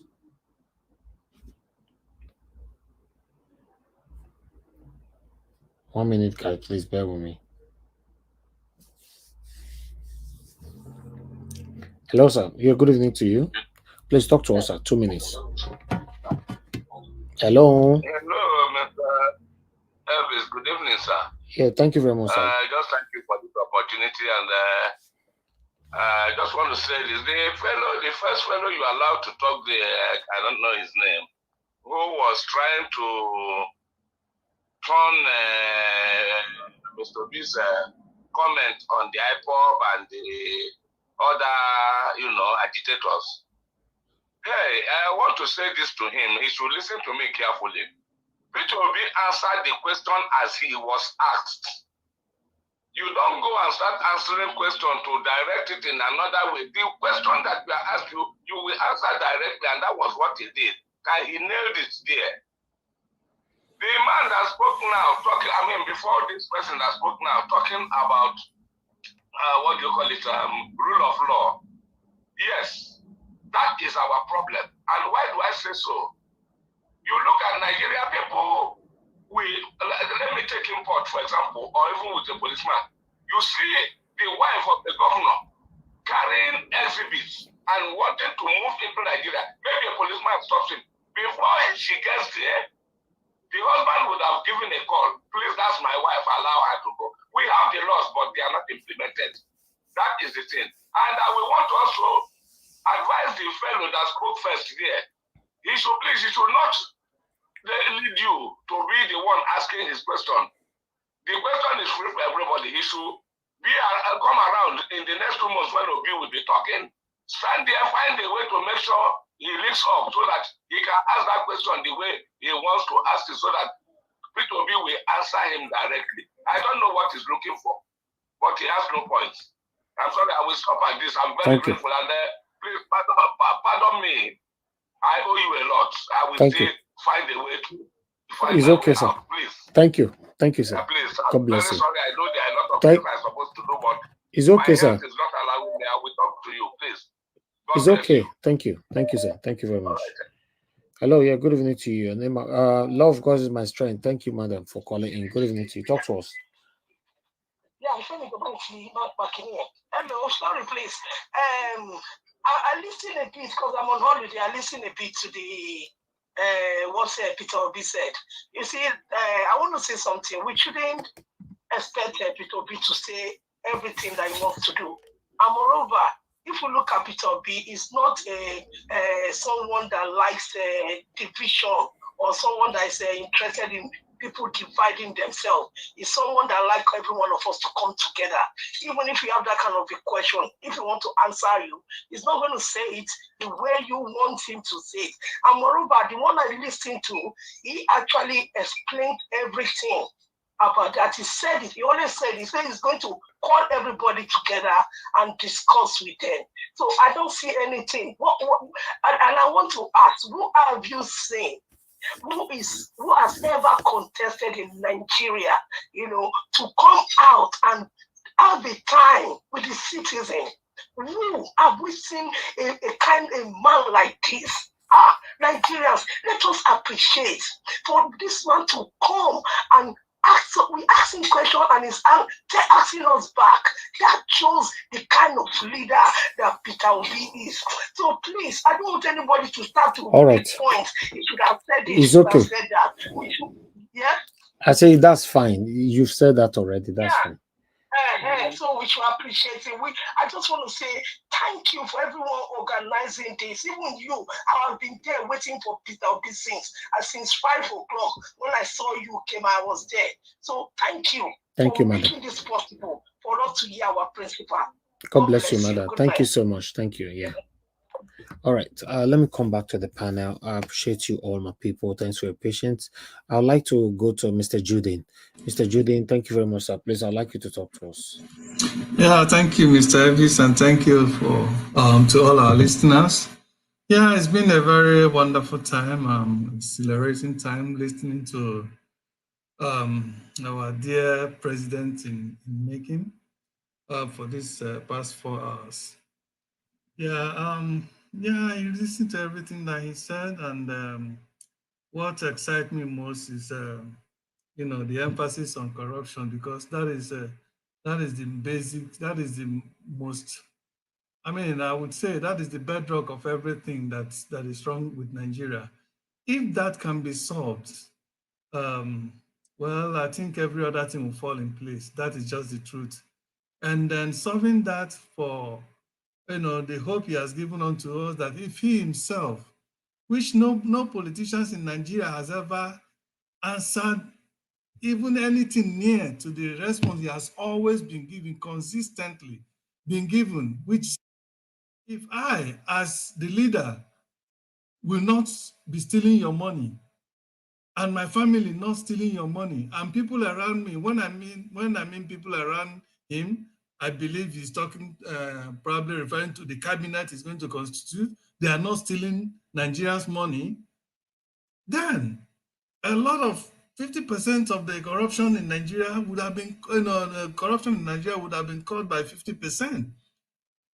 Imagine where ministers are not stealing.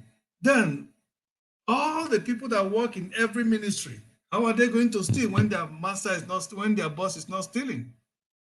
But they say when the mother goat is chewing, the younger ones look at his mouth. And that is true, even in human conduct.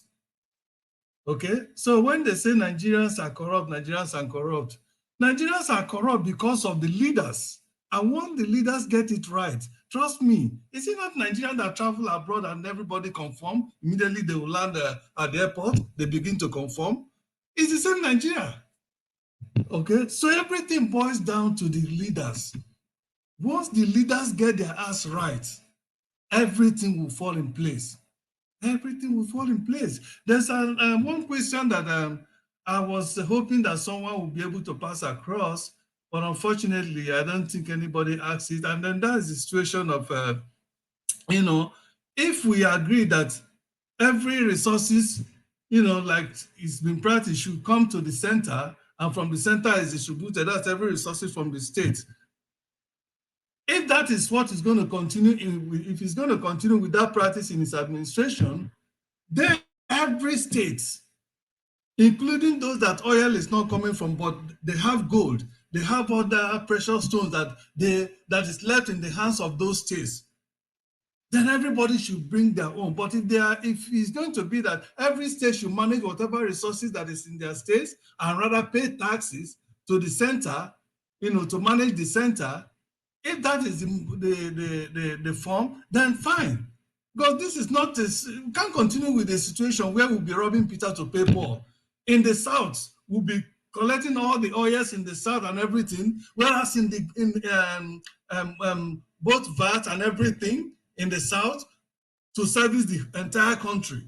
Whereas some states in the north, all the resources and everything, even businesses of people in the south, in the north that are selling, for instance, alcohol, even if I don't drink alcohol and I don't subscribe to it, but that is people's business. That is where they're making their livelihood. And they can't sell it over there. And yet, the resources, the VAT they collect from the south, they wait for it every month to come and share in Abuja, and then they collect it and go to the north that refuses to, that have been destroying the southerners' businesses that sells alcohol in the north. I mean, how is that one country? Okay, so I expected this kind of question to come up. I was thinking I would be able to get in so that I can ask him, in parallel this, but unfortunately I wasn't able to get in. The question I typed, it couldn't reach him because so many thousands and thousands of people were typing their questions. So this is another area I would have wanted him to address, because we can't be robbing Peter to pay Paul. That does not signify the one Nigeria we are all looking for. In Zamfara, there is enormous deposit of gold. In fact, most of the activities of Boko Haram today and all the restive situations in the north are prompted by by the activities of these miners, whom the foreign country comes, give them gun to be killing. Okay, we have recently a lot of some Chinese guys that have been mining all these precious stones and other things in the north were caught with a lot of gun. They asked them, what do you use this gun to do? They use it apparently to kill Nigerians who come to express and say, why are you doing this? They will kill them and nobody talk about it because some of those guns are given to them by Nigerian leaders who are perpetrating these evil practices. You see, that is why everything boils down to leadership. And I thank God. If we miss Peter, honestly, I don't know. If we miss this man, I don't know. I don't know if we ever going to get this opportunity again. One last thing I want to say is this. There is so much in a name. You see, we the African, God have blessed us that we don't just born children and give them anyhow name and give them wood or stone, wood or carpet or something. You see, this man is living by the name that he was given, Rock. Okay, we all know the biblical meaning, when the Bible said Rock, Peter. Okay, and God is his advent in the political scene of Nigeria at a time like this is not by accident. It has some spiritual connotation. And if we miss this opportunity, which I know by the grace of God, we're going to get that mandate and he will be our president by the grace of God. So we are looking forward to it to help to start rebuilding this country.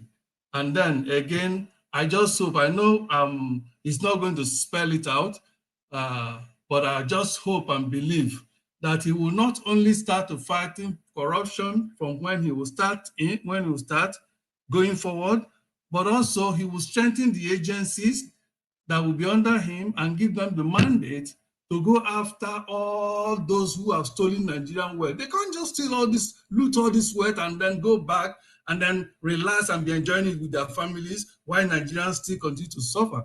Because Obi can recover, get every penny he needs to develop Nigeria and make it a first-class nation from these past politicians, from both the past and the present politicians, the money they have stolen from Nigeria. It's enough, even if we're not even producing anything. The money each of those people has, both the senators, the governor, the vice president, the former vice president, both past and present, all the money that they have stolen from Nigeria, when those are recovered, look at how much only one man, Abacha, stole that is still being recovered. Okay, but this time during his tenure, it's not going to be recovered and be relooted again, like as it has been the practice with the present, with the past and present leaders. They will recover looted money. They themselves also will reloot it. At the end of the day, we will only hear that they have recovered so billions of dollars, but nobody will know what they have used it for because they have already relooted them, including properties that they recover from these people. So I thank God for him. And finally, I want to say, anybody that thinks that supporting Obi, he's doing him a favor, that person should have his head or her head examined. Obi is rather doing us a favor. He's doing us a favor. He can as well decide to go home and relax and say, I can't continue with this mad society. He's not going to lose anything. He has already, like Elvis used to say, he's a billionaire. He has made his money. Both him and his family will not lack anything again.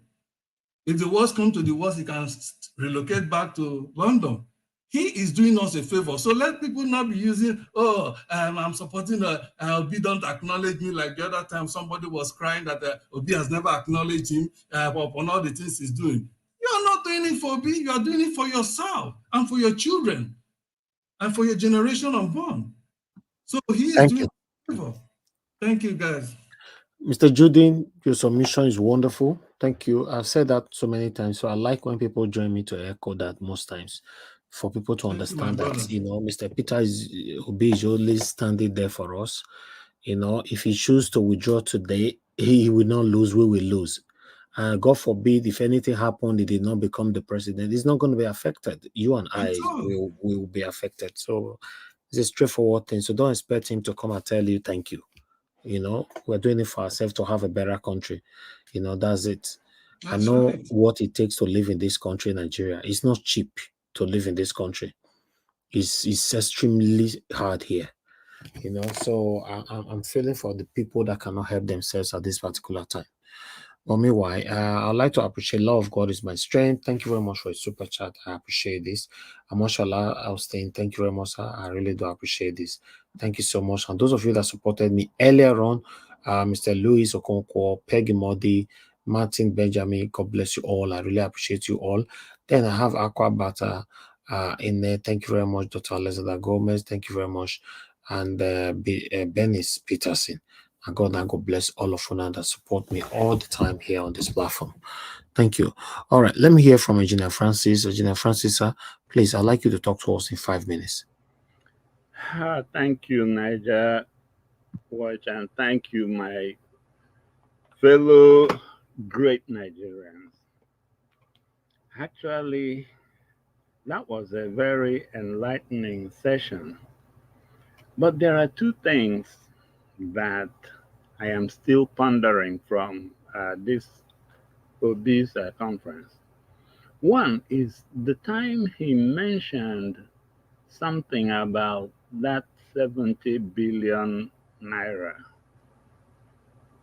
I think he fell short, or he intentionally fell short of telling us the alternatives, what he would have done with that money and where he would have placed that money.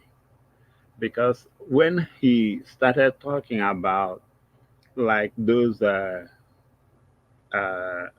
somebody mentioned something about police officers at the level that handle the actual protection are the ones that are paid the least. And then their organs are the ones that are paid the most. That was in response to that he brought up that 70 billion, telling us that he knew where he would have channeled that money. But there is something that is still making me I don't even know how I feel now. Especially when he keeps preaching that no matter what, that we should remain calm. And I hope the justices don't take that as if we have all agreed, because I still have not agreed yet within me on that. Yeah, Peter is Peter, and that is why he is in the Bible, or those, but I'm me. So whether he wants to win a Nobel Peace Prize, great. But those justices, they better not try us, because we are not, all of us are not Peter Obi. Peter is God's gift. So the best thing they could do is actually leave Nigeria's God's gift to Nigeria by giving Peter that thing that God has. He's just a man on God's mission. When you listen to him, you can tell that it's not a regular human being like me and you. There are some areas that you will go with me and I will snap. But this man doesn't snap anywhere. Instead, he will be calling for calm. And then tomorrow, those Abado people will come and say, oh, that he is inciting this. No, they should be singing his praises. Because without him calling for calm and all these things, they would have gotten more than what they bargained for by now. But this man is still calling for calm, no matter what happens. So, in all, I think we will be making a big mistake if we miss this opportunity God gave us. This man is God's gift. Anyway, let me rest it here. Thank you, Niger Watch. Engineer Francis, thank you very much, sir. God bless you. Thanks for your submission. It's good to hear from you this evening. So let me go to Madam Helen. It's good to have you here. Good evening to you, ma. Please talk to us. What's your take on Mr. PeterObi's appearance today?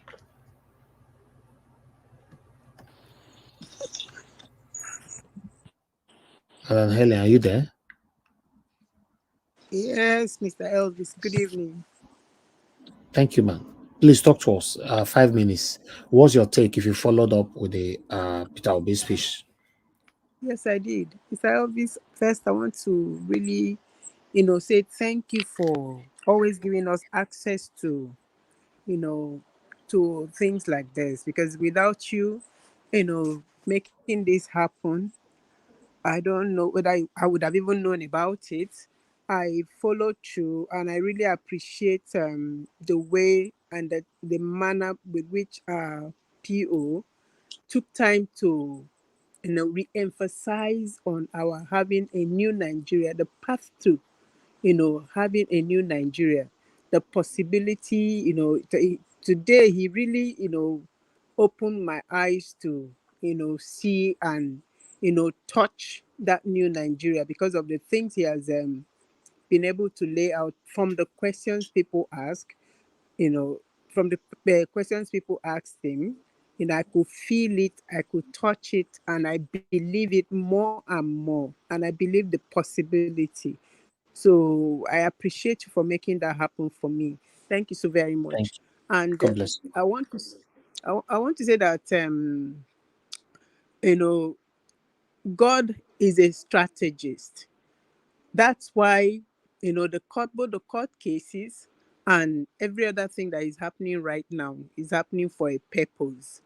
Like when somebody said to him that he doesn't like the word if, that he would rather he use when, because that if is not so, does possibly doesn't sit well with him, which does not also sit well with me, because whether we're having our mandate back, we are having it back. So use the word when you have it back, what you're going to do. And thank God that he's been able to tell us the things that he will do, the areas that he will lay emphasis on, and then bring that correction that will bring this country to the path that will take us to where we ought to have been, possibly 30, 40 years ago.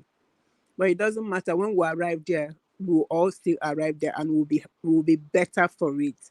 I thank God for him. I thank God for the obedience. I thank God for the energy that you keep bringing on every day, no matter how they these criminals have gathered. They've tried to trample on that energy. They've tried to trample on the honesty. They've tried to trample on the ability, the possibility, the credibility, the interest.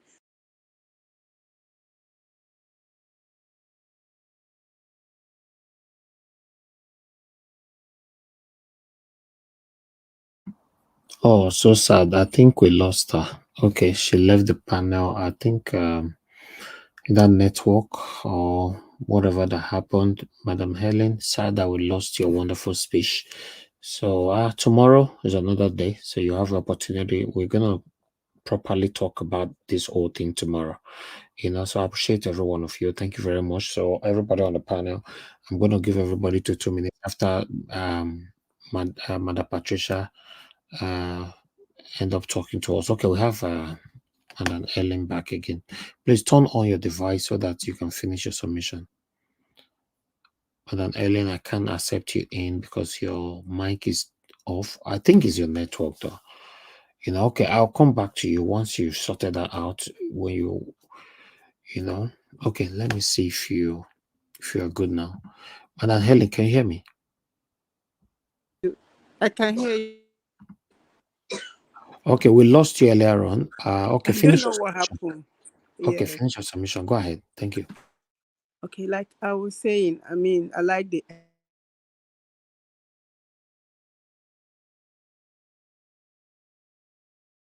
it's they've maintained that momentum. They've not shifted grounds, and I think that's what's also giving our principal the ability to stand firm on his mandate. Like somebody pointed out, um I think it was a Black Panther that pointed out that he doesn't really he does. I mean, if we are expecting him to come and say thank you, for the backup, because we are feeling that we are doing him a favor, we are lying to ourselves.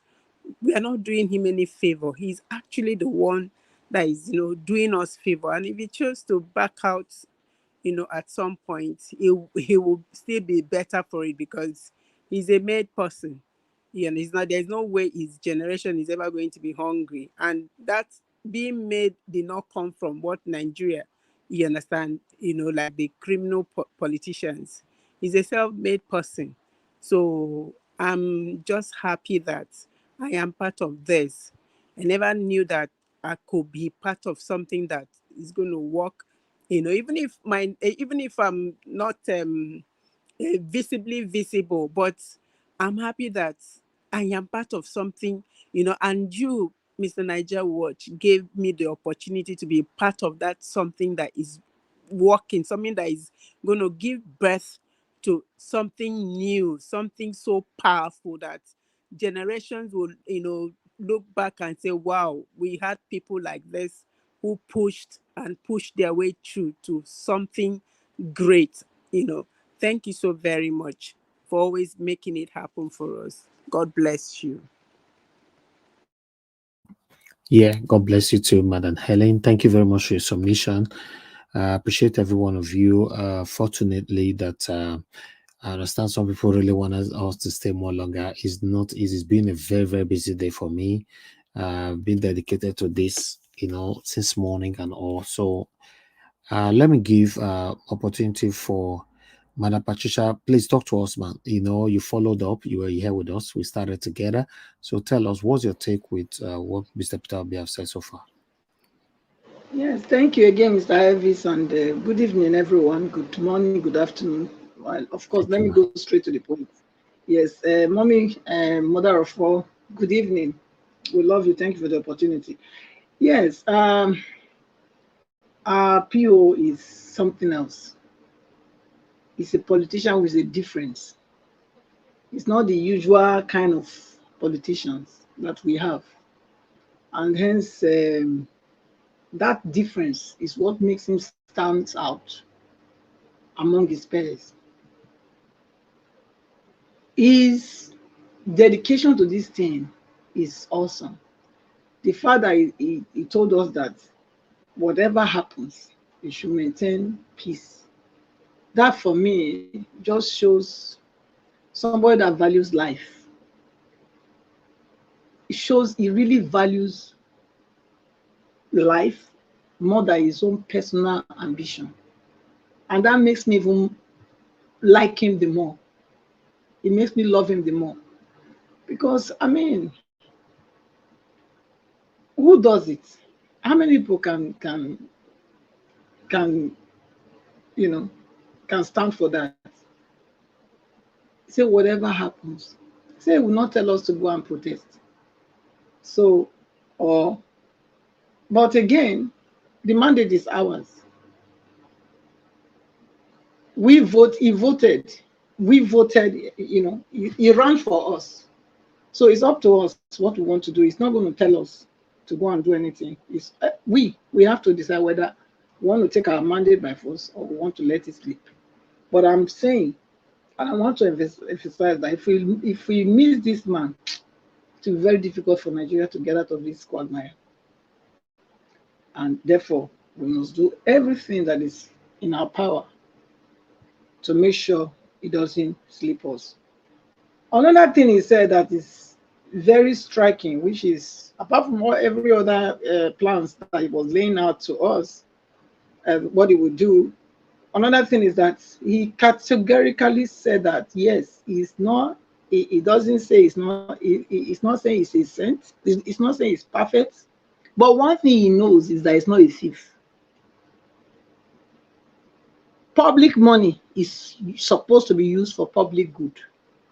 That one, it says it all. So I think if anybody was still doubting whether they're on the right track, those words he said, they are enough for you to know that yes, this is the man that Nigerians have been waiting for. He's truly the person. So we just have to do all that we know how to do to make sure that we're going to get our mandate back. It's a must. We cannot lose this. It's not something that we have to be, thinking if or when. It's just, yeah. We are the one to put the pressure because we ran for the election through Obi. We are the ones that gave him our mandate. So we are the one to endeavor that we collect our stolen mandate back. Anyhow they want her. We just have to be bold enough to do the needful. Because he cannot tell us to go and, protest. Yes, but whatever. But he let us know that it's our future. He told us that. Say it's your future. Remember, it's your future. So it's up to you. I believe that a word is enough for the wise, and Nigerians, you heard him right. So it's up to us what we want to do. It's really up to us. And I think I'll leave it here. There's so much things that I said, but yeah, I'll give other people opportunity to speak also. I know you are tired as well, Mr. Ivy, so I would prefer if we don't keep you here longer than the people that are here. So thank you. I love Thank you very much, Mother Patricia. I believe you do understand. It's been a long day. Trust me, it's been a long day. Thank you very much for your wonderful submission. Amaka Fojebi, thanks very much for the super chat. May God bless you, madam, for your continuous support. I'm just grateful. Thank you. I'm grateful to every one of you that will be supporting us one way or the other. We are very, very grateful here. Thank you very much. All right, I would like to come back to everybody on the panel to give us a final submission of 2 minutes. Let me go to Mashallah. Mashallah, sir, please. Your 2 minutes now. Final submission, sir. My final submission is if everybody can remember what he said, there is one thing that makes me love him more. The fact that he's a human being that appreciates the word sorry. Nigerians don't appreciate the word sorry. The issue of IPOB and agitation and all he just needs to listen to you and say, we are sorry. It's like saying, this generation, I'm apologizing for our fathers. We are sorry. Let us take it from there. Because if you don't take sorry, you can't move anywhere. You keep looking back and you won't move forward. So that word sorry is one thing I don't play with. And I appreciate the fact that he is saying once he comes into government, he's going to apologize to everybody and apologize to every human being in Nigeria. What the governments have been doing, he will apologize and say, I'm sorry. And that's all. That's what anybody that is sensible, what sorry is just enough for you to know that, yes, this man means well. Thank you. Thank you. Thank you very much, sir. Mashallah. Mr. Jonathan Kingsley, thank you very much, sir. Please, your final submission, 2 minutes, sir. Thank you very much, Mr. Elvis. I just want to say that it's been a pleasant day today, and thanks to all the panelists. The idea that people are talking about, this idea that Peter Obi did not state fully what he will do. First of all, don't let us forget that Mr. Obi is a politician. He's a politician. He still has his eyes on the ball. His eyes are still on the ball, which is becoming the president. He's not in the, Mr. Peter Obi right now is not an official opposition. He still has a case in court. Official campaign is over. When you are campaigning, it's a different thing. That is over now. He still has a case in court. He is not an official opposition. It is when this case is completely settled, then we will know who is in the opposition, who is the ruling government. Right now, Mr. Peter Obi has his has his eyes on the ball. In his wisdom and understanding, wherever he needs to fully state his plan, he did. And he has continually, he continued to do that. And where he does not have to, for example, like today, he didn't. And the example of where he needed to, and he stated it clearly, was David Udeny's question on what will he have done differently with respect to subsidy. He answered it, eloquently. He explained it fully there, the details, what he will have done differently. Why? He knew that because that policy, the current government has done what they want to do. Their plan is already out there, so he can counter it. It's not what they have not done, waiting for Peter Obi to say it so that they can rubbish it. He won't do that. But this subsidy, they are carrying out their policy already. He stated it. In fact, he said from the date Mahmoud Yakubu selected Mr. Tinubu as the president to the date that Mr. Tinubu was inaugurated, it was approximately 90 days. And what were you doing for 90 days, for crying out loud? Mr. Tinubu was in Paris, traveling all over the place, packaging himself, padding himself up. He said he will have set up his economic team. That's what he will do. You know that you are going to remove subsidy on May 29th. It didn't just come into your head when you are standing there at Eagle Square in Abuja on May 29th. It didn't just run into your head and then you just spill it out. No, it's been on your mind that this is what we are going to do. 90 days, 90. Said he will have constituted his own economic team. They will have sat down. They will have discussed this thing, and so it's very clear. He stated what he will have done differently, and at the end of 90 days, add that 90 days to another 60 days after the inauguration. 90 plus 60. That's solid 150 days. Yes, ma'am. You can go ahead. Yeah, I wanted to just tell you that. I want to add to you that. They say according to it was alleged that said that it was not supposed to be in his speech that they gave him. It was that gragra, that rascality that made him to blow it there. That of the subsidy is gone. That statement was not supposed to be in that his speech that day.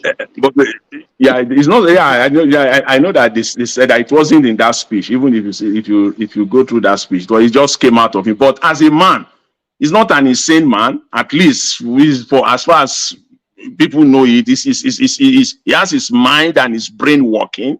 He must have thought about it for a day or two or for a while. That's what he's going to do. And if you even add that 90 days plus another 60 days after the inauguration, look at what he came up with. Recycled governors. That's 150 days, for crying out loud. 150 days. And he's still telling Nigerians to be patient. That means because the Nigerians have been patient from the day Mahmoud selected you. That's 150 days to the time that you now came up with recycled governors as ministers. So they are clueless. So it is Peter Obi you want to help them out, to be saying so it's full and entire plan, to be helping them out. If they are hearing now, that is the plan. That's not going to happen. First of all, Peter Obi is not an official opposition. When he becomes an official opposition, then you can be countering the government on every level. You can't do that now. Anyway, I will just leave it at that, Mr. Niger Watch, Mr. Elvis. Thanks very much. I really appreciate it, and thanks to everyone and that have stayed tuned today to listen to Mr. PeterObi. Thanks very much, Mr. Elvis, and to everyone. Have a pleasant evening. Thanks.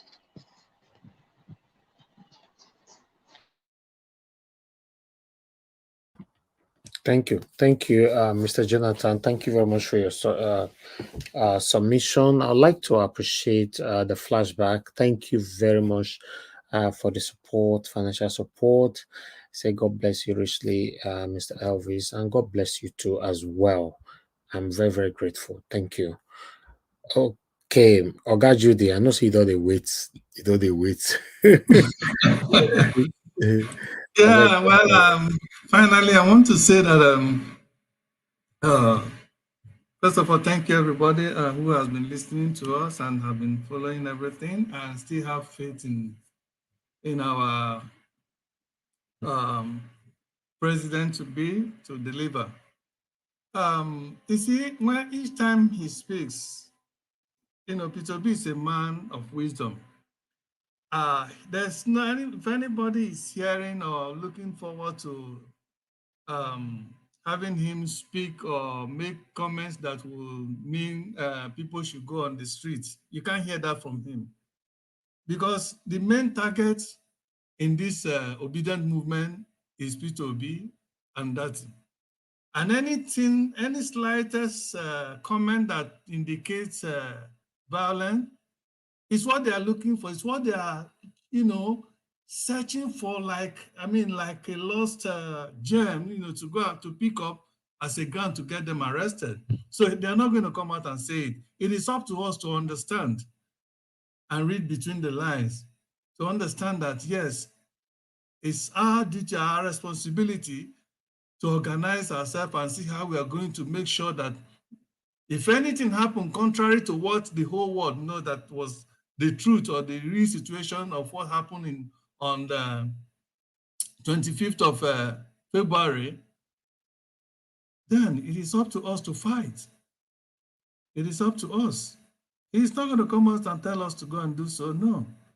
Okay, so, but yes, we shouldn't go and relax and say, okay, like he said, should anything happen or whatever, we should still remain calm. Fine, we're going to remain calm, but it's up to us to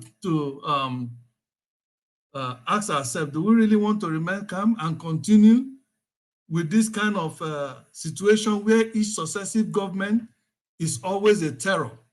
Even when you cry and say that this government is the worst, but the one that is coming will even be 10 times more.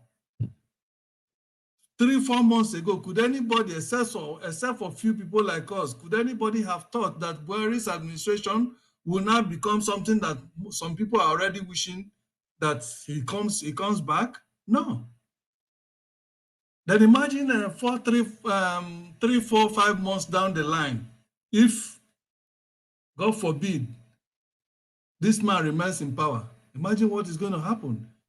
You see, the suffering we are seeing now is going to be tripled, if not quadrupled. But God will never allow it to happen. So let us understand that fact that it is up to us. Thank you. Thank you. Thank you, Mr. Jude. It's good to have you on the panel. Let me come to Engineer Francis. Thank you very much, sir. Please, your 2 minutes, sir. PeterObi, what I'm seeing here is a picture of a fool and a wise man.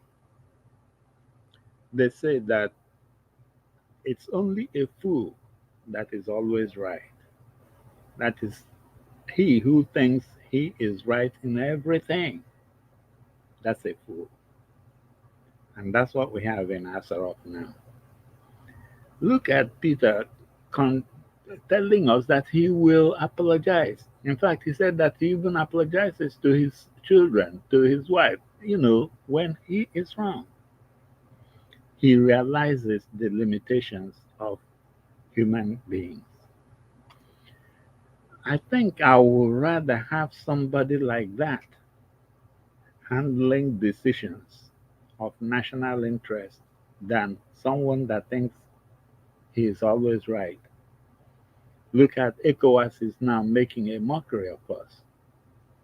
because Yakubu put him there. And now because he dared open his mouth to speak about the coup in Niger.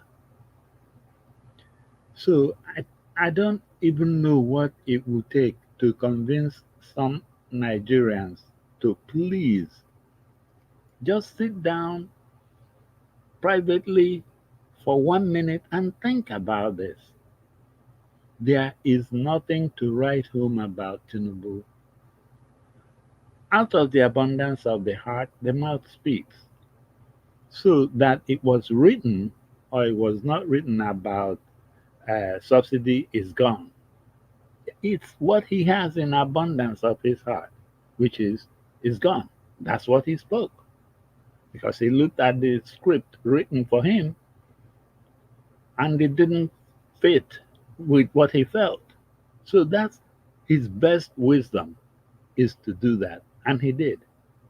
What else do we need to know that this man, if we leave this country in his hands for another 150 days, believe me, Nigeria is gone. So, tribunal, please, whatever you guys do, for love of country, please save Nigeria. You have somebody there that shows no love for that country. Please remove him. Thank you. Thank you. Thank you very much, Engineer Francis. I appreciate you, sir. God bless you. All right.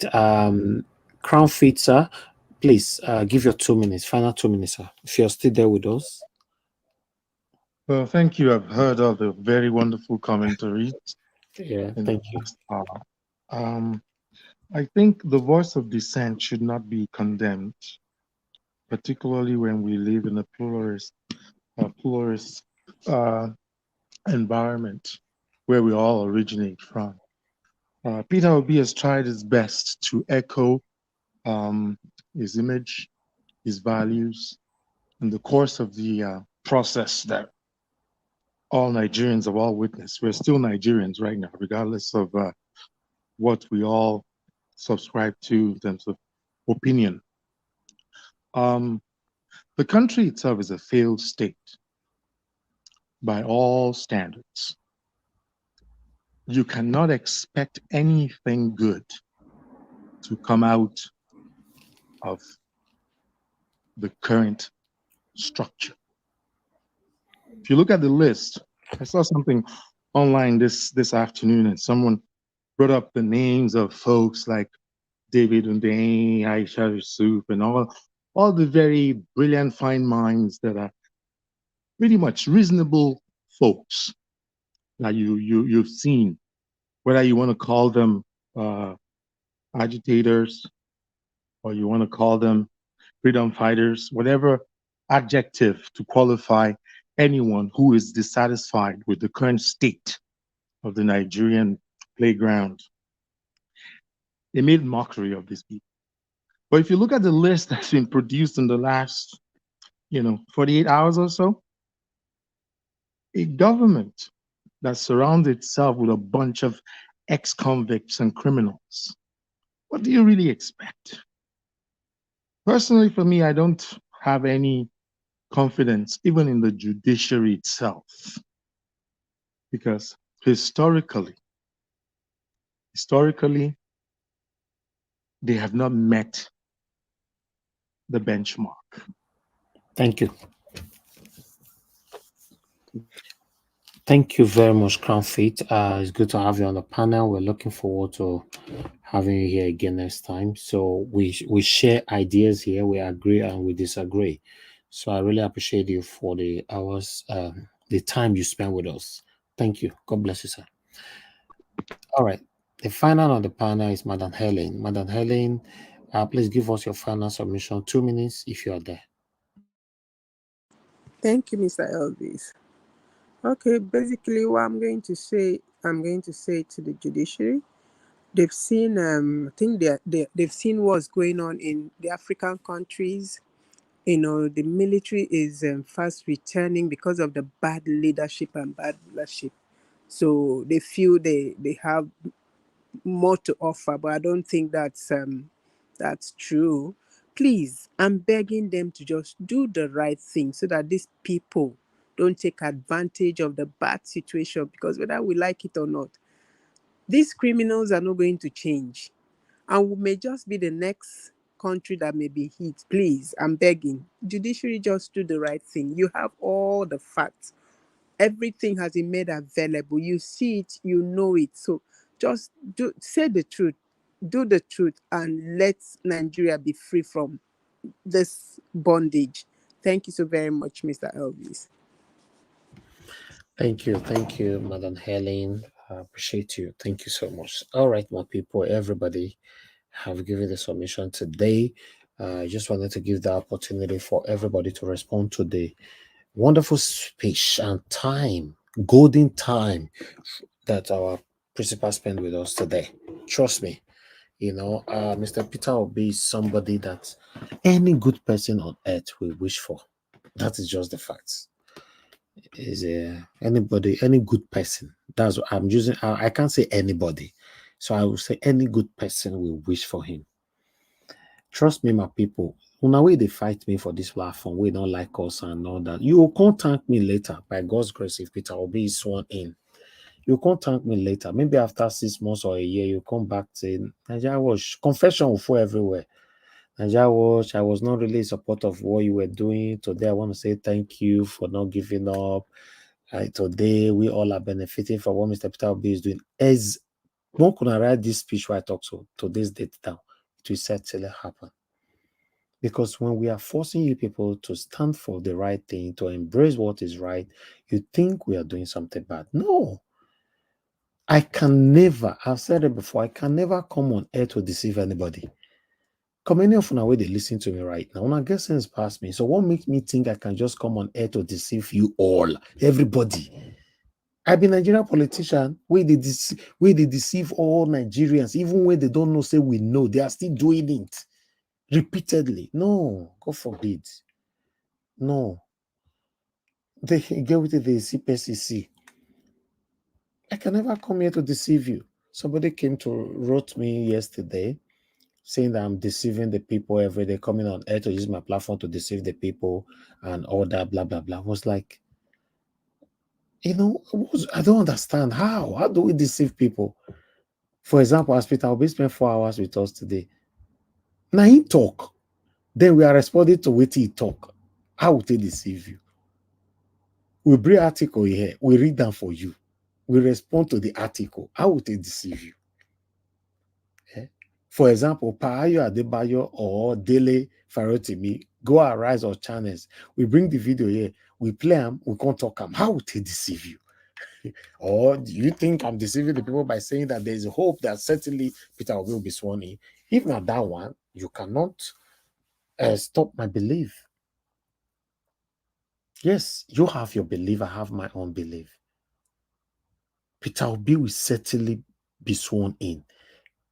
Tinubu will be removed.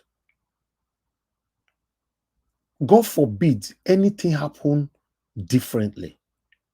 I believe if you have been following me for a while, don't first talk and say nothing, absolutely nothing on head on this life, nothing on earth that will make me to regret ever supporting Mr. PeterObi. You hear what Mr. PeterObi talk today? He say he say whatever happens, he will not support anything to do with violence. You know what that means? He knows that he will win, but he used the word whatever happens. And that's the kind of things I've been saying, that whatever happens, I will never regret supporting Mr. PeterObi. But the unfortunate part of that speech from Mr. PeterObi is that you can only control yourself. Whatever happens, if it happens in the other way around, PeterObi, His Excellency, you can't control the people when it comes to that. Yes, if you big person, me tell the person I go take cry. So my people, I'm grateful to God that I have peace of mind. You know why? Because I'm doing the right thing. I stand for what is right. I dream well. I sleep well. I wake up well. You know why? Because I'm doing the right thing. I stand for what is right. And many of my wonderful, dedicated, consecrated supporters, they are telling me, they are saying it to my face, my good work. But for any reason, say nobody be still telling me, I know. Just like you now, all your hard work. If nobody can't tell you, say you did do hard work, you yourself don't know, say you did do hard work. Say you are working so hard for your life to succeed. You just be like, say you did school. You don't enter your final year. Nobody don't tell you, say you are doing well. You don't go tell yourself, look yourself for mirror, may you hail yourself. So my people, we're on the right track. We are getting close. We're getting close. So our final response from the court, will be taking that on tomorrow. You know, today we have to round up right now. We're taking that tomorrow. And yes, by 6 p.m. tomorrow, we're going to be coming back here again. Please endeavor to join us. I'd like to quickly appreciate Chizigo TV. Chizigo TV, thank you very much. You said thank you, Mr. Elvis, for everything you do. May God continue to bless you, and thanks for allowing us to listen to His Excellency. He will definitely get his mandate back. I'm optimistic. Keep leading Nigerians conversation. God bless you too. Thank you very much, madam. You know, this kind of hope, now you can't say you want to go change them because now you know pass. Or you can't say she's go, they deceive people by telling people, say, she's just optimistic. You can only control your own optimism or pessimism. You can't control someone else's own. Some of you are in fact, you are a distractor. You are, but thank God we are doing well. I believe all obedience all over the world are listening to Mr. PeterObi today. Everybody will sleep well with peace of mind, with smiles on our faces. That was a wonderful submission speech from the Okuta. I don't know as Madarita tell it to call him. Currently, the greatest man in Nigeria. Currently, it is man of the moment. It is the man of the moment. More than 100,000 people were watching across. Who go fit put that kind of weight across? More than 100K across for just one man. It shows that Nigerians are tired. We are tired of this suffering. We are tired of this excruciating situation. This is the time. We can't continue anymore. A lot of people were streaming. He spent 4 hours. Somebody who's supposed to spend 2 hours with us spent 4 hours with us.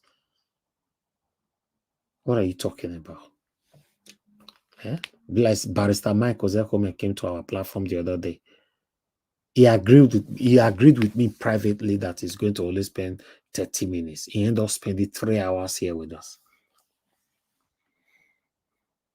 You know what that means? My people, I appreciate you all. If I have to continue, I will not leave here. You know, I'm tired, but I still try to pull the energy. Thank you very much, my people. And God will bless you. I really do appreciate everyone. Thank you, thank you, thank you. Please help us to press on the like button before you leave. Press on the like button.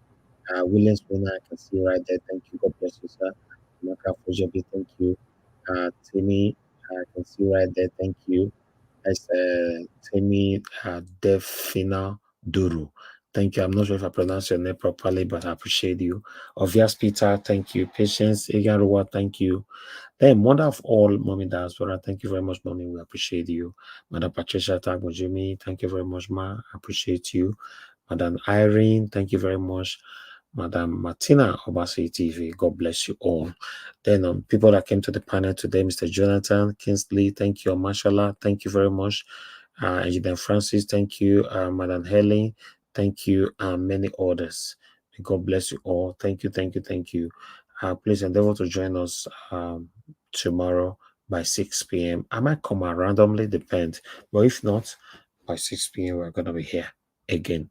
And I can see you right there, Chris. Top lane. Thank you very much, sir. You tried calling in earlier on, but somebody was talking, so I couldn't pick. But don't worry, there's opportunity for you to talk on it because I trust you. You are always good in bullet pointing things down. You can't come today, you can't say, okay, Witty Apple day first, Witty Apple yesterday. I want to quickly talk on that before you can talk about Witty Apple today. I know you are very very detailed person. All right, my people, I appreciate you all. Thank you, Peggy Modi. I can see right there. And God will bless you all. Patience again, and God will bless all of you, every one of you, and those of you that supported me today. Once again, for the third time, I'd like to appreciate you all. Being is Peter C. Thank you, Aquabata. Thank you. Dr. Alessandra Gomez, thank you. Martin Benjamin, thank you. Peggy Modi, thank you. Mr. Louis Okonkwo, thank you very much, sir. Appreciate you. Law of God is my strength. Thank you very much. Amashola, thank you. Amaka Fojabi, the flashback, thank you very much. And Chizigo TV. And God bless you, my people. Like I said before, Michael Oganemaro, thank you very much, sir. I can see you right there. Thank you. Patience Demudia, thank you very much. I appreciate every one of you. If I don't mention your name on this platform, I appreciate every one of you. Please always understand with me. My eyes not fit there everywhere, but I appreciate everybody equally. I feel vex for you today. I feel quarrel with you today, but after that day, the turns up don't come down. I don't forget. I know the best way they accommodate all these kind of things. I don't move on. So always forgive, and let's manage each other's. For you to be able to be around human beings, you must have the ability to manage human beings. That is the only way you can be around human beings. Manage me. I'm not a perfect person. I've never projected or portrayed myself to be a perfect person. Thank you very much, my people. Have a good night. I know they do competition with anybody. If I offend you, forgive me. Show me love. Go to Biza. Kama bara walo ninu ife kan akanbi. I know they do competition with anybody. If I offend you, forgive me. Show me love. I go show you love. Kama bara walo ninu ife kan. But I know they do competition with anybody.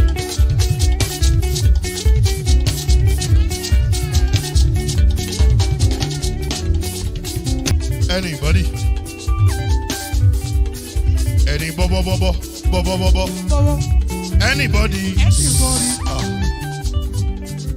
Mo ló ń folú, ó gbà mí bó ṣe rí mi láti finishi. Délé mo ló ń folú, ẹ jẹ́ ń sọ̀rọ̀. Délé o.